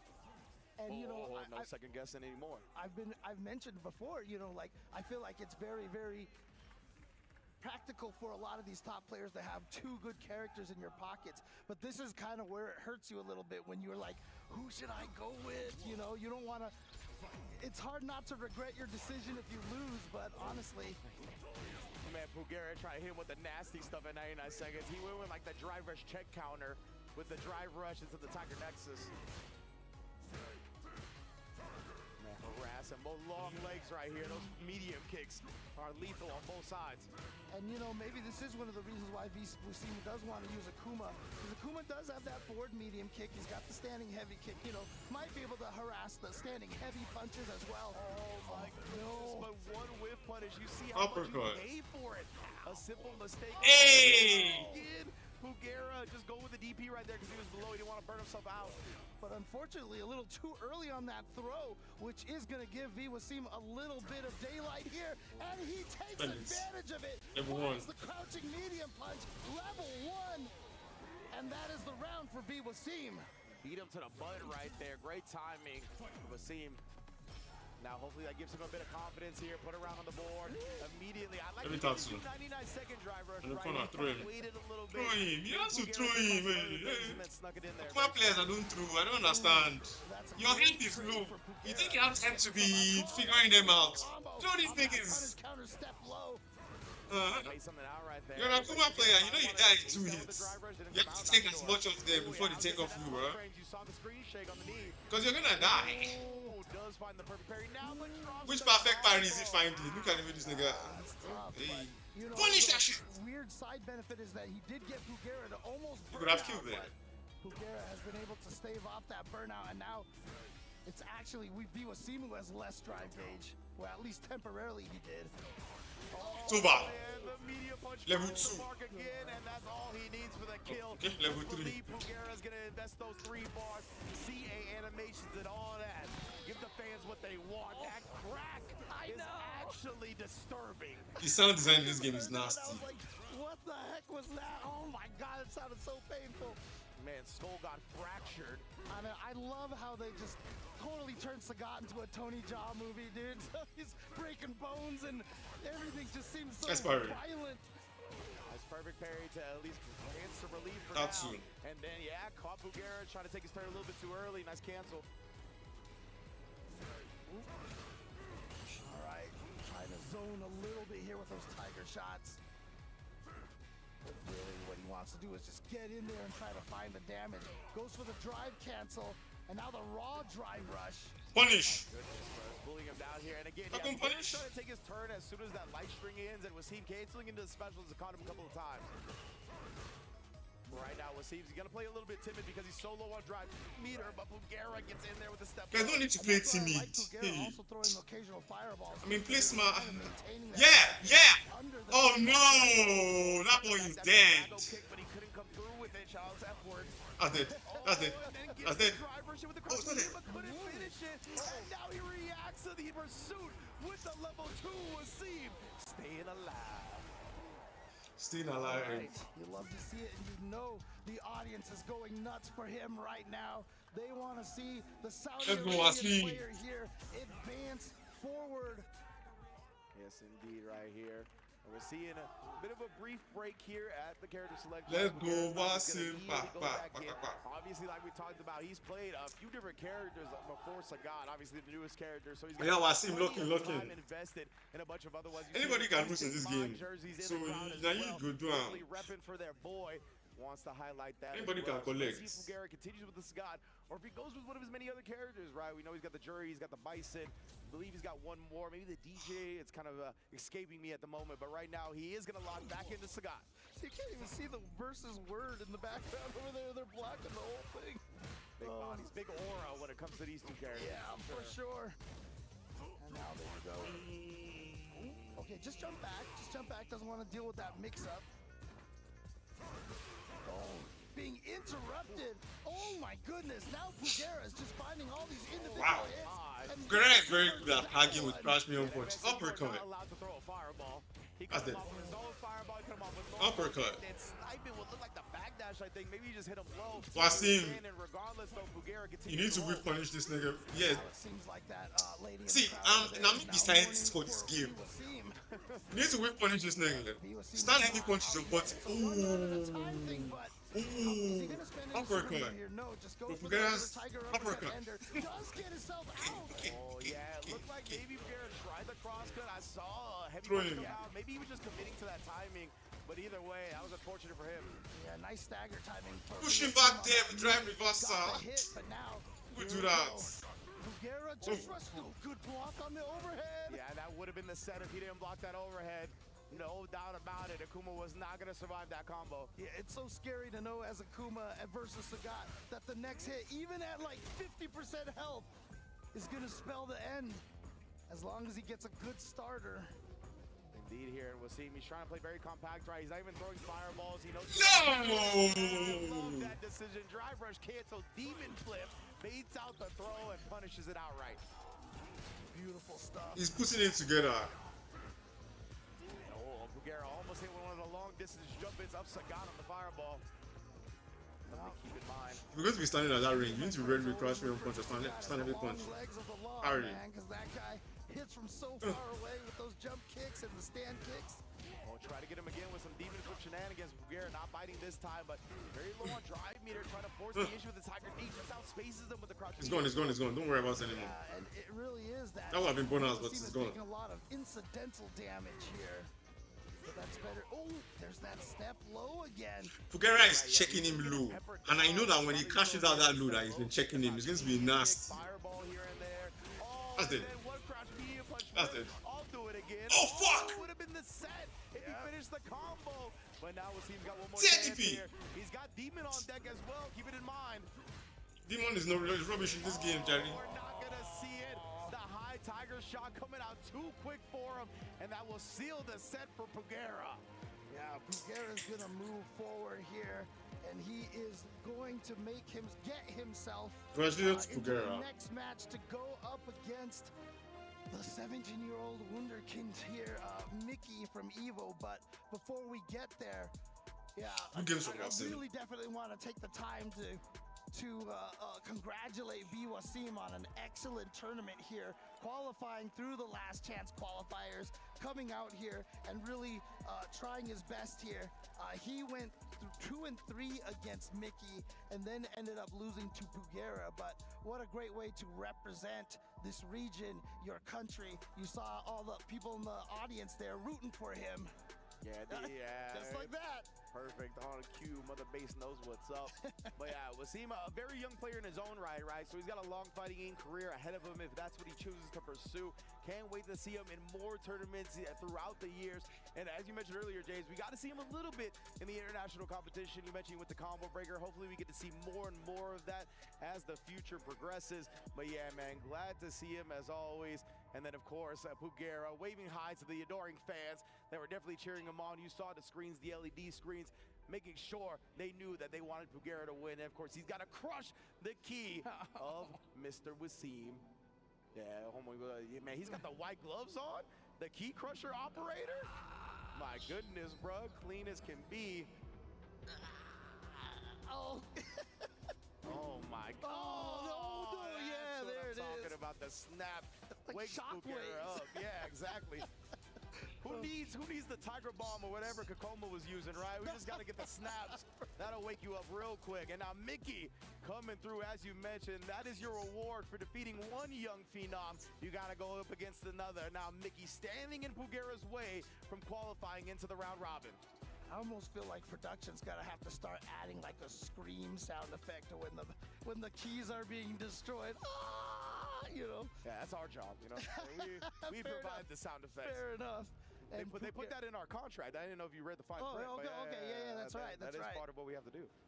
Well, I mean, I know myself and Yipes have had history of doing all the fighting game sound effects, you know, during the matches. But Pugera again with that super anime intro, I love it.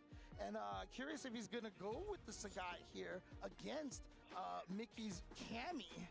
Yeah, indeed, right, Mickey. We know him for the Cammy, very fast, high-paced. Loves to wake up a dive kick as well as a defensive choice. Pugera, I imagine he's going to stick with the Sagat, man. We saw him do it against Bonchan. We saw him do it against Wasim. He didn't even switch against Bonchan either when he had him up against the ropes in a final game setting. So I have to imagine he is committed to the Sagat in this tournament. I mean, I would like to see it maybe if we can get Ryan Hart just to kind of talk to him at some point about, you know, the Sagat pick and, you know, what it is about Sagat that he is finding you know, a connection with and keeping him using that character. Yeah, Pugera to me is pretty good at picking up new characters quickly. So I think that might be part of his strategy here, right? He knows that he's an above average player when it comes to harnessing new characters in tournament environments. So he wants to bring this out, exploit the unfamiliarity of his opponents as much as possible, right? He's not going to get a better chance to exploit the unfamiliarity of the matchup than now. So might as well take that shot if you feel comfortable enough piloting the character yourself.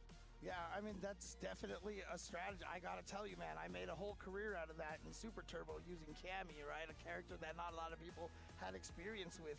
And so when you come and bring a character like Sagat who just came out, you're just gonna, you know, obviously you don't know the character fully, but nobody else does. And so you can get away with a lot more what we call shenanigans, you know, tricks that will hit somebody the first time because they haven't seen it, you know? And the thing is about this one, too, with Sagat, is that he's a legacy character, sure, but he's quite different in Street Fighter 6 than he traditionally is, right? He's very much a bully guy that likes to get in your face, attack the drive gauge, work with that drive gauge advantage. That's when the bullying of the projectiles really comes out, when he's able to make you come to him, rather than just setting up shop from the beginning like he does in other iterations of Street Fighter. So, like seeing Pugera pull out this strat, man, we'll see if Mickey's ready. Of course, a very young player himself, quick to adapt. So I don't think he's going to be caught too off guard by this Sagat pick, but it's going to be interesting to see how he approaches the matchup with Cammy, how much he looks to dive kick. Sagat, that stand medium kick, like I talked about earlier, it's really good at shutting down Cammy trying to do dive kick after certain box strings. So we got to keep that in mind as well. But you know, I've always said when Cammy starts getting her offense on you, it doesn't even matter who the other character is. She's just gonna run you over. But, oh, okay, and now we're gonna get the DRC over here. And pushed a little bit towards the corner here. Oh, yeah, you can't act first if that step low hits you. Can't combo, but he's definitely plus. Yeah, I think Mickey expected a back throw, right? Because Pugera was so close to the corner. And instead, Pugera just went with that stand medium punch, blew up his option. Oh, and just standing outside that quick spin knuckle. Couldn't quite get the kill off that, but the trade will do it, of course. Yeah, it's because he went for the 6-frame standing medium punch instead of trying to take that turn with a 4-frame button. Ended up getting the trade there. Uppercut. Uppercut. Now, yeah, just getting the jabs as well as Mickey tried to press as soon as he landed. Here we go, Pugera backing up when he's low on drive gauge, right? He's going to play that traditional Sagat game. He's going to try to back up a bit. Anti-air, you throw out fireballs, but Mickey forcing the issue with drive rush. Immediately challenging after the drive rush crouch light kick. Oh, no! And that is one of the That's mental. Has a tendency Launch to on nigga. just go right under the opponent. Tiger, jump! The wake up. Is No he gonna launch do a on. side switch version here?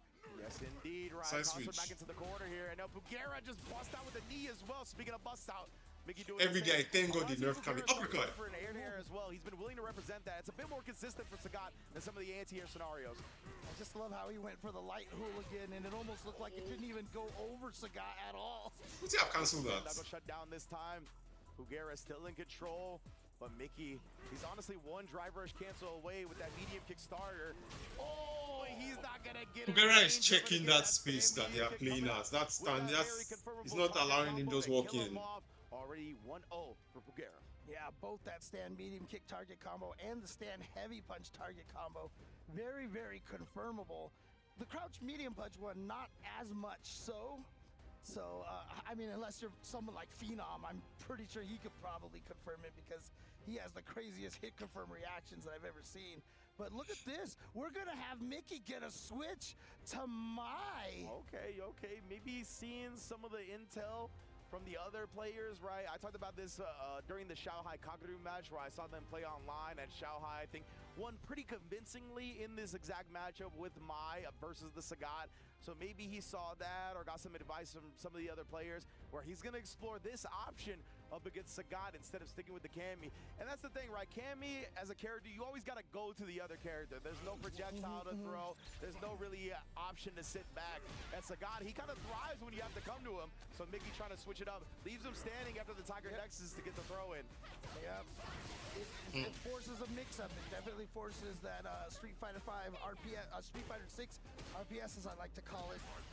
Oh my goodness. Had the medium punch buffer on deck as well. Ooh, the heavy DP, you already know. That's standing heavy. Wow, that was still a punish. They definitely gave it a few extra frames of recovery when it whiffs. Oh, he actually beat the fan in the process with that stand medium kick. That was so sick, man. But he didn't charge it at all, so he can just get nullified by normal, and then it went through to Mai. And you can see right now, Mickey on very little health here has to play so carefully. Tries to sneak in a jump. Pugera all locked and ready to go. Yeah, he's been throwing a lot of non-charge fans, right? So the Tiger Shot just blows through those. I think he thought Pugera would try to throw one.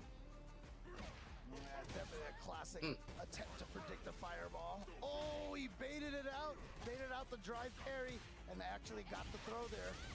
This time, Mickey just walking away from the stand medium punch, gets to him. We'll see if Pugera tries to throw in some crouch medium kick or something. Oh boy. Oh boy. But instead, just oh no! That's a heartbreaker. Yeah. That's a flop.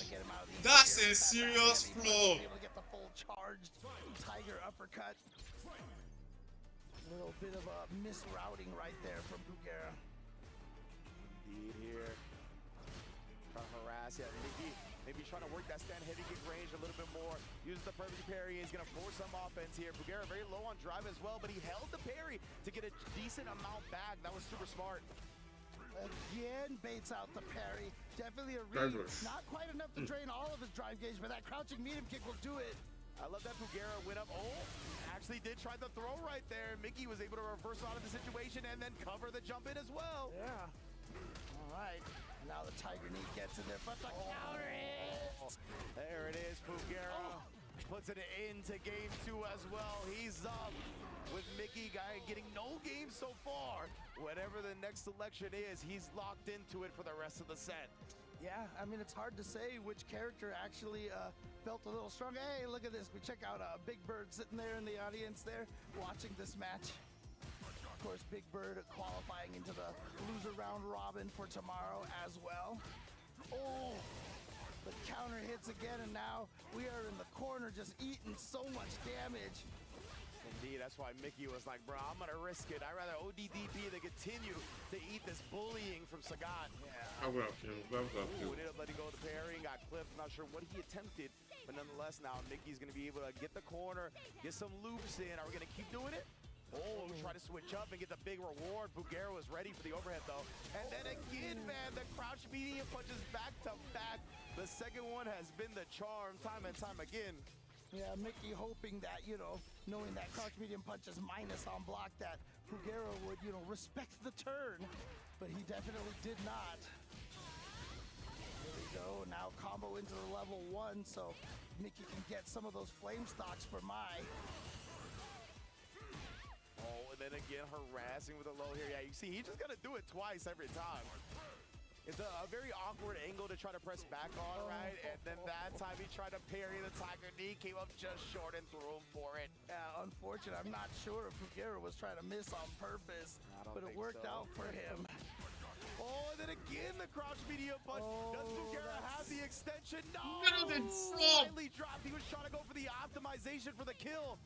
I mean, look, you have such a life lead right now. Might as well make sure you can practice that during an actual tournament. And here comes Mickey. Great awareness that knowing he'll be able to blow through the fireball even after getting knocked down like that. And now he's still got Bugera back against the ropes and throws the fireball to end it. But unfortunately for Mickey, that's just one round in this game. Bugera is still locked and loaded with a meter. Yeah, and probably a little frustrated that he dropped that combo because this should have been over already. Oh no! They're going to be an over already. This round is not looking good for Bugera after not guessing right on the ODDP, but the trade and just pressing the crouch medium punch afterwards beats Mickey to the button, not committing to the level 3 despite being low, and he actually risked the DP. I don't know if he's going to die for this. He's definitely not with that routing, but nonetheless, his back is against the wall, and he is on life support, fam. Yeah, he was just under a block and a half, and so the burnout, the chip, Bugera is gonna make it out of this pool from the loser side and enter the round robin for tomorrow by defeating the EVO third place player Mickey. With Sagat, the brand new character addition to the roster, Bugera decided to bring out something that I don't think any of us were expecting coming into this tournament. What a showing for him to make it into the round robin stage.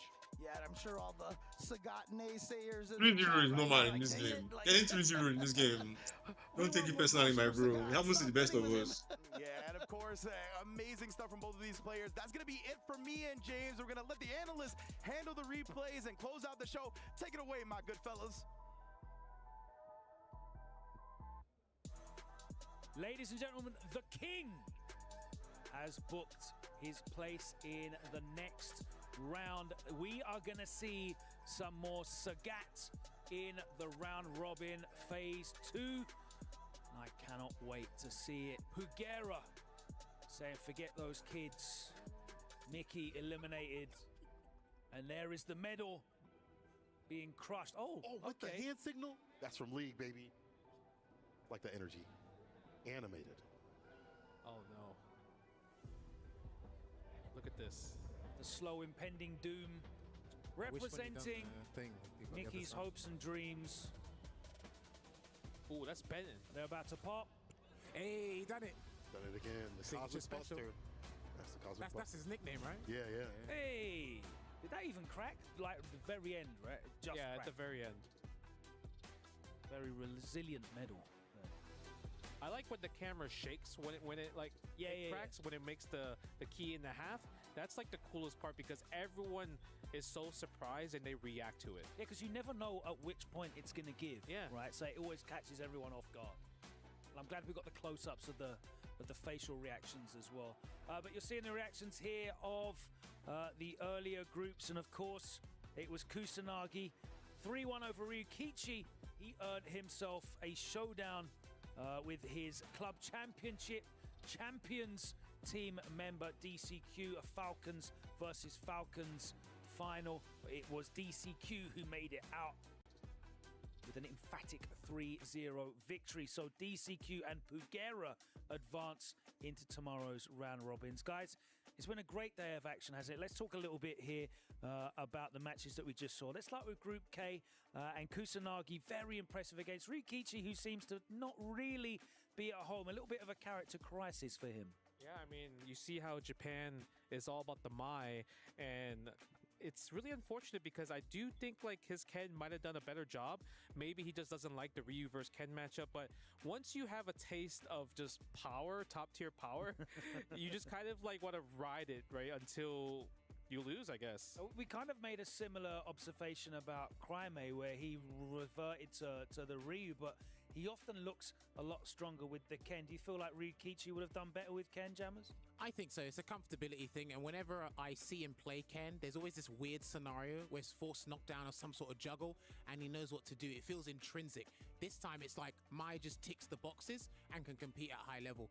But I know some of the players have discussed, because you want to play Mai at high level, everyone's going to be ready for you, and you just might be another Mai to go through the wake in the bracket. So it was unfortunate. DCQ, big statement victory, though, in the decider match, and he is repping for the LCQ qualifiers, and he makes it into the next round of matches, the round robin pools, and you can see Kusanagi leaning back in his chair. What went wrong, Kola, for Kusanagi there? I think it's more what went right, that DCQ was playing the JP in the correct sort of match. We were talking about how you kind of have to main that character and keep that character up to par with your other characters, or just really just mainline him. And it seems like DCQ has had him where he needs to be. Over at CEO, didn't feel like the same sort of DCQ we were expecting with this JP, but now it's looking way more in form, and the guy just kind of steamrolled Kusanagi. I'm sorry, Jammers. Looking now at Group L, and we had an exciting one.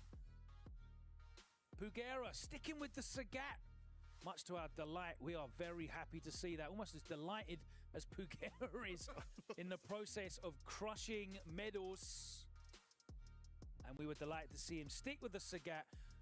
Justin, what do you think about Mickey's character selection here? We were talking backstage about his roster of characters. He's got the Kami as his main, though. You feel like maybe a different character might benefit him? It's funny, right? Because if you are a Chun-Li main, you would pick Cammy as your secondary. We saw Goichi do that at the LCQ. But if you're a Cammy main, you actually don't play Chun-Li, which is odd to me, because I'm curious to ask, like, why do Cammy players not use Chun-Li? Because Chun-Li versus Sagat is really good in Chun-Li's favor, and I think Chun-Li helps a lot of Cammy's bad matchups just because of fireballs, using the level 2 going through fireballs and everything, and also the lightning leg buffs. I think it's huge. 5 frames every single time. No one really uses those. Not yet. They should. What do you want to give it? 3 months? Maybe. It's one of those things where maybe the buff is not there yet. Even the OD legs, people don't really use the OD legs. People don't use the air version. People don't use the grounded version. Yeah. I don't know. But I think maybe people just aren't used to charge. With Chun-Li, it takes a little bit of work to charge. It is true. Or maybe the down tensho kicks just turns people off. I mean, if you watch Moke miss that a couple of times, I think anyone would be scared of that. I got to say, though, those down inputs are great if you're a leverless player. That's super reliable. 100%. A little bit harder on stick for people of your generation, Justin, but those leverless players, that's mad easy to hit. Kola, what do you think about seeing a Sagat now advance into the next round? It's great to have such a fresh character represented. Yeah. Pugera, of course, not the most optimal Sagat that we've seen out there, but he's certainly one of the most effective. The spatial awareness for the things that he needs to have. He knows what to do and what's effective. He knows that Sam medium punch is very plus. You know the setups and things like that. The fireball traps are mostly there. It's a new character, and I think that newness also kind of helps him because people don't have a formulated game plan. Something you mentioned, Justin, is that people are not DIing the knees enough because you have to really get that drilled into your game plan. Once that becomes a thing, maybe in a couple weeks, that'll be a problem. But here, this week, maybe not so much. Definitely catching people off guard. Let's find out, though, directly from the horse's mouth. We have an interview with Kusanagi just exiting the bracket. Let's head over to Ryan to hear from the French player. Slightly bittersweet here, of course. Team Falcons, the club champions, but unable to get to that top 8 slot that you wanted to. defeated Ryukichi, great set from you, great performance from you, but then not able to get it done against DCQ. What do you feel went wrong for you specifically in that set?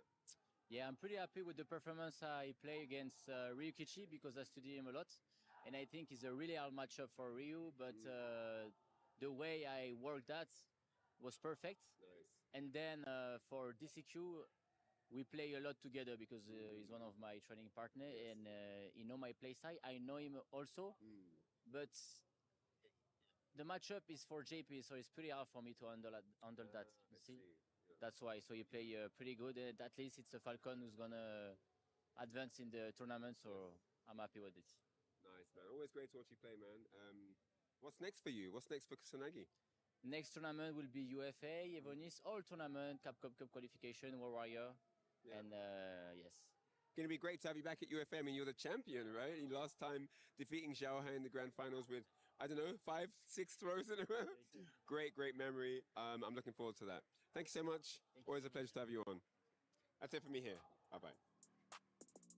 A bittersweet day, of course, for Kusanagi. He exits the bracket at the hands of DCQ, but celebration for Team Falcons, who are once again our club championship victors, the title holders, and they retain back-to-back titles at the EWC Club Championship. An incredible achievement for them. But that brings our day to a close of action. I want to talk a little bit more about, the home crowd here. We've seen the Saudi players under, I feel a lot of pressure on the stage to perform. We saw Latif earlier, and Wasim looked a little bit anxious as well. Do you think that might have come to play a little bit? Generally, they haven't had the opportunity to play under these huge sort of conditions of pressure and pageantry. And of course, they're going to want to put on a great performance, aren't they? I mean, you said it best. They're just not used to it. And Latif, he even talked about how it's just been rust, right? Usually he's kind of like the player manager for Twisted Minds, and he qualified through the Saudi Federation League to come here. And we know how good he is. He actually was able to turn it up, and once he was down 0-2. But the thing is, I do think we can see much bigger things in the future, especially when you get used to like the spotlight. And Wisdom, he qualified through LCQ, and he was probably one of the last members to qualify, like maybe 9th or 10th in terms of qualification. And I do hope to see more of him, because when you look at the World Warriors, he's either getting first, second, or third. I think he recently beat one of the birds to get either first or second, right, in the World Warrior. Yeah, he definitely came very close against Mickey in the first match on day one, and he held a good account of himself as well. Let's let him hold account of himself directly. We can hear from him with Ryan Hart. Let's hear from Wasim after his elimination from the bracket. How safe is it to say that you expected Bison and not the Sagat? 100%. Yes, because I was ready for Bison. Yeah. I didn't practice enough against Sagat. I didn't think like anyone will take the risk to pick Sagat at this tournament. What makes the matchup difficult for Akuma in approaching Sagat?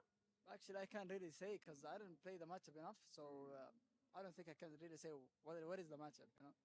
Good question. Yeah, Street Fighter 6, he's brand new. We're still figuring out the differences, right? So, yeah, it looks like, of course, you've got, of course... Guys, I'm going to end the stream. Projectile advantage. So I need to sort some other stuff out. But, to react, right? we're here for 3 hours. I think we've done pretty good. Smart in that thank you to everybody who showed up to the stream. elimination match. And I'll catch you guys later. Peace. Have you enjoyed the time here?